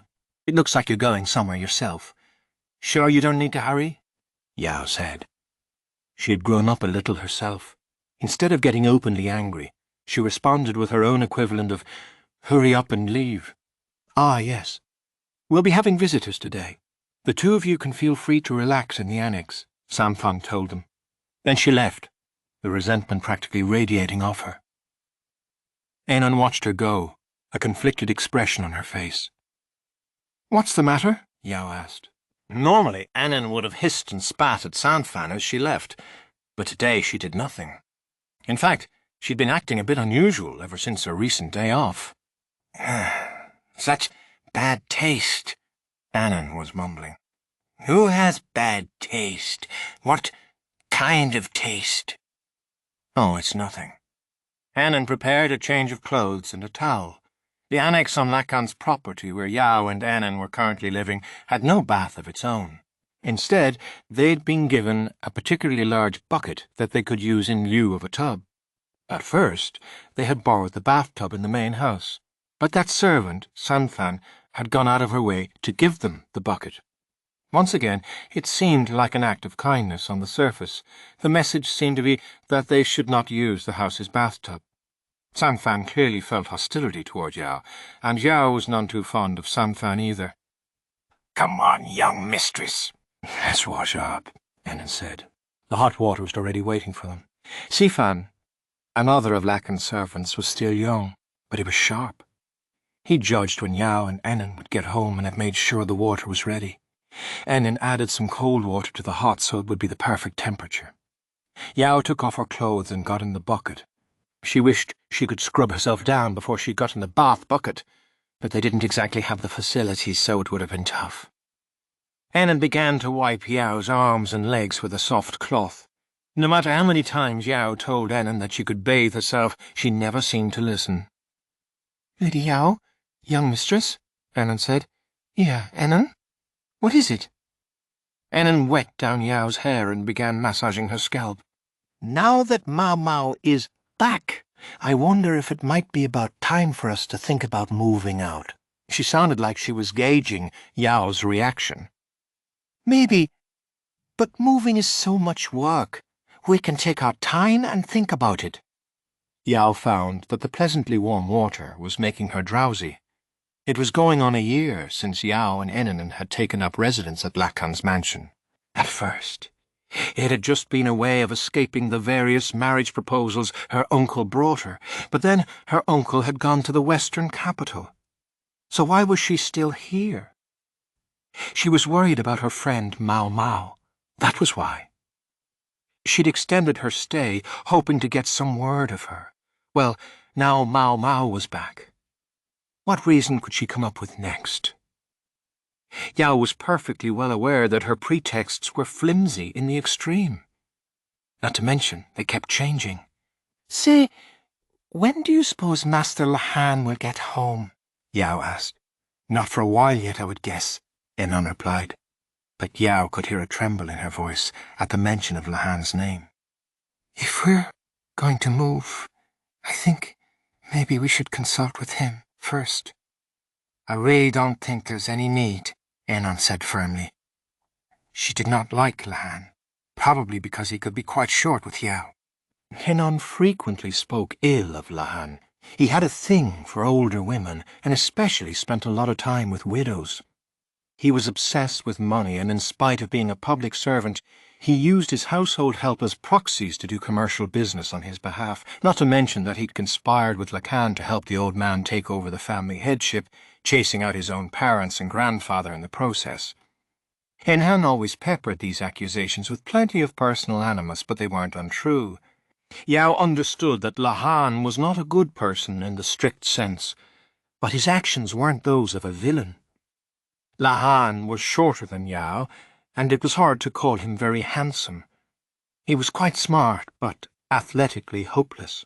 He always acted kind to women, but ultimately it was only on the surface. If you tried to go any deeper, he would promptly rebuff you. So, viewed as a man, was he attractive? The answer was absolutely not. At least, not by Yao's standard. So why couldn't she get him off her mind? Yao knew very well that Lahan thought of her as nothing more than Maomao's colleague. He was decent to her, as he would be to any acquaintance of his younger sister. But if she sought more than that, he immediately distanced himself. Yao knew very well that her attempts were hopeless. The closer she got to Lahan, the farther away he would move himself. Yet she had a distinct sense that if she distanced herself now, she would never be able to approach him again, and it left her unable and unwilling to draw back. Call it shameless, ugly, or pathetic. Yao couldn't hold her peace. Say, Enon. Yes? What is it? Are you ever going to get married? Goodness, what brought this on? Yeah, Nosta, she dried Yao off.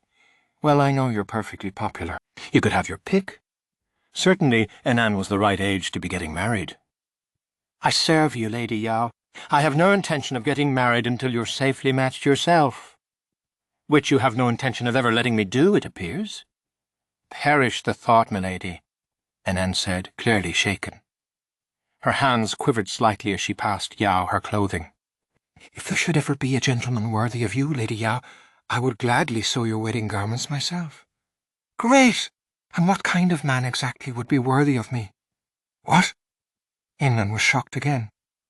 Yao tied her sash and ran a comb through her damp hair. "Well," Innan said. When they went to the Annex's living room, dinner was already set out for them. This was another act of consideration on Sanfan's part. On days when Ennan had work, he would make sure dinner was prepared.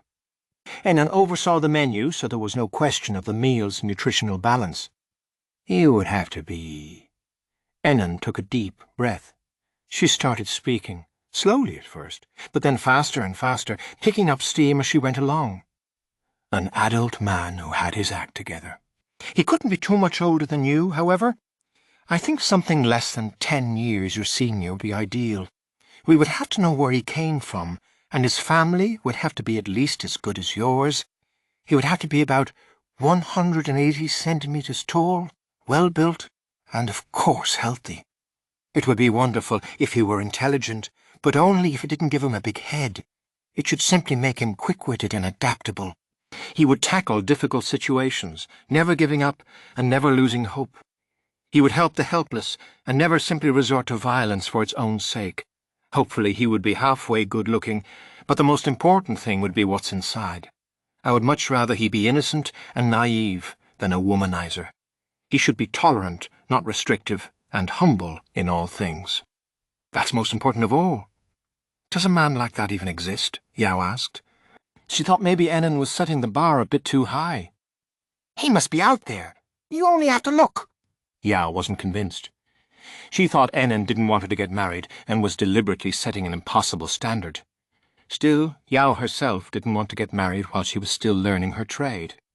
If anything, she thought it would be perfect if Ennan would find someone who would bear children in Yao's place. And another thing. That's not my ideal, that's yours, isn't it, Ennan? Yes, for of course your husband will become my master as well, Lady Yao. I'm simply telling you about my ideal master. Ennan dished some congee into a bowl and set it in front of Yao. Well, if we do find a man like that, maybe you can marry him, then? Yao was just taking a sip of congee when they heard a voice in the distance. Is anyone home? It sounded like a young man. Lahan, are you here, or what? Whoever it was, he was looking for Lahan. Master Lahan isn't back yet, is he? Yao said. The estate didn't have many servants to begin with, and by this hour there were fewer still. Meanwhile, Sanfan had just gone off somewhere. I can't just let you in. Tell me your name, someone challenged him. What? Don't you know who I am? The newcomer shouted back. Something was very strange. Curious, Yao put down her spoon. There's no need for you to get involved in this, young mistress, Ainan said. I'm just going to take a quick look. Ainan didn't look eager to come along, but she also didn't seem like she was going to stop Yao. Instead, she brought some overwear and placed it over her mistress's shoulders. Meanwhile, a visitor was saying, You must be new here. You ought to have some idea who lives in the house you serve, you know. Sounds to me like a suspicious character trying to talk his way inside. How dare you? At the gate, a man in his 20s was arguing with the door guard. He was on the tall side, well-built, and tanned enough that for a moment Yao thought he must have been a southerner, but his facial features were very much those of someone from the central region. Nothing about his face really distinguished him, but he could still be called handsome in his own way. The commotion had attracted not only Yao, but also Sanfan and the other servants, as well as Jinshi, the boy who'd come home with Lahan. What's going on here? Sanfan asked. Behind him, Wufan and Liufan stood, looking uneasy. There's someone here who claims he's a member of the family and is demanding to be let in, the guard said. What? That's... Jinshi went toward the guard and the suspicious newcomer. Now, you listen. My name's... Mr. Lahan's brother? Jinshi exclaimed. Huh? It's been much too long, Jinshi said to the suspicious character. Lahan's brother. What happened to you? I was told you stayed behind in the western capital to take care of some unfinished work. I did stay behind, but it wasn't Lahan's brother started to trip over his own words. From his name, Yao guessed that the man was, well, Lahan's brother, but the two of them seemed nothing alike. My respect for you runs so deep, Jinshi said. I heard afterward about how the locust swarm didn't do more damage than it did because you went all over Aisei province sounding the alarm. Without you, Lahan's brother, hundreds of thousands of people might have starved. That's what Mr. Lahan told me. I was speechless. The fact that me and my family are alive today is all thanks to you. Jinshi looked at Lahan's brother with sparkling eyes. Lahan's brother appeared overpowered by his innocent gaze. Jinshi, sweetheart, I'm sorry to interrupt, but could you introduce me to this person? Oh, of course, Lady Yao. All apologies. This is Mr. Lahan's brother. He's Master Lahan's older brother. Yes, she'd gathered that much, but she couldn't help noticing that Lahan was a master while Lahan's brother warranted only a mister at best. Sanfan must have gone to meet this Lahan's brother, and they must have somehow missed each other. You're Master Lahan's honoured older brother, the door guard said, looking distinctly unhappy. He'd just been treating this man like a complete stranger. I beg your pardon. He knelt in the dirt and bowed his head. If this person was Lahan's older brother, then he, too, was a member of the La clan. Oh, it's fine. You're fine. I'm used to it by now. Lahan's brother took the guard by the arm and pulled him to his feet. I don't need anyone bowing their head to me. It's my bad for coming home without waiting for someone to come and get me. Really, you don't have to give it another thought. Go back to whatever you were doing. He shooed the guard away, evidently uninterested in meting out any punishment. Pleased to meet you, said Sanfan. I'm Sanfan, a servant at this house, and behind me are Wufan and Lufan. Sanfan went to meet you at the dock, but it seems she was too late. I can't apologize enough. You don't have to apologize at all, really. It wasn't that far. It's been so long since I was back in the royal capital that I appreciated the walk. The walk? It's really quite a ways from the port to the house. Ah, but paved roads make everything so easy, don't they? Are you not tired, sir? It was fine exercise. Goodness knows, I didn't have anything to do on the ship. Apparently, despite being a member of the La clan, he was the outdoorsy type. Yao pondered what to do, then took a step forward. Self-introductions, she was convinced, were an important place to start. It's a pleasure to meet you, sir. My name is Lu Yao, and this household has been showing me its hospitality. This young lady with me is Enen. Oh, said Lahan's brother. He seemed shaken when he looked at Yao and Enen. Might I ask your name, sir? Yao said. It seemed altogether too rude to go around calling him Lahan's brother. Some might say it was forward of a woman to ask a gentleman's name, but Yao was a woman with a job. She didn't survive by being passive and receptive. Ahem. Well, Lahan's brother sounded lost again, and he kept shooting glances at Jinshi, who continued to regard him with a shine in his eyes. You can just call me Lahan's brother. Lahan's brother. Yao repeated. Yes, I'm the brother of Lahan, ergo Lahan's brother. He looked toward the setting sun, and his eyes were clear, filled with what might have been enlightenment, or might have been sheer resignation. He was certainly unusual enough to be a La clan member, Yao thought. She also thought, although she didn't say, that Lahan's brother was very close to Enen's ideal master. Chapter 14. Ah Duo's Truth. The voice of a rambunctious boy echoed around Ah Duo's palace. A lady-in-waiting chased him as he raced back and forth around the huge pavilion. Slow down! That's dangerous! Don't wanna. The boy stuck out his tongue and roundly ignored the serving woman. In his failure to look where he was going, however, he ran smack into Ah Duo. Oh, Lady Ah Duo, the lady-in-waiting said, bowing her head apologetically. All the women had been with Ah Duo since her time in the rear palace, and that helped everything go smoothly. You're looking lively. Just make sure you watch where you're going next time, she said, helping the little boy to his feet. Sorry, Lady Aduo, the boy said. Another boy came up and tugged on her hand. Lady Aduo. Wanna play hide-and-seek? I'm afraid I can't today. I've got a visitor coming. She mossed the child's hair, then did the same to all the other kids. The children at Duo's palace were all survivors of the Shi clan. Due, the Moon Prince, had asked her to give them a safe haven. They still didn't know what had happened to their parents. Duo went out of her way not to tell them. The sharper children had figured out on their own that they should keep it to themselves, and the younger ones had forgotten their parents.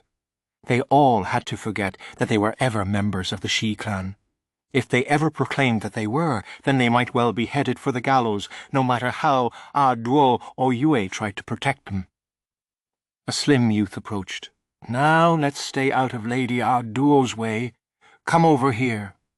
This person was handsome enough to make young ladies swoon, but she was not a man. Will you take care of them, Sui? Of course, my lady. Suire was another Shi clan survivor, and she was also the granddaughter of the former emperor. She, too, had been given harbour at Duo's residence because, officially, she could not exist. Suire was clever and a clear thinker, and knew much about medicine. It was a waste, Duo thought, for such a distinguished person to languish in this pavilion, but there was no choice. Suire could live in hiding, or she could not live at all. Ah, yes, Duo said. Maomao's coming. You don't want to see her, Sui. Duo had sent Maomao a letter. Maomao had responded and was on her way. Maomao. Oh. Sui paused. I don't think I will. Ah, and you look like such good friends on our trip. When she'd gone to the western capital, Duo had induced Suire to come along. She and Maomao had even ended up treating a wounded man together. It's only your imagination, I'm sure. Suire took some of the children by the hand. Shame, when she's one of the few people you can actually talk to. Very few knew about Suire. Outwardly, her existence was not even acknowledged. If you didn't talk to people when you could, meet them when you could, you would gradually be forgotten. I won't be around forever, Duo mumbled, scratching the back of her head. Then she went inside. Maomao showed up right on time. The reason it had taken her a while to make it over after sending her letter was presumably because, unlike the retired and hidden Duo, Maomao was quite busy. Lady Duo, Mo said. It's been a long time. Yes, quite a long time, chirped Che, who was with Maomao. She'd been seriously injured in the western capital, but she kept right on smiling just like she always had. It was Che to whom Duo had entrusted her letter to Maomao.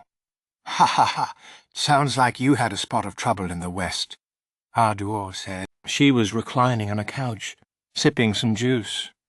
She could certainly have had wine available. Maomao would have appreciated it, but considering what they were going to talk about, it didn't seem quite appropriate. A lot happened, said Maomao. Oh, yes, quite a lot. Would you like to hear Miss Chu's story, Lady Duo? Chu was being unusually proactive in this conversation. It seemed to spark Maomao's curiosity, for she looked back and forth between the two women. She must have been surprised when she received Duo's letter from none other than Chua. What exactly are you and Miss Chua, Lady Duo? She asked. Considering that I used Chua to deliver my letter to you, surely you at least have an educated guess. Duo took a baked treat from the table and took a bite. It was buttery and smelled lovely. May I take it that you're Miss Chua's real master, my lady? Indeed, she had hit the mark. That's right, Duo said. Yes, indeedy, added Chu. His Majesty handed Chu off to me not long after I moved here. And me barely back from giving birth. I show up, and they say, no, you work somewhere else now. Isn't it just terrible? Chu pretended as if she were weeping. It would explain why you and the Moon Prince never quite seem to be acting in concert, Maomao said. She sighed, but it sounded like it made sense to her. If I don't have to explain, so much the better. Duo offered the treats to Chue and Maomao. Chue immediately began to help herself. Indeed, she was probably welcome to. She had lost the use of her dominant arm because she had faithfully carried out Aduo's orders. Her mistress was probably ready to wink at a bit of outrageous face-stuffing. "You're correct. Chue serves me." "Yes," Cho affirmed, wiping some crumbs from the corner of her mouth. "Miss Cho was told that Lady Aduo's orders rank even above His Majesty's." But all this time you've acted like you're serving the Moon Prince," Maomao said. "Feel free to call him Jinshi. I don't mind," Aduo said. "I call him Yue myself." Maomao looked hard at her. Maybe she had a sense of what Aduo was going to say today, and that sense was probably correct. "Lady Aduo said that my job was to make the Moon Prince happy," Chuo said, and Juo nodded. "So I did." Maomao remained silent. She hesitated, Aduo knew, because sometimes even when you were sure about something, you weren't sure it was right to say it. That was why Aduo would be the one to give it voice. Chu leaned back in her chair, knowing she had nothing more to contribute. She was normally a very lively presence, but she understood her role. Aduo was confident that Chu would tell no one of what she was about to say to Maomao. "Why would I order her to do that?" Aduo began. "It's because Yue is my son by birth." As far as Aduo could tell, Maomao didn't appear surprised. Instead, she glanced away from Aduo, looked at the ground, and then gave a little sigh. She looked like someone who'd been told the answer to a question they wouldn't have asked. "From your reaction, I take it you already guessed the connection between me and Yue long ago." "I thought it seemed like a possibility." "And the possibility that the real Imperial younger brother and my son was switched?" After a moment, Maomao said, "Yes." It was clear from her expression that she had strongly suspected, but would have preferred not to actually know. Ju occasionally heard talk about Yue and Maomao from others, but now she thought she saw why their relationship wasn't getting anywhere. Maomao was doing everything in her power to pretend it didn't exist. "Why would you tell me this, milady?" "Oh, come now. Every rumor I heard made it sound like things between you and Yue had developed in the western capital." Maomao immediately scowled at Chu. Maomao was presumably the kind who didn't like talk of her love life getting around. Adu knew her pain. She'd often been teased about her relationship with His Majesty, and more than once she'd been on the point of strangling one of the other palace women. At the time, Adu had viewed His Majesty as merely a milk sibling and an old friend. She remembered how profoundly unpleasant it had been to endure people's taunts. The hell of it was, when it came to other people's romances, she suddenly saw the fun in it. She shook her head. No. It was wrong to do to others something she hadn't enjoyed suffering herself. "Yue is quite a handful, if I may say so myself," she said. "I'm aware," Maomao said with a distant look. "At the same time, he's also, a young man. I expect he'll summon you to his palace in due course." "Chu gave me that summons along with your letter, Lady Adu." Adu looked at Chu, who made a point of whistling innocently. "Do you understand what it means to answer that summons?" Adu didn't know for sure if Yue had called Maomao to his palace because he wished to establish relations between them as a man and a woman. Maybe he just wanted to talk about the weather or ask for her advice on something. But in the general understanding, when a man of the nobility called a woman to his personal residence, it was as good as a command to spend the night with him. "I come from the pleasure district," Maomao said, heaving a sigh. "Yue is not just another trick," Adu cautioned her. "The most noble blood in the nation runs in his veins." After a second, Maomao said, "I'm more familiar than most with how to avoid pregnancy." "I intend to make sure there's nothing to regret afterward." Maomao would always take the realistic perspective.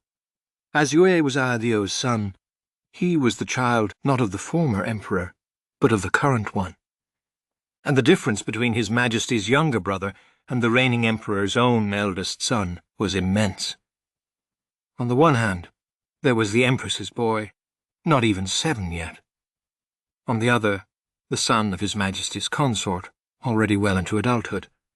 From the Empress's perspective, the only thing she could do was pray that nothing happened to His Majesty before her own son had reached maturity. Li functioned on a system of hereditary succession, with inheritance usually going to the oldest son, and it was Yue who, by this calculation, was closest to the throne. Empress Kokuyo had much foreign blood, and no small number of the Emperor's advisers looked askance at the young prince's red hair. Some also made the case to the Emperor that he should prefer Consort Liwa's son on the basis of consanguinity. In the past, Aduo had conspired with the Empress Dowager to exchange their infants. She could not turn back time. Jinshi would have to live in his false position, not knowing the truth. Aduo could hardly turn motherly at this late date. Yet nonetheless, she asked Maomao, "If something does come of it, would you consider raising the child in secret?" In spite of all anti-pregnancy medications and abortifacients, a child would be conceived when a child was conceived. Might it not be that tens or hundreds of lives could easily be stolen away for that child's sake? Maomao feared that political war could break out. And if so, wouldn't it be much easier for me alone to pierce my belly with a long needle? A needle? Is that how you usually do abortions in the pleasure district? Do you think it would be better for me to drink quicksilver, be punched in the stomach, or maybe dunk myself in freezing water? Maomao understood. She was not a woman who would fall head over heels for Yue just because of his good looks. She knew what resolve would be required if she accepted his feelings. All the more reason Aduo pitied her. That's not the only thing. If you accept Yue's affections, Maomao, you'll never be able to leave this country again. Most people in this country can't leave it. Most of them can't even leave the land where they live. True enough. The life of a Linnese woman was decided by the household she was born into. The better a girl's family was, the less free she was to leave her home. There were even those who spent their entire lives inside the family estate. Nonetheless, Aduo looked into the distance. If I said that someday I'd like to leave this land and learn more of the great wide world, would you think me naive? No, ma'am. Maomao shook her head. In far places you'll find many things we don't have here, and not just things, words, cultural achievements, as well as medicinal herbs, drugs, and methods of treatment. It's only natural. With a different climate and environment come different illnesses. Maomao seemed to grow notably more passionate as this declaration went on. Aduo sensed in this woman a kindred interest in foreign lands. She'd been to the western capital twice, which was more travelling than many people did in their entire lives. Her knowledge was certainly broader and deeper than that of most women her age. My dream ended when I was 14, Aduo said. She thought back to when she had been at liberty. As the daughter of the crown prince's nursemaid, she'd been brought up as a milk sibling to the current emperor. Call me Yo, her younger brother had said. The name meant sun. Yue was Yue, the moon, precisely because he formed a pair with the sun, but could never surpass it. Duo dressed in men's clothing, and she and her little brother had snitched snacks together, climbed trees, occasionally played hooky from their teachers' classes, and laughed with each other when they teased Gochun, who was in many ways like an older brother to them. If Duo had in fact been a boy, perhaps they would still be doing those things now. Duo had regarded Yo as a friend, but she mustn't forget. He stood at the very top of the nation's hierarchy, and Duo was merely one of his subjects. When she had been asked to be his instructor, she could not refuse. Again and again she'd thought of trying to get out of it, but there was no way she could do that. Eventually, she'd arrived at a sense of calm resignation. She was his companion on the path, she saw. The emperor was a man who had no freedom, not from the moment he was born. Setting aside the foolish ruler who had forgotten his role, Ye was too smart for that. Only within the walls of the rear palace could he do as he pleased. He knew that when he received the emperor's crown, it would bind him hand and foot his whole life long. To Duo, Yo was a friend, but to him she was not. She knew there could be no equality between a man and a woman, yet all the same Ajo felt as if her feathers had been plucked. Yes, the members of the royal family lacked freedom from the time of their birth, yet they could also steal the liberty of anyone they chose. Yo hadn't realized. He'd forgotten that he stood in the place of the one who steals, and he'd made Aduo his instructor, and made her spend the night with him. Now Aduo was speaking to Maomao, who looked set to walk the same path she herself had. As a mother, perhaps it would have been right for her to encourage her own son's blossoming love. Yet her conscience, or perhaps rather the pity she felt for her memories of her old self, caused her to say, At this moment, it's still possible for you to escape. I would help you. Maomao looked dubious at that. Oh, that look, said Aduo. I still have some modest privilege left, you know. Less than modest, really. But if she stretched, she could manage something. It was not Maomao, but Shay who responded, Now, wait just a moment. What? Lady Aduo, I can't square this circle. If you do that, I'll never be able to carry out my orders. Didn't you say my job was to make the Moon Prince happy? Aduo laughed. Come now, if a man can be despondent over losing one single woman, well, that's all the more man he is. Surely a talented servant could find others to fill the gap. Now you're talking silly talk. Chu crossed her arms and tilted her head. Ju had once been part of a banquet in the western capital that had doubled, in a way, as a chance for Yue to meet potential matches. Everyone gathered there had been present in hopes of becoming the consort of the imperial younger brother, so Ju had resolved not to intercede. Anyone he might pick had been there, because they had hoped he might pick her. After that, and after briefly being under the misimpression that Yue had some strange proclivities, Aduo had been relieved when she heard that it was simply that his heart was set on Maomao. That, she was confident, meant that no vixen or villainess would take advantage of him. However, Aduo also knew Maomao, and she couldn't help seeing herself in the young woman. Now Maomao looked at Aduo. Lady Aduo, I couldn't care less about Miss Chu's mission, but it was because she accepted it that I'm in the position I am now. Are you sure about this? You won't regret it. I mean to negotiate as best I can to ensure that I don't. Hee. Planning to have a big greenhouse built on the palace grounds? Chu drawled. Sounds pretty good to me. The fact that Maomao and Che could banter, even at a moment like this, went to show how well they got along. If anything, Aduo's words seemed to strengthen Maomao's resolve. Maybe an orchard while you're at it? Miss Che would love to be able to stuff herself with fresh lychees, just like one of those legendary beauties. It might be possible, if we grow them in my greenhouse, but too many lychees can make you dizzy. Oh, me, oh, my! Surely 100 or so should be all right, though? Stick to about 10. It was a silly conversation, but somehow Aduo found herself relaxing as she listened. She had always thought Maomao was a young woman who simply lived as she pleased, anyone else's expectations be damned.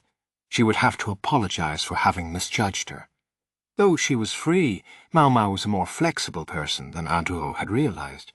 Faced with a confined place, she didn't seek to escape or even destroy it, but changed her form in order to get whatever she could out of the situation. It was a way of living that had never occurred to the 14-year-old Aduo. But it's certainly one way to go about life, she murmured. She remembered the request she'd once made of Yo, make me the mother of the country. She'd been sure that if those were the strings she attached, he would give up on keeping her around. They could just say they'd been joking, that it was all in good fun. But they had been the wrong words. Let me remain your friend. That was what she should have said, even if it was futile. She should have told him what she was really thinking. Even now, some 20 years after that promise had been made, Aduo couldn't be apart from Yo. She had left the rear palace, but found herself faced with the unorthodox measure of being sequestered in an annex. Normally a high consort, even a former one, would have had to continue living within the rear palace walls. Because she had been given her own residence even after being expelled from the rear palace, no one could or did ignore Audiobook. Simple banishment might have been easier. Instead, Audiobook was kept here in her pavilion, entrusted with Suire and the Shi clan children. As if to tell her that even now that she was no longer the Emperor's instructor, no longer his consort, she still had work to do. Abruptly, Audiobook sighed. Have I become a weight around his neck? Was Zhou now trying to constrain not just Audiobook but her son as well? And was that son trying to constrain Maomao? That was the thought that had made her ache at her powerlessness, that had led to her suggestion to Maomao? She misread the young woman. Maomao was far more flexible and strong and stubborn than Audiobook. Mao, she said. Yes, ma'am. Is there anything you want? I'm not sure what you're asking. I don't know much about herbs and all that, but I could give you a treasure from my time as consort. If you sold it, I presume it would bring in enough to buy you a nice medicine or two.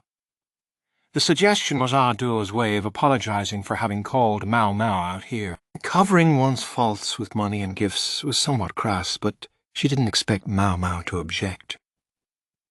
A treasure, ma'am? You wouldn't happen to have any pearls, would you? Pearls? That's unexpected. Are you a fan of them? Oh, yes. They're good for eye diseases, skin problems, and all kinds of other things. Maomao's eyes lit up. I'm honestly more concerned about quantity than quality. I'm just going to grind them up anyway.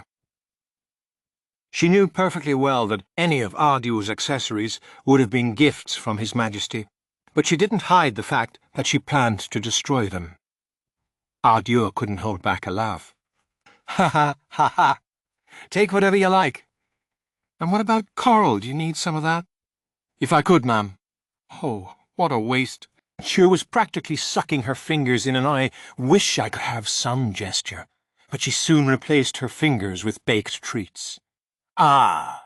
Jiu laughed uproariously, and privately she made a wish. Don't let Jiu walk the same path as you. Chapter 15. Jinshi's Shock. Maomao's Resolution. The incense worked its way into Jinshi's nose. Don't you think it's a bit strong? He asked. He was talking with Suiren as he ate his dinner. Maybe you're just not used to it anymore. You spent so long in the western capital, where we had to conserve incense. You think so? Jinshi picked up some meat with his chopstick. This dish used plenty of tender pork, and even though the meat was fatty, the spices gave it a clean, refreshing flavour.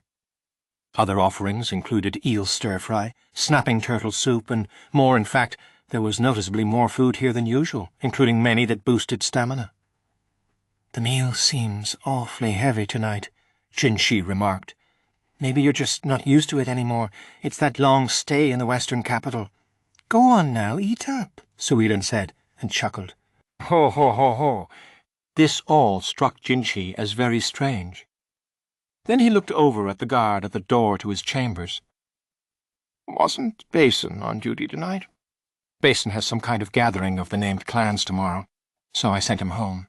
He talked about something with Maamei that left him very fidgety. Basin and Maamei talking about something? Jinshi began to suspect Maamei was plotting something. At the moment, however, he had a feeling the plot he should be worried about was Suiren's. What's with the flower petals floating in my bath? He asked. They'd been a nuisance sticking to his skin as he tried to bathe. Wasn't the temperature just perfect? And they put in some herbs and minerals that promote good blood flow and metabolism. At this point, even Jinshi was starting to connect the dots. After all, he had made similar preparations for the Emperor during his time in the rear palace.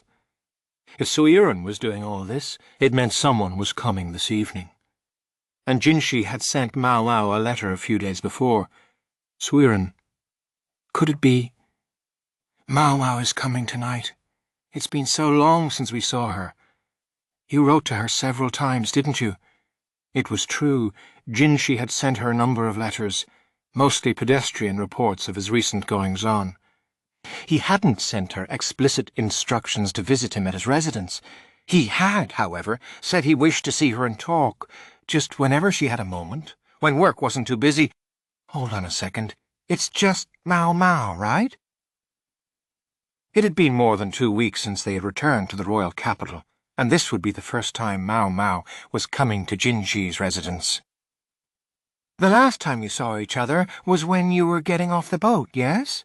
Oh, everyone has been so busy ever since we got home. She sent word that she finally had a moment to catch her breath. All right. But if Maomao is coming, then what's all this? Jinshi looked toward his bedroom. Incense was burning, a stronger smell than usual, while the bedclothes had all been changed, rose petals, out of season, scattered on top, and the normal canopy of his bed had been exchanged for a translucent woven one with a flower pattern. Vases of flowers and beeswax candles dotted the room, providing a sweet aroma along with a gently flickering light that gave the chamber a fantastical atmosphere. Jinshi quickly put out the incense and candles and opened the window to change the air. He threw the flower petals in the trash and put away the vases. Huff, huff. Oh, goodness. Don't, oh, goodness me. What are you doing to my room? Maomao had once attempted to entertain Jinshi at the Verde Gris house, and what was happening here reminded him of that day. Well, ambience is so important to any endeavor. You and Maomao share the same feelings now, young master. The same feelings. In a mounting panic, Jinshi began to look this way and that. He tried to affect nonchalance, but the corner of his mouth twitched. It did take such a long time. I can't tell you how this old lady worried to see my young master, our nation's jewel, the man they call an immortal treasure, manifested in the human realm, who attracts young and old, men and women alike, revert to acting like a child his age. And again, many young men your age already have children of their own. I don't... That's not... Jinshi hadn't exactly hidden what had happened with Maomao from Sweden, but he hadn't spelled it out for her either. There had been so many other people on that boat that they hadn't had much, really, any time to be alone together. He'd been so sure no one had noticed anything. I may be an old lady, but my woman's intuition is still as sharp as ever, Suiyun said with another chortle. Ho ho! She squinted merrily, and Jinshi found himself truly afraid. Jinshi scratched his head, looking as awkward as he felt. All right, but this is Maomao we're talking about. Yes, and Maomao is more than 20 years old, you know. She may be an innocent maiden, but she has knowledge. When a gentleman sends her a letter that's not about work and asks her to come to his room, I'm sure she understands what that means. Suiyun smiled openly as she spoke. But this room, I simply thought it might be best to be open about it. It's too open. The atmosphere should be more subtle, more thoughtful. No, that's not my point. Jinshi sat on the edge of his bed and tore at his hair. He was beginning to feel something more than just embarrassment. He took a swig of the water by his bed, trying to distract himself. Oh, that's... sploosh. It was very strange-tasting water. In fact, the smell, however faint, was alcoholic. Suiyun. What did you put in this? The water wasn't poisoned as such, but what was in it was not unlike what had been in his dinner. He felt his pulse quicken and his body grow hot. Heavens, I only put in the slightest bit, and you still noticed? I promise it's not poison. Of course I noticed, and Maomao's going to sniff it out the minute she gets close. Suiyun reluctantly collected the carafe. Jinshi took a deep breath, trying to calm his pounding heart.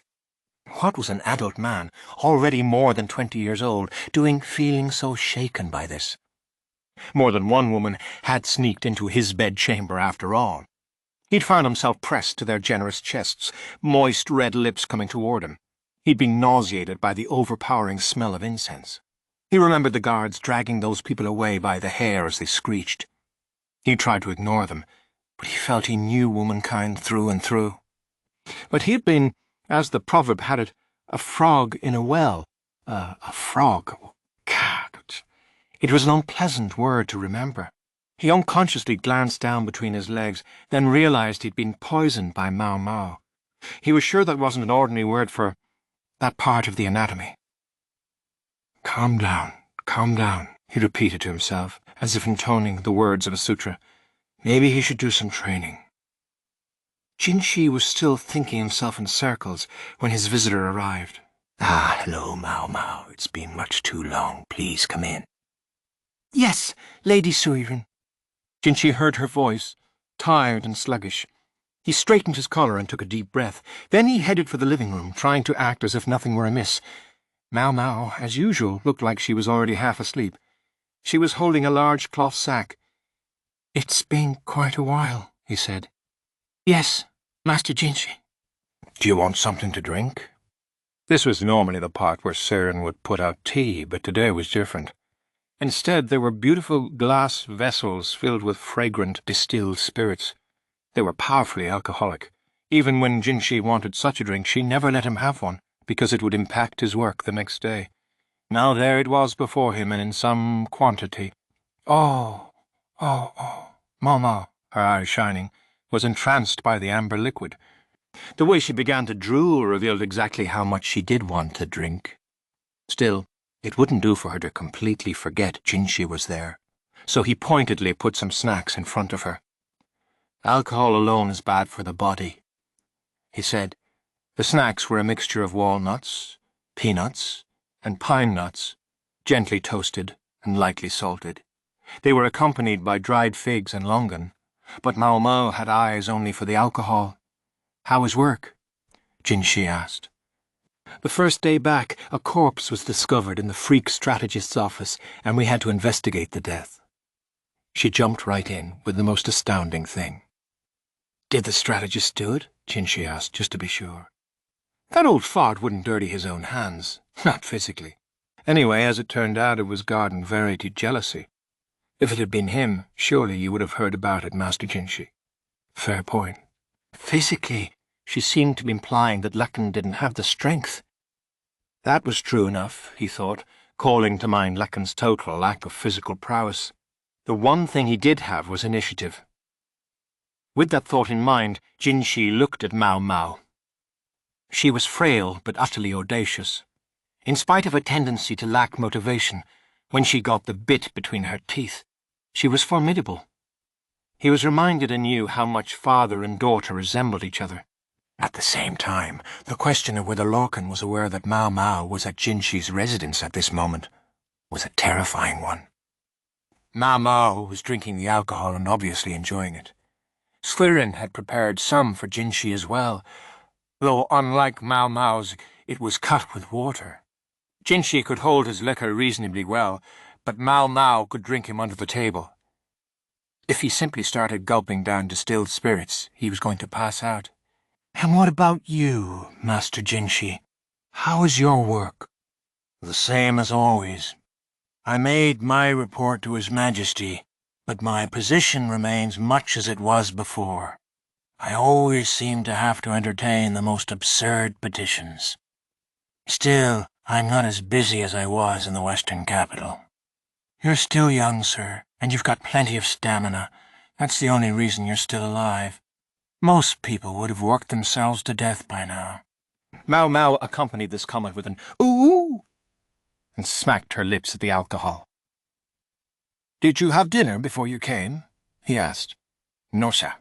It's too much trouble to make by myself, so I skipped it. I have leftovers from mine. Would you like them? Just drinking the alcohol without even touching the snack wouldn't be good for her." Siren had been so excited about dinner that she'd made a great deal of it. Maybe she'd deliberately made enough for Maomao. "I'd be lying if I said I didn't." Maomao looked conflicted. It was unusual. She, of all people, never had to be asked twice. "Is there some reason you wouldn't eat it?" "I'm not sure I'd call it a reason as such." She looked at the ground. "But I've made some preparations of my own." Jinshi put down his drink. Maomao looked much the same as she always did, but he thought her skin glowed a bit more than usual. The tan she'd gotten in the western capital was slowly fading. She hadn't drawn in her freckles. Instead, she'd used just a touch of whitening powder. Mingled with the scent of the incense in the room, Jinshi thought he could catch a whiff of scented oil that Maomao was wearing. Her hair seemed the slightest bit damp. She must have bathed before she came. Maomao emptied her glass. "May I go rinse my mouth?" she asked. Of course. Normally he might have expected her to empty the bottle, then ask for another one. "Then perhaps we should go within, Master Jinshi." Yes, of course. What's this? He felt like he was dreaming. No. He shouldn't expect too much. She would check the brand on his flank like she always did, and that would be it. Is it just me, Master Jinshi, or are you a bit out of sorts tonight? Who, me? No. Maomao, usually so calm and collected, almost looked self-conscious. May I ask something, Maomao? Just to be sure. Jinshi swallowed hard. He had to be clear about this. You know what it means to enter my bedroom at this moment, don't you? Yes, sir. It's not about caring for any illness or treating any injury. I'm aware, sir. That informed the preparations I made. She showed him what she had brought with her, and Jinshi's face got hotter than ever. He was desperate to look calm. In an effort to seem composed, he turned away. Surin was suddenly nowhere to be found, and his guards could and had read the room. Mason wasn't there. You don't need a bath? I've bathed, although if you wish, I'll do so again. No, it's all right. From the way Maomao smelled, Jinshi had known that she must have bathed. He put his hand on his heart in an effort to slow it down. It was beating so hard he was sure she could hear it. It was Jinshi who wished he could take a bath. He'd done so earlier, but between the alcohol and everything else, he was sweating profusely. However, he couldn't beg leave to wash himself at that moment. Instead, they headed into the bedchamber. The room had aired out, and the suffocating smell of incense was gone. The flower petals on the bed had vanished, as had the water with the strange medicaments. Now, what would happen next? He couldn't wait for his heart to stop pounding anymore. His cheeks were still flushed, but it was a little late to be worried about that. Jinshi gently picked Maomao up. She'd gained a little weight since the last time he'd held her, but still she was light. Her hair smelled of camellia oil. Are you sure about this? I told you I came prepared for this, didn't I? She averted her eyes as if begging him not to make her say it again. He found it a little annoying, but very Maomao-esque. He wasn't the only nervous one. She was too. Realizing he wasn't alone gave Jinshi some relief. What kind of preparations did you make? He asked her. I skipped breakfast and dinner. That he hadn't expected. Why? Were you so busy experimenting that you forgot to eat? I also stopped drinking water half a day ago. I suppose I should have abstained from alcohol too, but the drink earlier was so delicious I had to have just 1 cup. Water too? Jinshi couldn't imagine what would be the point of such measures. Ideally, I should skip food for 3 days and water for an entire day. I'm sorry I couldn't do better. I have tomorrow off, but today I had work, so I needed some energy. Seriously, what are you talking about? It's what we do at the Verdigris house when an important customer buys someone's first time. There can't be anything to spoil the moment. Better to starve and thirst for a little while than to taste an enraged client's fist. I'm not sure buy is the word I would have chosen for this.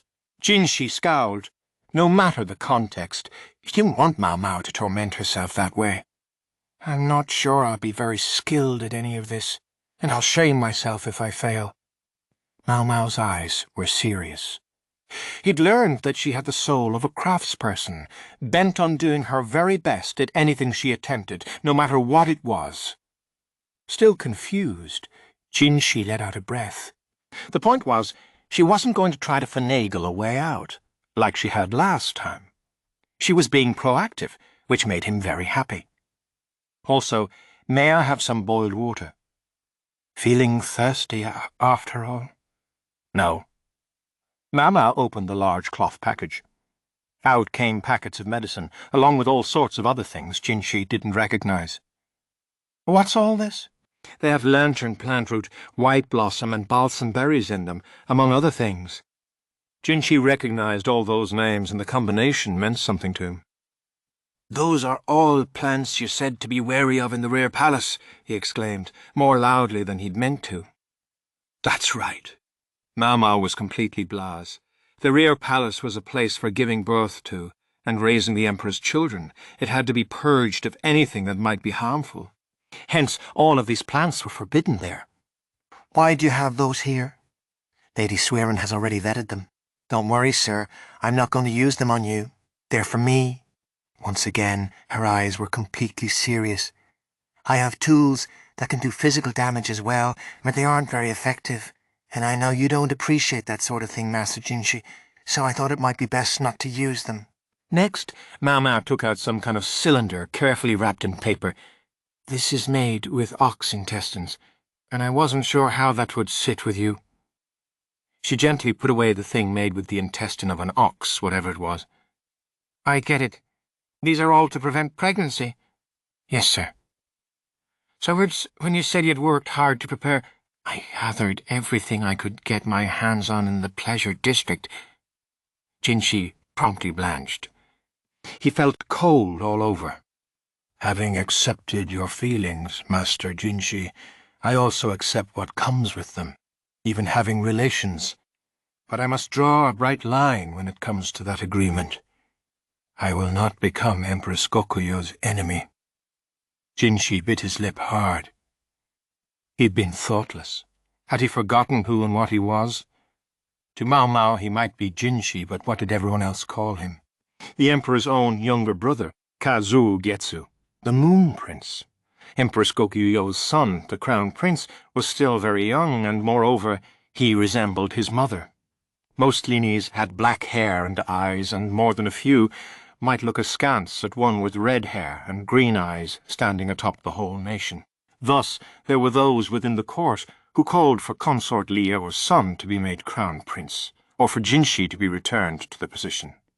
In those circumstances, for Jinshi to conceive a child with a young woman to whom he was not even married, imagine what that would mean. Imagine what people would do if they found out the young woman was Maomao, Can Lakan's own daughter. Because Lakan was currently neutral, people would perceive that a new faction had been formed at court. The ambiguous nature of the relationship would invite misunderstanding and pushback, and, very much in spite of what Jinshi or Maomao might wish, a tiny snowball would start rolling down the mountain, growing until it became unstoppable. Maomao might not be one for politics, but she had a keen nose for danger. I've also charted the course of the month, and I think this should be a relatively safe night. However, please don't concern yourself even if there should be an accident. I know how to deal with it. It was almost certainly true. If a child was conceived, Maomao would take care of the matter. She would certainly not raise it in secret. It might sound cruel, but it was right. Any child might be a spark that lit a conflagration. This would be cruelty in the pursuit of peace, and the damage would be kept to an absolute minimum. Jinshi hugged Maomao tight, not out of the animal lust that had been building in him until moments ago. He felt such guilt and pain that he thought he would shatter his own teeth for clenching his jaw. I'm sorry to make you be the careful one. He rested his chin on her shoulder. She gave him a soothing pat on the back. It's all right, sir. Jinshi felt it was something close to a miracle that he had met a woman like Maomao. That was why he didn't want to let her go. He'd gone so far as to press a brand into his own side, all to keep her. Sorry, he said again, and then, although he hated to do it, he let her go. He pushed down his desire to simply hold on to her forever and sprawled back on the bed. Master Jinshi? He covered his face with his hands. You can go home for today. Take some dinner with you if you like. You must be hungry. If it's gone cold, you can reheat it in a bamboo steamer. I understand, sir. Maomao gathered up her things and went to leave the room. If you will excuse me, then, she said, but as she left the bedchamber she murmured something. It's all right, Jinshi mumbled. This is enough for now. He needed to be clear on his own position. He couldn't remain the Emperor's younger brother forever. He would have to demonstrate that he was no enemy to Empress Gokyo or Consort Liwa. A brand on the flank wouldn't be enough. He needed to do something clearer, more public. Cast aside his position as His Majesty's brother and give up the imperial family. That was the only way. What do I do? Jinshi pondered, thinking so hard he wondered if his hair might start to fall out. He was so busy thinking that he missed the last thing Maomao said as she left. I also planned for the possibility that nothing would happen. She knew Jinshi just had too much on his mind. Chapter 16. Maomao and the Late Dinner. Maomao heated her dinner in the dormitory kitchen. She was just back, seen off by a Sweden who had looked positively crestfallen. Maomao would admit to being a bit put off her stride, but she was also secretly relieved. She had the knowledge, yes, but she was still a virgin herself, so she wasn't sure about everything. The whole reason she'd gone to Jinshi so prepared was because she figured it would be easier to be ready mentally if she was the one who got things started. Once her dinner was warm, Maomao went to her room. Spring had come, but the evenings were still chilly. Bad manners though it might be, she decided to eat in bed. Suiren had stuffed some buns full of cubes of stewed pork, eel stir-fry, and so on, so it would be easy to carry back. The soup she'd put in a bottle, and it was still warm. All foods that boost stamina, Maomao observed with a wry smile, then dug into the buns. Nothing was so tasty as a dinner made by someone else, spiced with hunger from not eating. It was even better. She cleaned her plate, then sipped at the alcohol Suiren had given her. Now what to do? She mumbled. She could take a guess why Jinshi had turned her down that night. He was no longer going to force his feelings upon her. His actions tonight showed he was giving Maomao priority. Even so, with the wind so out of her sails, Maomao wondered how she was supposed to face Jinshi after this. I guess I won't see him for a while anyway. She'd worry about it the next time they got together, she decided, neatly kicking the problem down the road. She had high hopes for her future self's ingenuity. The alcohol was strong stuff. Maomao didn't get drunk, but she started to feel happier, a happiness that brought with it a pleasant drowsiness. She found thoughts passing aimlessly through her mind. I heard Lahan's brother is back, Chu had told her. She supposed she ought to go see him, much as she hated visiting the freak strategist's house to do it. I'd like to see Maamei, too. It sounded like she was being treated well enough at the Go-Sage's house. Maybe she could get Lahan to finagle a meeting with Maamei for her. And I can't believe that guy was one of Joka's customers, she said. The drowsiness and the drink made her mind play games of free association, leaping from Maamei to Joka. Wonder what he wanted? Looking for Imperial family members? The thought of former branches of that family made her remember Tianyu. Wonder if Joka and Tianyu could be related. Joka swore a brigand had planted the seed of her, but if he hadn't been a bandit, but a hunter, that would match up. He'd damaged the jade tablet not only to hide his imperial blood, but also the fact that he was from a criminal's family. There was still no telling why the tablet had been broken, but a hunter would explain the beastly smell and gnarled hands. Maybe this Wang Fang guy was looking for former imperial family members all over court. Maybe it was the rumors of such people that had brought him to the palace in the first place. He had been trying to use the women to learn whatever he could. But Tianyu himself was in the western capital. The alcohol and the sleepiness were muddling her thoughts. It crossed her mind that she should brush her teeth, but sleep won out. Maomao set the bottle aside and let her eyes drift shut.